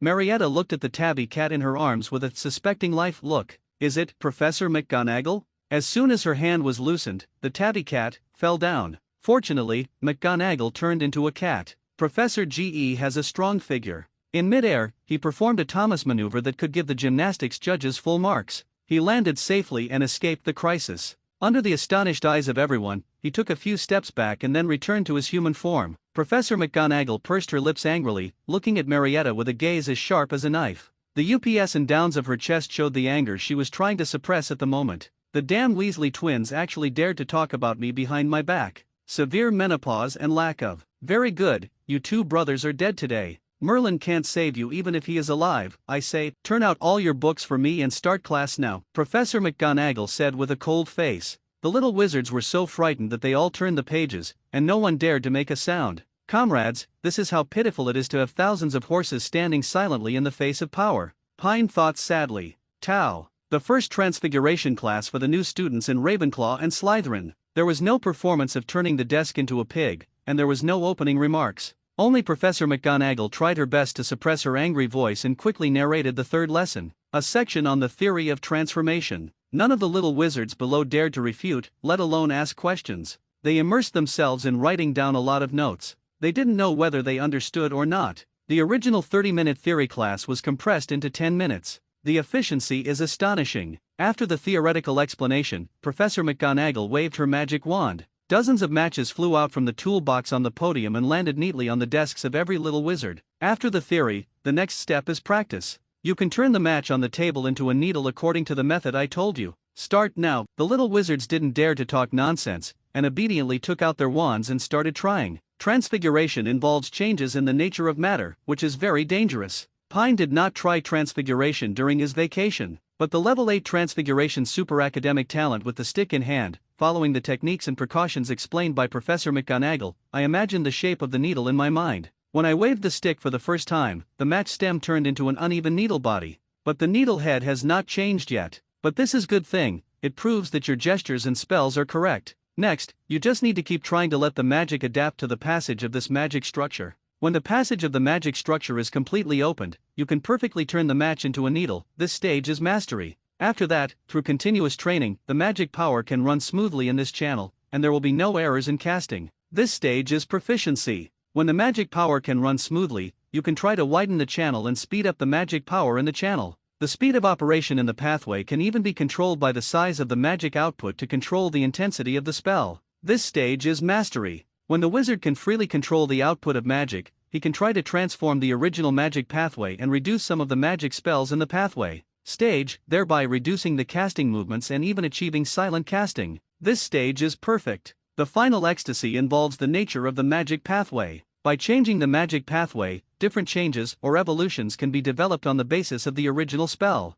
version. For most ordinary little wizards, the biggest learning difficulty is to construct the initial magic structure pathway. For level 8 super academic masters, after understanding the basic spell theory, they design simple structural pathway drawings in their heads. You only need to keep trying to open up these pathways to master this spell. For level 9 academics, after understanding the basic spell theory, not only can they design blueprints in their heads, but the magic power in their bodies can also actively open up magic pathways according to their thinking. When they start trying, they can basically master the spell completely after 1 or 2 adaptations, and they can even do it better. In Pine, they tried the transformation spell for the third time, basically turning the match into a needle shape with a rough surface. At this time, the arrogant black-haired Lolita's deskmate stood up and glanced disdainfully at Ravenclaw, as if she had finished. She raised her chin and said, "Professor McGonagall, Martina has succeeded." Professor McGonagall looked at the magic clock on the wall in surprise. Only 2 minutes had passed. When she tried the transformation spell for the first time, it took 10 minutes. The teacher said that she was a rare person in 10 years. Transformation genius. Martina succeeded in just 2 minutes? Walking in with doubts, she felt even more incredible. The needle that Martina transformed was not only perfect, but even had some small carvings on it. Fish scale pattern, oh my god. Professor McGonagall was extremely shocked. "Miss Parkinson, have you ever tried transfiguration at home before?" The Thundera Lowly seemed not to be surprised, and said calmly, "Professor, this is my first time trying it today." Perfect, so perfect. Professor McGonagall knew that she had found a treasure. This talent is comparable to Dumbledore's transfiguration. The only regret is that this little girl is not a Gryffindor. But Professor McGonagall's biggest characteristic is fairness. Miss Parkinson, Slytherin plus 10 points. After Professor McGonagall left, the black-haired arrogant Lowly turned her head and looked at Pine proudly. Her thin red lips made a gesture. "Sorry, the point is mine." This made Pine very angry. Where did this Slytherin girl come from? Why is she so talented in transfiguration? The librarian, Mrs. Pants, was a thin, cantankerous woman who looked like a malnourished vulture. The parchment-like face and the vulture-like eyes looked at all the children in the library from time to time. Whenever that little wizard dares to speak loudly or soil her beloved books, she will take a feather duster and drive out the disobedient little wizard. Pine carefully flipped through the book "Don't Let People Find You" in his hand. "Anyway, I do what I say." Senior Sister Tonks, who had changed her hair to blue today, approached Pine and begged, "Tonight's snack." Pine was a little uncomfortable with her outfit today. She felt a bit like Jinx, afraid that she suddenly took out a hex shark cannon and pointed it at herself. Bang! Boom! Boom! "Just go to the kitchen and find an elf named Annie, and she will cook it for you." Dionysian disciple, you are so kind. Tonks was extremely satisfied. In front of Chew and Senior Pinello, she put her arms around Pine's neck and gave her a kiss. If you have any questions, please feel free to contact me at any time. The quill pen in Pinello's hand was almost broken by her shameless Hufflepuff. Mrs. Pants immediately noticed the movement here, and rushed up with a feather duster to drive away Pine and his party. At this time, the castle administrator Filch hurried over with a happy face. Mrs. Pants' face changed when she saw Filch. A blush appeared on his face, and he asked unnaturally, "Why are you here now? Didn't you agree to stay at the same place tonight?" Filch rubbed his hands and said somewhat cautiously, "I'm here to see Mr. Wilson. Don't worry, I won't disturb your work normally." Then he cautiously approached Mrs. Pants and said, "I've prepared your favorite red wine tonight." After saying that, he quickly distanced himself from Mrs. Pants, as if he was afraid that others would discover their relationship. Walking to Pine, Filch said happily, "Mr. Wilson, I just got 2 pieces of good news." "Oh? Tell me the story," Pine asked curiously. "The first thing is that the method you gave me really works. Professor McGonagall agrees to let you be my assistant. However, she does not agree to give you a fixed credit reward. However, starting from the official announcement next week, you will be rewarded with 2 credits for every student you catch wandering at night." Pine doesn't expect to get 40 or 50 credits a month. This is impossible. Otherwise, if he creates 400 or 500 points out of thin air in one academic year, other colleges in the Academy Cup will not even think about it. But Professor McGonagall still underestimated it. Pine's ability. She thought she couldn't catch too many people as a first-year student, but she never thought that Hogwarts had a bug like the Marauders map. "You did a great job, Mr. Filch. What about the second piece of good news?" Speaking of the second piece of good news, Filch felt as excited as if he had been beaten to death. Professor McGonagall finally decided to severely punish the Weasley twins. Not only did they punish the 2 guys to wash the toilet for 3 months, but also made them follow Hagrid to patrol the Forbidden Forest at 11 o'clock every night this school year. Hearing this, Pine and the others burst into laughter. It seems that Professor McGonagall is really angry. The words menopause and lack of love are really untouchable pain points for middle-aged and elderly women. Mrs. Pants noticed that Pine and Filch had a good relationship and tolerated their laughter in the library. Even when Pine borrowed 40 or 50 books, the other party didn't have any objections. Sure enough, love will make people constantly lower their bottom line. In the evening, Pine took Yumai to the room of requirement to read and practice magic spells. This magic book, Don't Let People Discover You, is very interesting. It not only records the disappearance charm, but also a large number of small hidden spells. The author was a great orator in the 19th century. During his lifetime, he had ambushed the largest magical animal smuggling gang at the time. He cracked the largest fire dragon smuggling case in history. As he came into contact with more and more magic, Pine became more and more interested in this magical beast. The world becomes more and more fascinating. As the owner of Ravenclaw's gift of photographic memory, he is like a sponge that has been dry for many years, greedily absorbing endless knowledge. He even forgets the time. Until Yumai keeps pulling at him. He woke up from this feverish state of studying. He looked at his watch and found that it was already 5:46 in the morning. It was this strange time again. After packing his things, Pine hurried back to the dormitory. He found that he was not there last night. The 3 heroes of Heisei actually slept together in the same bed. It was really eye-catching. It was over. This dormitory was almost impossible to stay in. The British tradition of corruption was well deserved. After washing up, he went to the kitchen with a hungry stomach for a meal. Breakfast. His head was full of the books he read last night. So many mysterious magics in them fascinated him. So he asked Anne to take herself to the Black Lake, under the rising sun, practice what she learned last night. Curse. It wasn't until 8:50 that I rushed back to the castle to go to today's defense against the dark arts classroom. The only thing that made me a little unhappy was that Ravenclaw and Slytherin were together again. Pine, where were you this morning? Chu asked worriedly, handing over a few warm shayamai. I'm afraid you didn't have breakfast. Pine was a little moved and stroked Chu's long, smooth hair. Looking at her face that looked like a fairy, he couldn't help imitating Brother Xiaoao and gently scratched her nose and said with a smile, curly black hair, sculpted facial features, a mature and plump figure, with the fragrance of laurel. When Mrs. Cynthia Nate appeared in the defense against the dark arts classroom, the little wizards, both male and female, swallowed unconsciously. This defense against the dark arts course did not disappoint everyone. Mrs. Cynthia Nate's pronunciation was very lazy, but very pleasant, as if she were singing. Every move is full of charm.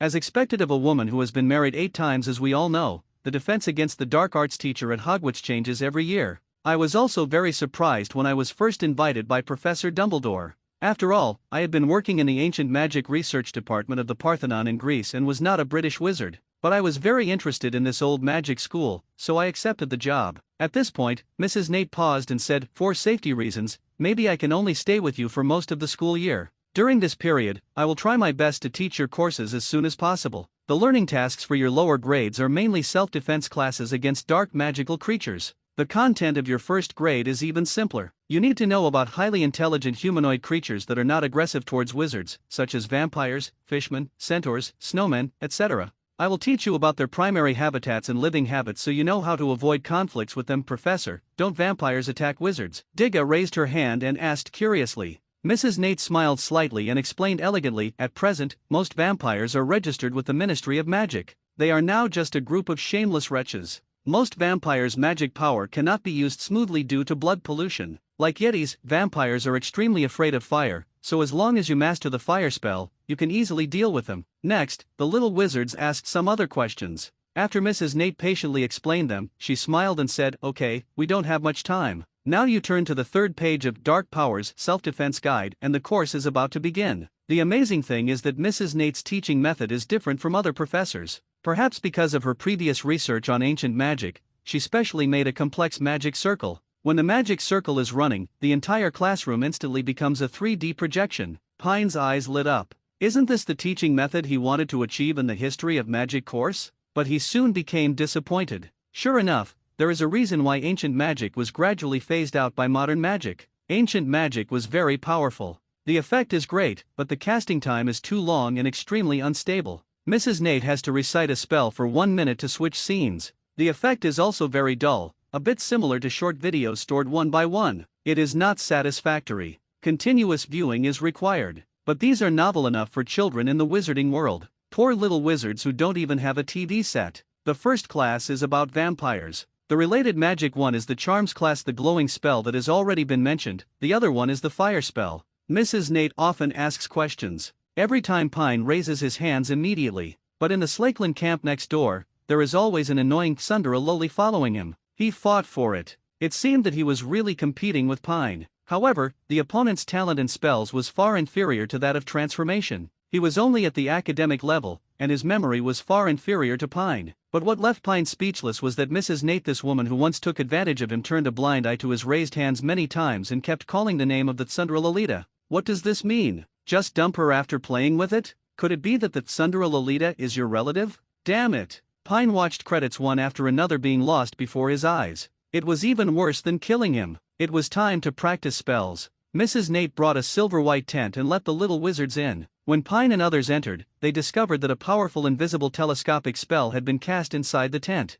It was filled with Greek-style white marble buildings. Seeing this scene, Pine couldn't help but think of the ancient Greek academy in the previous nightmare. A corner of it. The two are so similar. There is a dedicated training room here, one for each person, Mrs. Nate said in a lazy voice. After a while, Mrs. Nate came to Pine's training room. As soon as she entered the room, she wanted to pinch his cheeks and joked, "Little Payne, your aunt asked you to come with me last time, but you didn't leave. Do you regret it now?" "Mrs. Nate, don't do this." Pine pushed her hand away angrily. Unexpectedly, the other party directly buried his head into his own body. "Your smell now attracts me even more than when we first met." Pine was almost suffocated. "Comfortable, generally, then why don't you let go?" Pine sneered and moved his hand away from a certain part of Mrs. Nate's back. "Sorry, it's just customary etiquette." What a carefree child. Mrs. Nate chuckled and said, "You want the credits, right?" Pine didn't know what this woman wanted to do, so he just looked at her with pure and innocent eyes and said nothing. "Don't worry that I will force you to do something that makes you unhappy. The teacher just wants to ask you a favor."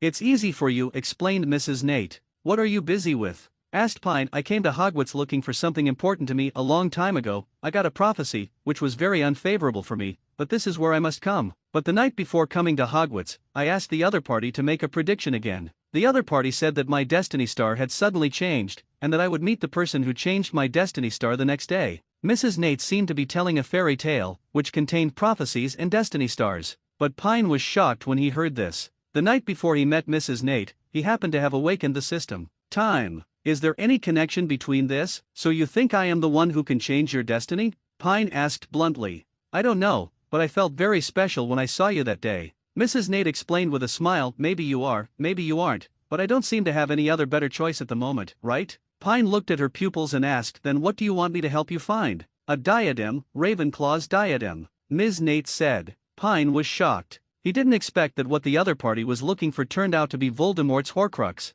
Wasn't Ravenclaw's diadem missing long ago? Pine pretended to be puzzled. I checked the information and there is no record of this tiara appearing anywhere other than Hogwarts. There's a good chance it still exists somewhere in Hogwarts. As long as you can help me find it, you can make any conditions to me, you sure? Pine said with a bad smile. Any conditions are acceptable? Mrs. Nate gritted her teeth and showed a charming smile. Of course, as long as I have it, any conditions are fine, and as a prerequisite for cooperation, I will give you a lot of opportunities in each class to add points, so that you can become the hero of Ravenclaw's Academy Cup this year. This way, your 2 Ravenclaw girlfriends will admire you even more. Good guy. It turns out that in Mrs. Nate's eyes, I, Pine Wilson, am so obsessed with adding points to the Academy just to be a hero of the Academy and get the limelight? Or even to show off in front of my girlfriend? This is too much to underestimate me. Okay, I agree to cooperate with you. As for the conditions, Mrs. Nate's eyes lit up and she said, just mention it. Pine said seriously, when I find the crown, you must find a way to give me another 200 credits. Ah. Mrs. Nate was confused. You don't want to be with me? You are truly the worst class I have ever taught. You can't even compare to the freshmen. In the charms class, Professor Flitwick saw that Pine could skillfully cast the crushing curse. However, most of the 4th grade students he taught could not cast it, and their faces turned dark. Make up a lesson. Tonight, everyone stayed to give me extra lessons. Hufflepuff Common Room. Professor Sprout, who has always been kind, urgently stopped the little Badgers party and said sadly, dear children, look at Pine Wilson in Ravenclaw and Martina Parkinson in Slytherin, and then look at yourselves. Where are we Hufflepuffs missing? We all have to work hard. Little Badger will never give up. That night, under the leadership of Senior Sister Tonks, the little Badgers were eating hot pot in the kitchen while discussing the plan to catch the eagle and surpass the snake. The atmosphere was extremely harmonious. In the vice principal's office, Professor McGonagall had just finished watching the various events in the first week of school. The scoring hourglass of the academy was so angry that his lips trembled. He called the top students from all grades in the Lion Academy together and lectured, "Can you please take the initiative to raise your hands to answer questions in class? I don't believe that the combined strength of our 7 grades can't score more points than Pine Wilson alone. What are you doing with your heads down? Say." The top students in the Lion Academy are trembling as for the terrifying specimen collection room of an unknown pervert. The bat spirit's rash-covered face has not faded, and he cannot reveal his perfect aquiline nose. Martina, the potion was well done this time, but not perfect yet. Snape had a headache. That bad boy from the Eagle Academy was too talented in potions. No one in his own academy could compare with him. When had the glorious Slytherin been insulted like this? Obviously Snape the teacher selectively forgot his own memory, and had to choose to secretly open a small stove for his most talented Martina. But even so, he still couldn't catch up with the other party. A headache, a real headache. It's only been a week since school started. The rivalry between Pine Wilson and Martina Parkinson is like 2 catfish thrown into a school of sardines. It disturbed all the teachers and students of Hogwarts. Seeing that the score difference between Eagle Academy and Snake Academy is getting higher and higher, it's surprising that the other 2 academies can sit still.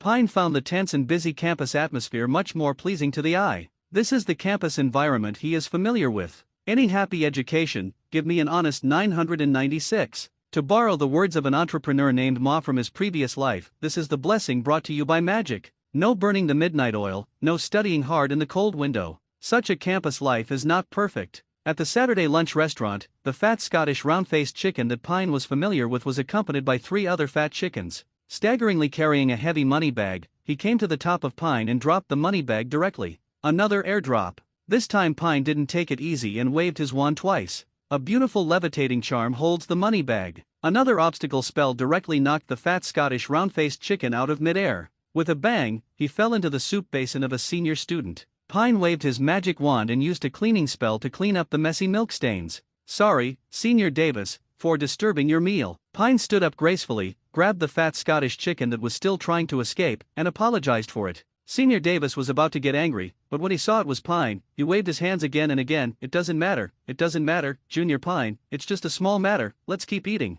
Other colleges have recently been forced to make up lessons because of Pine. They have long secretly poked at the seniors who were plotting to teach him a lesson. After seeing this scene, they said, forget it. It's just making up lessons. Teacher. It's all for our own good. As for teaching Pine a lesson, that's even more of a joke. We at Hogwarts have always been united and friendly, and we have zero tolerance for campus bullying. Brother Weasley and Cedric saw the money bag sent by the owl, eyes lit up. Holding rice bowls and chopsticks, the 3 of them actually learned to use chopsticks so quickly. Pine's roommate Hisei Sanja was not surprised by this scene. These people often go to each other's college to eat. Take the initiative to give way to the 3 people. Pine, has the bonus arrived? George asked excitedly. The last galleons of the two brothers were looted by Pine and used to buy snacks. They were so poor that they couldn't even buy dung bombs. This week's prank supplies were all sponsored by Peeves. Pine handed it over, giving them a look. He called Pinello-senpai and Chu-jang again. He was holding a fat chicken with a round face in his hand and Yumi was squatting on his shoulder.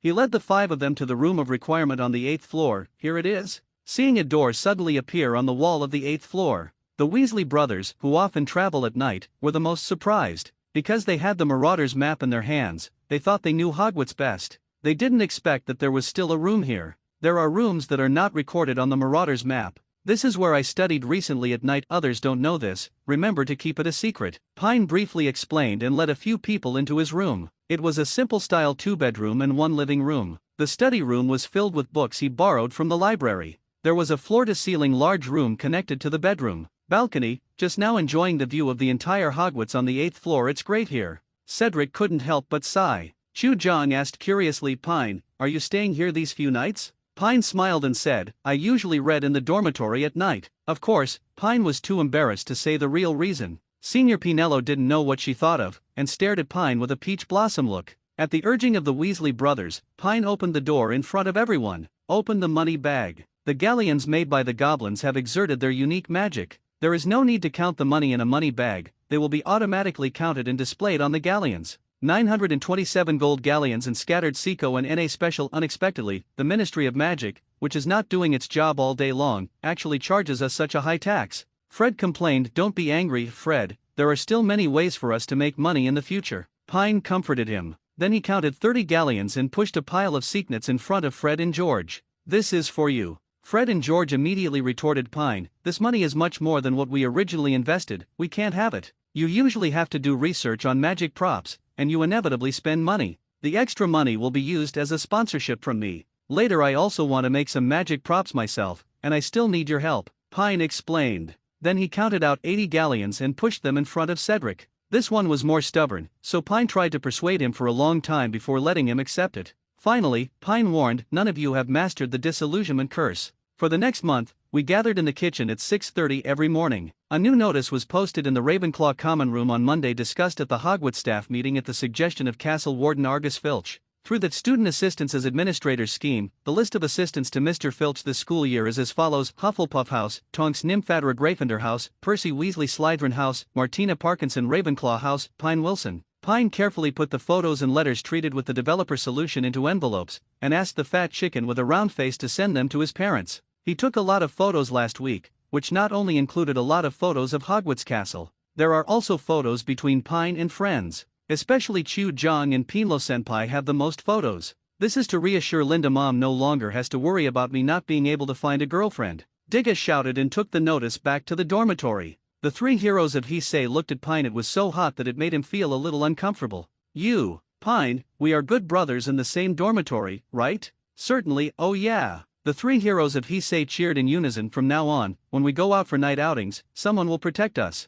Pine did not break their illusion. For the sake of credits, the roommates' relationship was as fragile as a piece of paper. During lunch, Fred and George also came up to each other arm in arm and winked. Great, Mr. Pine Wilson, congratulations on becoming the castle keeper's assistant. With you here, we no longer have to worry about being caught by Filch. Director Chi is defeated without complaint. Pine only has a little bit of power. The brothers around him assume that he can open the back door for them. What's more, Director Chi is such an emotional person. No wonder all the dogs in the village were sent to the police force to eat royal food. Regarding this evil trend of relying on favors and going through the back door, Pine said that he would fight to the end. So, he patted his chest to the Weasley brothers and said, don't worry, I'm here. Even if you go out at night, even if something goes wrong, I can fish you out. In fact, Pine is doing everything for his credits. He is already prepared to attack his beloved relatives and friends without any bottom line. The Weasley brothers are big experts in night travel. If they are not encouraged to go out boldly at night, how can they earn money by themselves? More credits. Another wonderful herb class in the afternoon, and Pine earned another 10 points from Professor Sprout. This professor is currently the only one besides Mrs. Nate from the Defense Against the Dark Arts class. The lovely professor who insisted on giving him extra points for his class performance. Even his own Professor Flitwick was embarrassed to give Pine extra points in class. However, the professor changed his reward method, which was to teach Pine how to do magic. Research on Pine. I think if you want to explore further on the path of magic, It is very necessary to maintain correspondence with some leading masters of magic research and discuss the future development direction of magic. For example, Ms. Silda Marchbane is not only a member of the Wisengamot, but also the director of the Wizarding Examination Authority. She will serve as the examiner for your future 5th grade OWL exam and 7th grade Newt exam. In addition, there is Mr. Ferris Spavin, Minister of Magic from 1865 to 1903. He made the law that underage wizards are not allowed to use magic outside of school. You were born into a Muggle family, and if you want to move forward in the wizarding world, you need the help of people who do not discriminate against Muggles. You are more talented in charms than I am, and I hope you can go further in the future. During this time, you need to think about your next research direction, and I will help you check it. Later, I will write and send your research to these people. They will definitely be interested in the fact that you, a first-year student, can do such research. They also love spells and have a good relationship with me, so you have to take advantage of this opportunity. Professor Flitwick patiently talked a lot to Pine, as if he was telling his own children. He never married in his life and devoted almost all his energy to Hogwarts. For Pine, I appreciate it very much. He is willing to devote all his resources to cultivate this child. Because in this child born in a Muggle family, he sees the hope of breaking the lifelessness of the wizarding world. Pine stood up and gave this human and the half-elf professor bowed deeply and said, "Professor, I will not live up to your expectations of me." "Okay, dear child, don't put too much pressure on me. Just do whatever you want." Although the teacher is just a professor, I was a champion in fighting competitions when I was young. I can still help you deal with most of the problems. Professor Flitwick flexibly demonstrated his heroic posture of waving the wand in the fighting arena, and winked at Pine. The atmosphere instantly became joyful again. "Let's go and have dinner together. You have to do night patrol tonight." As he said that, Professor Flitwick's short body walked side by side with Pine under the afterglow of the setting sun. The master and apprentice didn't know what topic they talked about. Pine brought the kitten Uomai to meet Senior Tonks, Percy, and Martina here. Filch came out of the office behind the stairs carrying a lantern covered in oil. Mrs. Norris followed him. After seeing Yumi on Pine's shoulder, she rushed up happily and circled back and forth around Pine's legs. The castle of Hogwarts is very large, and we use the astronomy tower and the viaduct stone bridge as the dividing line. On the west side are the teaching building, the auditorium, the clock square, the shed bridge, the Gryffindor Tower, the kitchen, the Ollery and the Black Lake. On the east side are the Black Tower, Central Tower, Corridor, Clock Tower, Ravenclaw Tower, Central Courtyard, and Quidditch Pitch. Filch gave a brief introduction to the general location of the castle. After receiving the hint from Pine's hidden eyes, he coughed and said understandingly, "Our dear kitty comes in handy when it comes to those cunning little wizards on patrol." Therefore, Miss Nymphatora, who was in 7th grade, led Pine and Yumi to patrol the west side. Mr. Weasley and Miss Parkinson followed Mrs. Norris and I on patrol on the east side. Once you catch the little wizards wandering at night, hey, lock them in my office first. When the inspection is over, I will personally lead them to see the dean. Percy was a little regretful that he couldn't be placed in a group with Senior Sister Tonks of Hufflepuff. Although Martina is more beautiful, she is just a little girl with a proud and undeveloped temper. The most important thing is that the other party is Gryffindor's sworn enemy Slytherin. Shit. Percy has no illusions about tonight's patrol, it's all for the sake of the college. I want to catch a few more students who dare to wander at night to give the college points. On the other side, the Tsundere lowly Martina raised her slender neck high and glanced at Pine jokingly, as if to say, let's give it a try again tonight. When they were saying goodbye, Filch passed by Pine and reminded him in a low voice, on the edge of the Black Lake, there are the most number of little wizards secretly dating at night. Pine nodded to express his thanks. He watched Filch and his entourage walk away. Senior Sister Tonks, who had purple hair today, picked up the cute Uomai and took a deep breath. This kitten is so cute, I plan to change her hair to silver tomorrow too. Pine was speechless about this rebellious senior who had different hair colors every day. Don't you have any ambition at all? At least you can add extra points to your college. Pine sighed, took out his wand and said, Senior Sister, let's quickly check the teaching building first, and then go directly to Black Lake. The teaching building is the main building of the castle, with 8 floors in total. The first floor is connected to the auditorium, where students usually eat and hold various school-wide meetings. The second floor has the Defense Against the Dark Arts classroom and Myrtle's room, Girls' washroom, Transfiguration classroom, History of Magic classroom, Muggle Studies classroom, School infirmary, etc. There is the entrance to the principal's office on the 3rd floor, which leads directly to the principal's office on the 8th floor through the spiral escalator, as well as the Defense Against the Dark Arts professor office. On the left side of the 4th floor is the Charms classroom and Prize display room, and on the right side is the restricted area where the Sorcerer's Stone will be stored next year.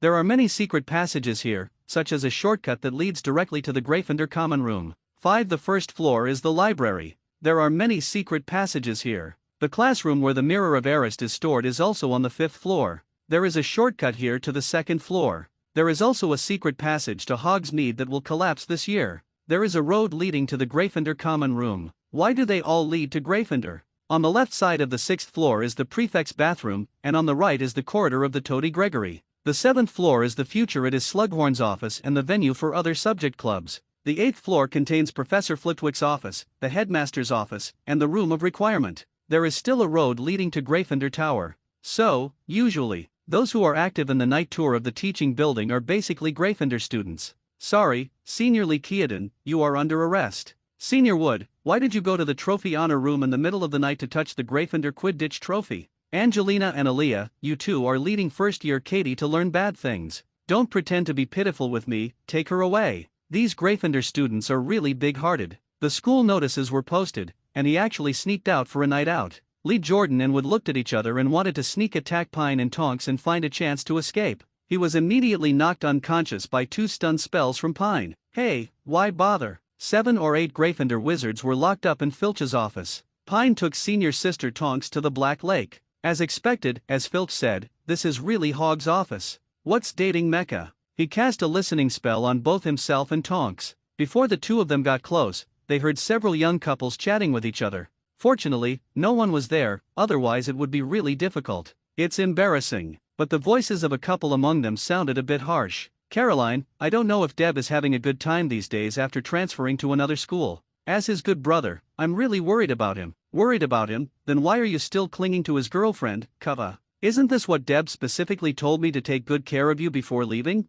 You are so bad, take care of me as long as you take care of me. Don't kiss there, Caroline, little fairy, I love you so much. Shameless. Senior Tonks spat with a red face after hearing the lies and remarks of this couple. At this moment, the pure love warrior's anger arose spontaneously. Without waiting for Pine to stop him, he rushed over and danced wildly with the wand in his hand. The strength is released. Expelliarmus. Acne blisters appear quickly. The ice eats away at the bones. If Pine hadn't quickly knocked the wand out of her hand, the pair of dog lovers would have been beaten to death by Tonks. The other young lovers noticed Tonks's actions and fled in fear. Pine, he didn't care about them and hurriedly sent the pair of wild mandarin ducks to the infirmary. However, just as he was passing by the shed bridge, Pine suddenly heard several frightened roars of wild beasts coming from the direction of the Forbidden Forest to the west. Countless birds also escaped from the forest. Something's wrong. Pine quickly stopped. At this time, Fred and George followed Hagrid to patrol the Forbidden Forest. Could it be that they were in danger? Looking around, senior sister Tonks did not follow him immediately.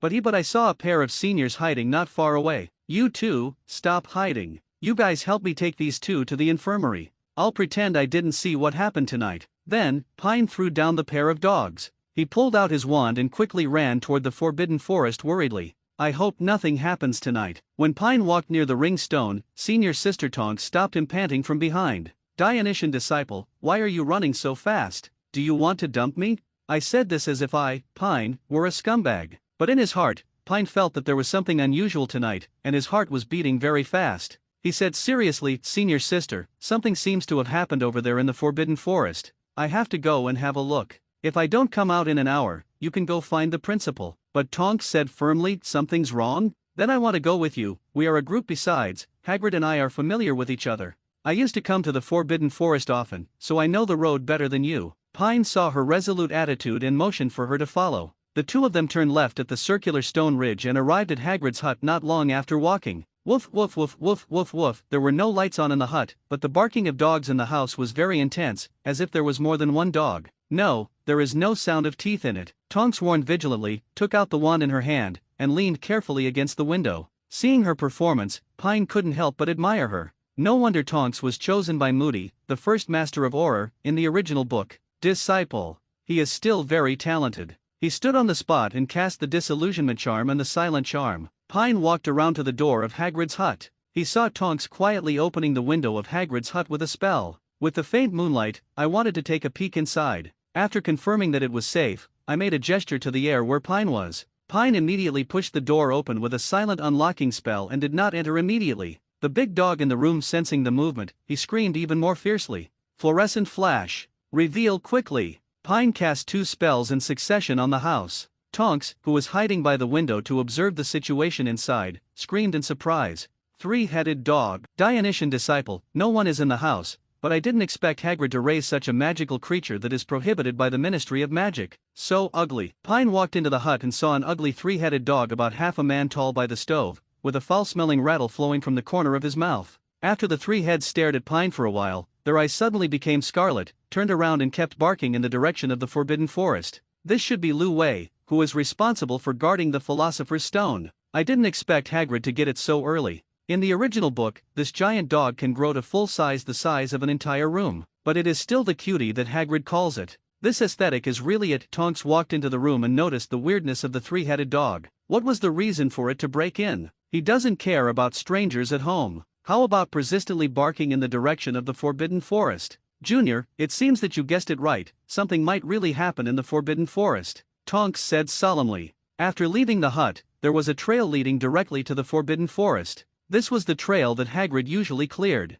What shocked Pine was that at this moment, the area around the Forbidden Forest was covered with fog, a layer of black mist. Even the frightened birds I saw before disappeared. On the other side of the mist, a group of skinny black horses with dragon heads and a pair of bat wings were watching Pine quietly. Pine knew that the Thestrals looked scary but were actually very docile. Only those who had witnessed death could see them. The mist did not prevent outsiders from intruding. Pine stepped into the mist and touched it gently. Looking at the strongest head horse, he asked softly, "Do you know where Hagrid went?" The leader of the Thestrals felt the friendly aura of all things in Pine and rubbed his palm. Then he bent his knees and motioned for Pine to sit on its back. In Tonks' eyes, Pi at this time was just touching the air and talking to himself. A chill came from the bottom of my heart, and I couldn't help but shudder. Senior sister, don't be afraid. In fact, you have been in contact with Yachi 6 times. Starting from the 2nd grade, they are responsible for pulling the carriage that picks you up and off. Ah, Tonks said in surprise, we thought it was automatic before. Come and hold my hand, you can't see it, I'll hold you and ride. Pine took the lead in riding on the back of Yeki, stretched out his hand to Tonks and said, then don't take advantage of me later. Tonks blushed and grabbed Pine's hand and sat in Pine's arms. Seeing herself riding on the back of the transparent Thestral, her feet seemed to be hanging off the ground. Tonks felt very novel and exciting, and her heart the anxiety dissipated a lot. The trees in the Forbidden Forest were so tall that it was difficult to see sunlight even during the day, let alone at night. The moonlight was completely blocked by the dense tree canopy, and Pine could only use the luminous spell to guide the way. Suddenly, there was the sound of a fierce fight in front, and the sound of countless branches breaking was extremely obvious in the dark night. Falling apart. Pine used a crushing spell to kill an acromantula that wanted to sneak up on the two of them. Immediately afterwards, densely packed acromantulas crawled towards them. The spiders retreat. Falling apart. The flames are raging. A series of spells were fired from the wands in the hands of Pine and Tonks, and they cooperated very well. It stands to reason that the acromantula has a very high IQ, and after realizing the level of spells of the two little wizards in front of them, they knew they could not offend them. They would take the initiative to give in. But today, this group of acromantulas seemed to be on stimulants.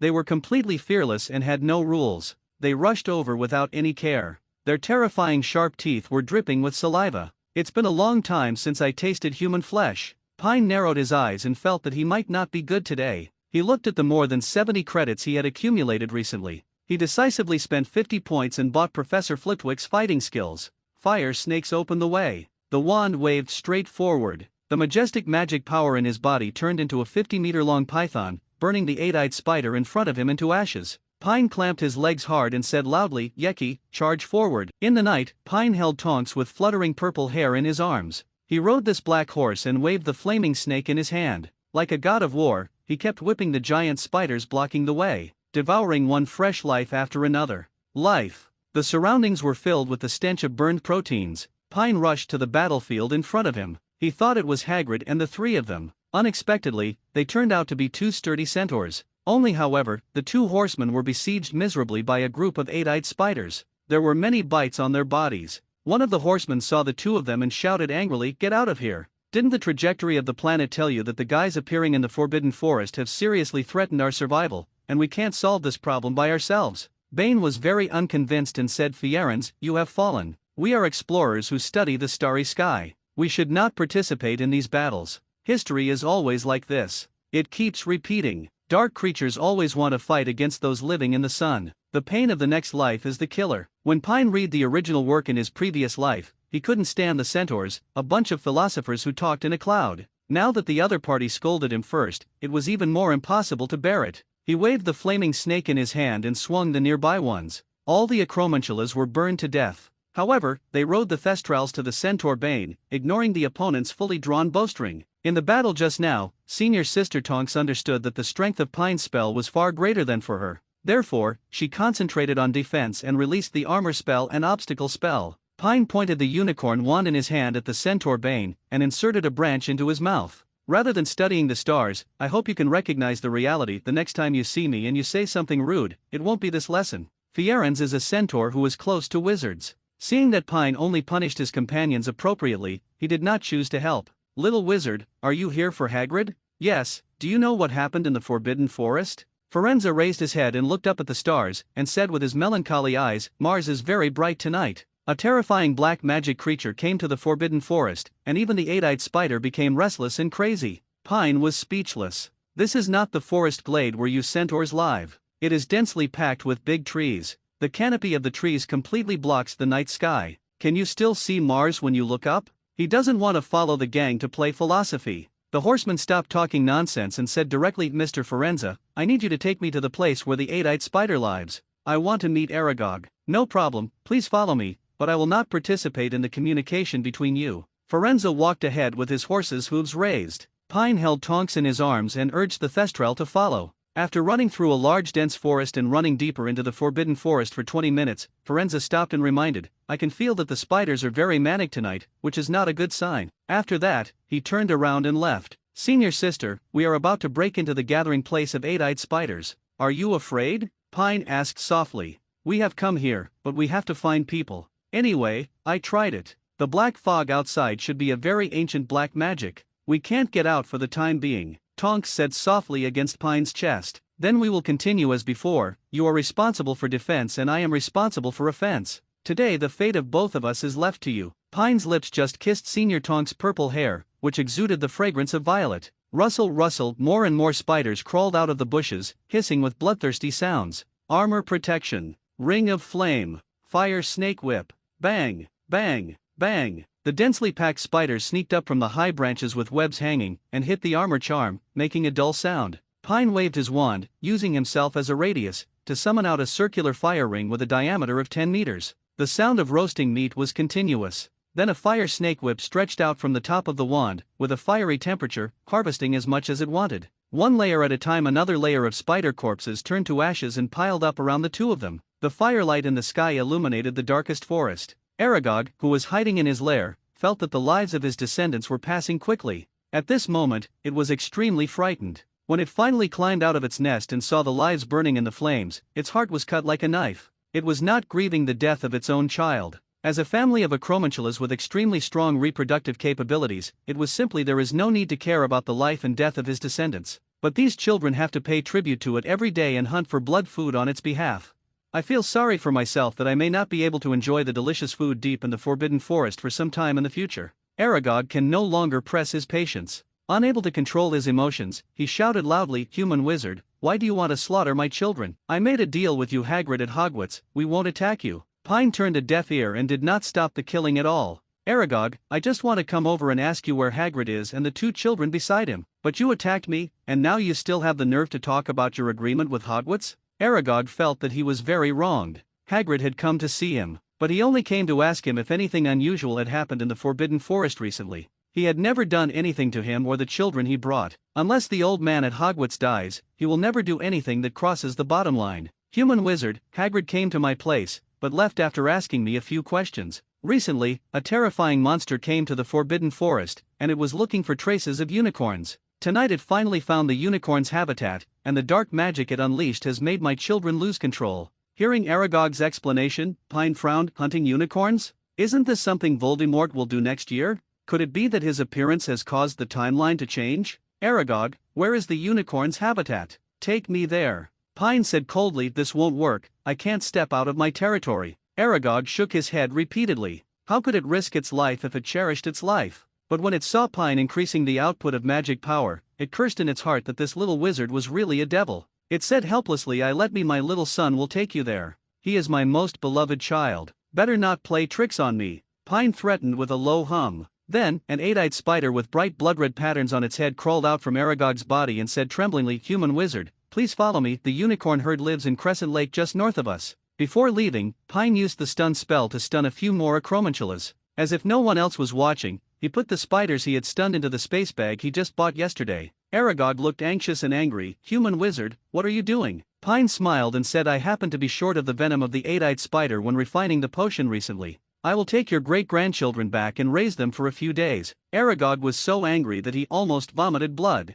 The bright moonlight covered the lake with a layer of fine silver gauze. On the soft grass, 3 unicorn corpses lay there quietly. Next to it, there was a torn Gryffindor wizard's robe. Sure enough, something might have happened to Hagrid and the Weasley brothers here. Not far away, a manticore was quietly guarding in front of the stone pillar path leading to the central island of Crescent Lake. His eyes were red and he kept making low hoarse roars. Behind it, there is a path that is obviously a magical creation. It extends from the edge of the lake to the island in the middle of the lake. Every 1 meter there is a stone pillar about 30 centimeters above the water. It seems that someone specially built it to facilitate the unicorn's daily passage on the island in the middle of the lake and on the shore. Pine knocked out the acromantula that was about to scream and put it into his space bag. After catching another one, there should be no shortage of eight-eyed spider venom from now on. He pulled Senior Tonks and hid behind a huge pine tree. Carefully observe the XXXXX level dangerous monster in front of you, and in the sky, there is a harpy patrolling. That is also an extremely ferocious dark life unique to Greece that is prohibited from trading.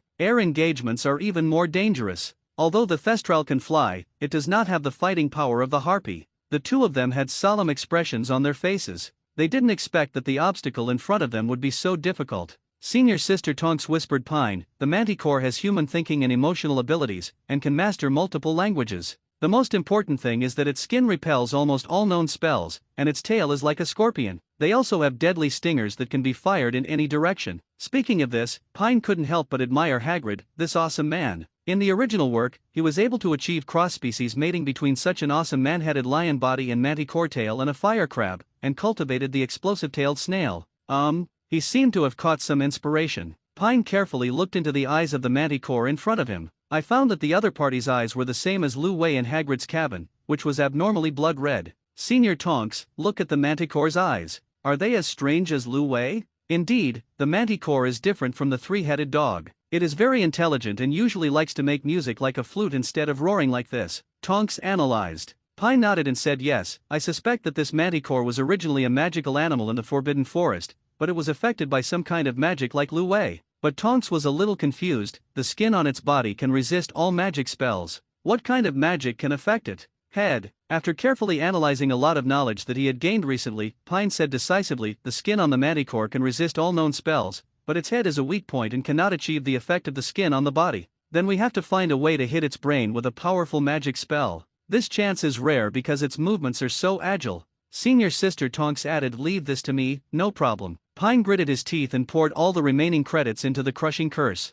He directly raised this spell to a state of perfection. A mysterious realization emerged in his mind. It was as if he had seen through all the magic of the crushing curse. Passage, you can even easily make various morphological changes and fine-tuning to the spell. Leave it to me to attract its attention. Tonks said confidently, the manticore is particularly fond of magical creatures that can breathe fire. It has an inexplicable obsession. I will use the disguise Magus to attract it later. You take the opportunity to aim at its head. Give it a hard shot. At this moment, Tonks' hair turned into a bright fiery red. Her whole face suddenly distorted and turned into a lizard, no, a fire dragon head. She walked out openly and faced the man-headed lion-body scorpion. The tailed beast shook its head and said seductively, hi, handsome guy, are you interested in getting to know him? Looking at a dragon-headed man making a tempting gesture towards another strange-looking magical creature, Pine almost couldn't help but laugh.